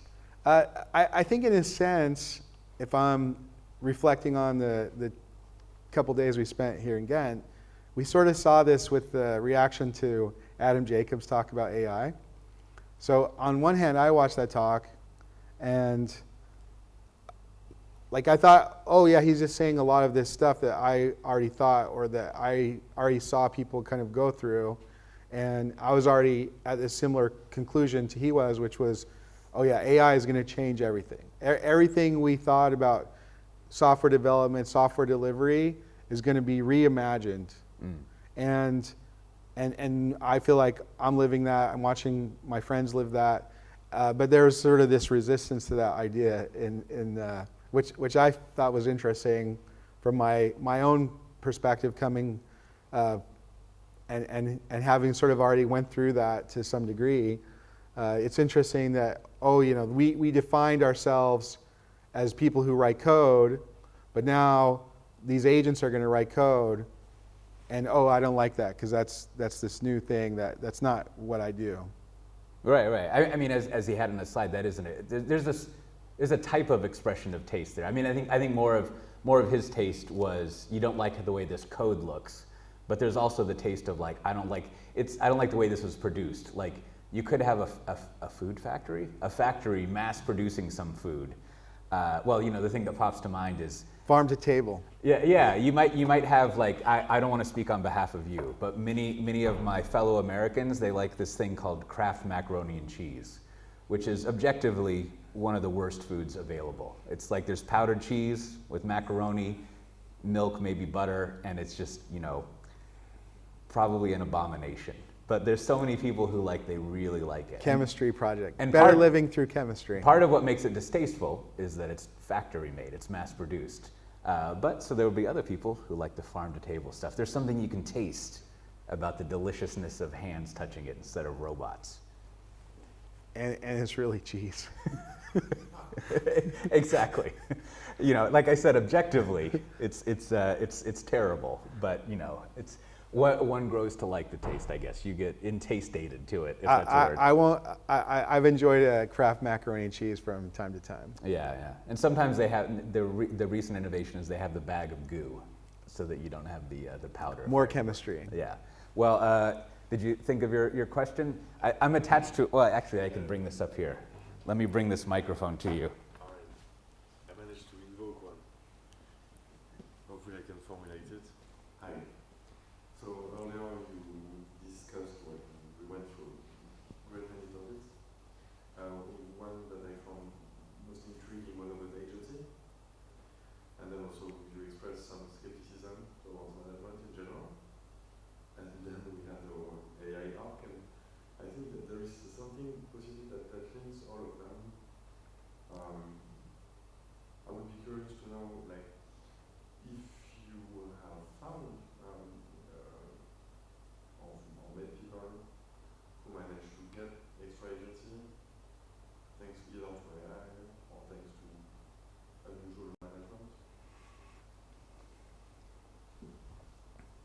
So that's a lot to unpack. I think the skepticism to management was not necessarily meant to be an indictment of management in general, but just that if you don't have good leadership, the chance that the rest of it's going to be good is very low.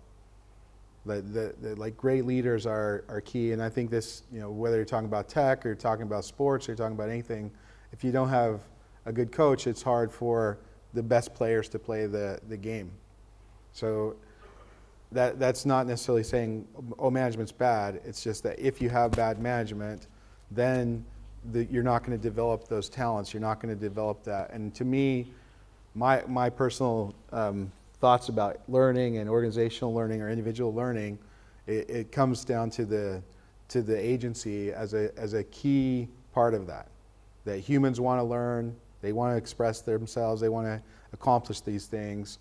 So, I'm not exactly sure what the question is framing, because agency could be another 2-hour conversation.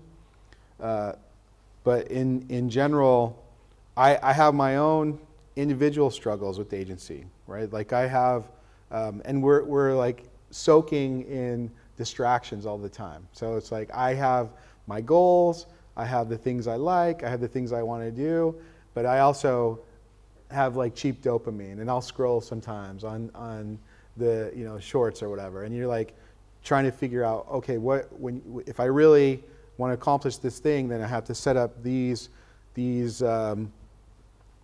I don't know, we'll call them rules for yourself, right? And so when you start talking about agency or the agents in a system, if you say, I want to be this thing, I have this goal, I have this aspiration, but you don't put the discipline in place for yourself, then you're probably not going to make much progress with that discipline. It's very similar to the way that the agents work with AI. If you don't put the right kind of boundaries and constraints on how they're going to accomplish these things you want them to, then the chance that they'll accomplish them how you want them to is pretty much zero.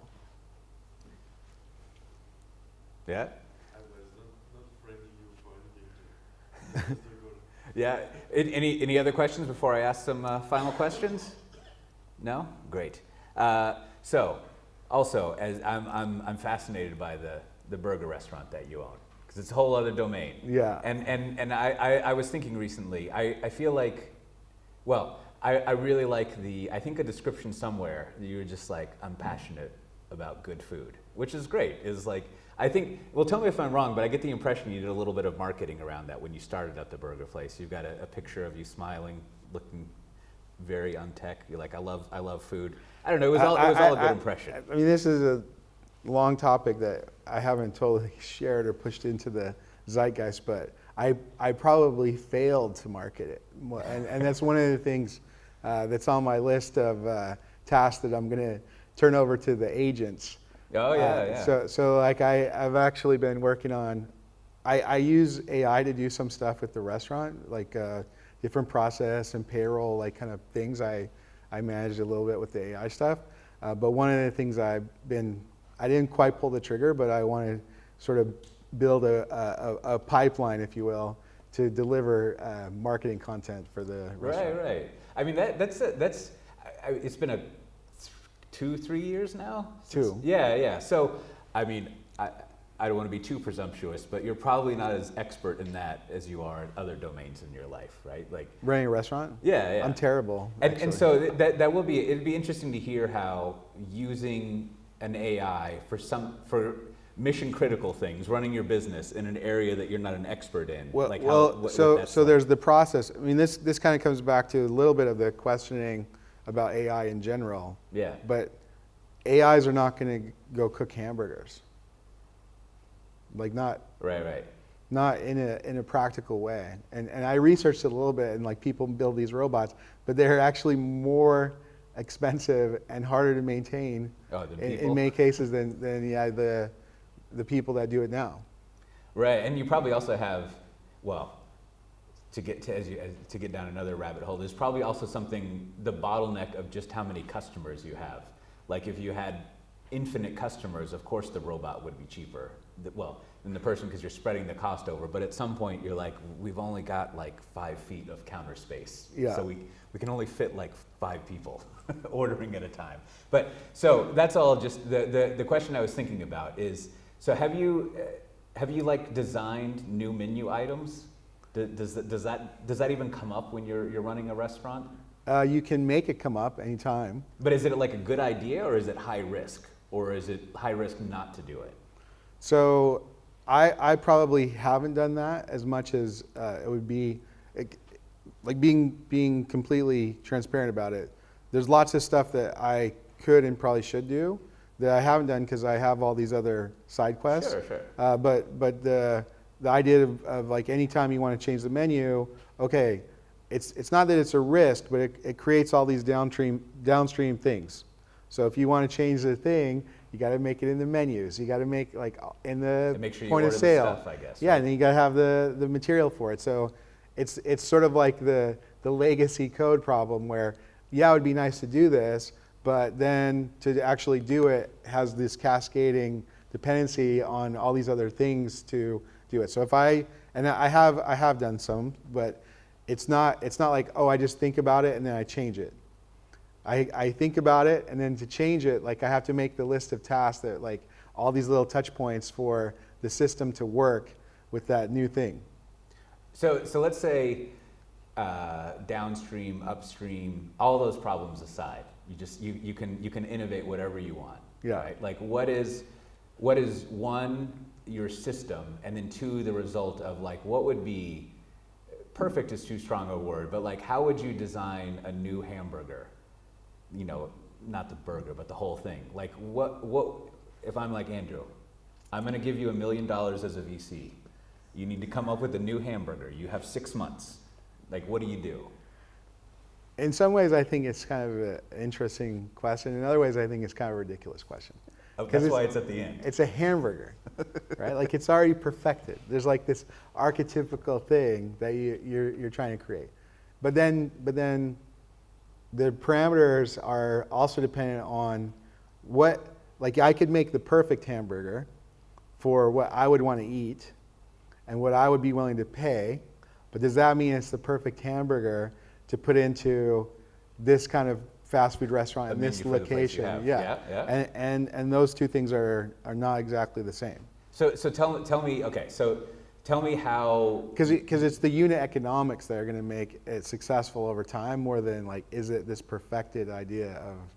So let's go with the place you have. We're not going to make like a fancy $50 hamburger with like truffle sauce and like, you know, flown in Wagyu beef. And no one should do that, by the way. But Right. And you know, you're not going to have some guy throw salt on it or whatever. But like, it's just going to be like the you know, the fast food place that you have. You've got kind of the current clientele, and so you're working those constraints. But you're going to come up with your goal, since I'm funding you, is like you've got to come up with a burger that is going to make you the next In-N-Out or Shake Shack or like an Austin Hop Daddy. I mean, because to your point, like I've eaten at many of those places, and I agree with you. It's like it's a burger, but it has like green chilies on it.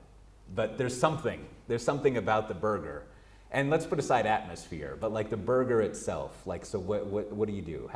What's the lab that you have? So I have green chilies in my restaurant, but the thing that I would say there is you're trying to dial in the unit economics and the workflow. So one of the things I'm fascinated with, and I think this comes back full circle to the DevOps and automation questions, is you think about this in terms of inputs and outputs.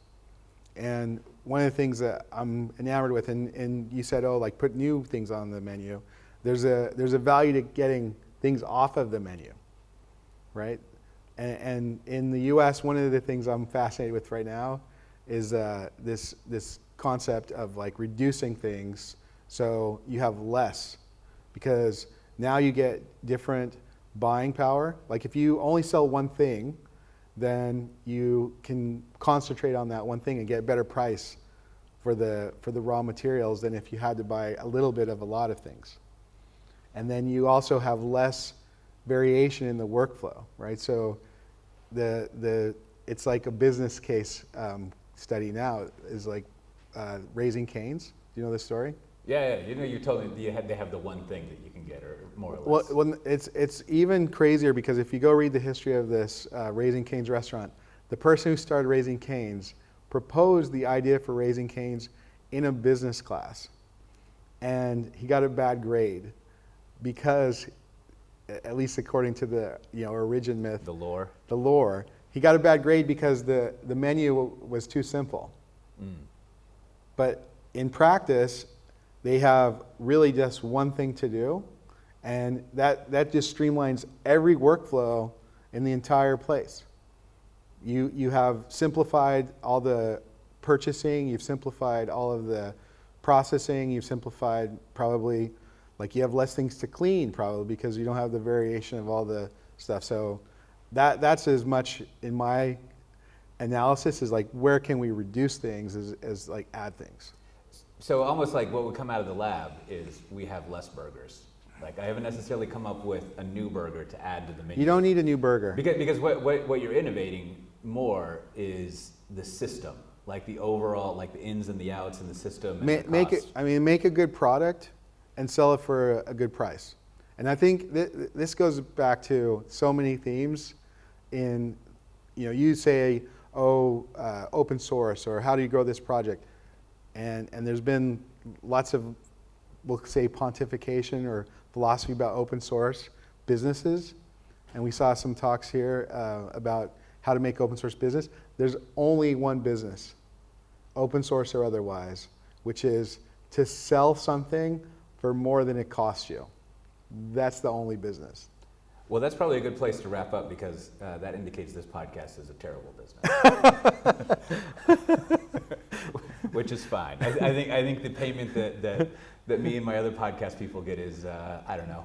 So it's an excuse to talk with each other. It's intangible. Some things are business and some things are a hobby. And maybe on that note, that my restaurant is maybe more of a hobby than a business. A delicious hobby. Well, so where on the internet can people go to check out your stuff, see what's going on?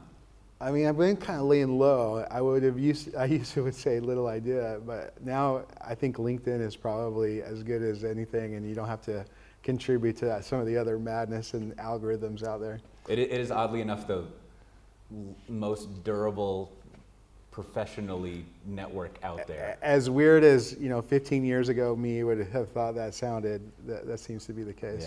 Yeah. Well, unfortunately, our podcast isn't on LinkedIn, but it is at softwaredefinedinterviews.com. You could put it on LinkedIn. Yeah, we should make a page. But so thanks to everyone in the room and on the stream for listening. And if you're listening to this in your ears or broadcast on your speakers to inflict whoever else is in your house on it, if you haven't subscribed, you can go to softwaredefinedinterviews.com. And I think this is episode, I don't have Whitney here. It's for my accounting. I don't even, why do you need numbers? Why do you need numbers? Just make a name for it. It's just a challenge to and also the CMS we use just puts numbers up. It's just better for everyone. It works out. It's one less thing to think about.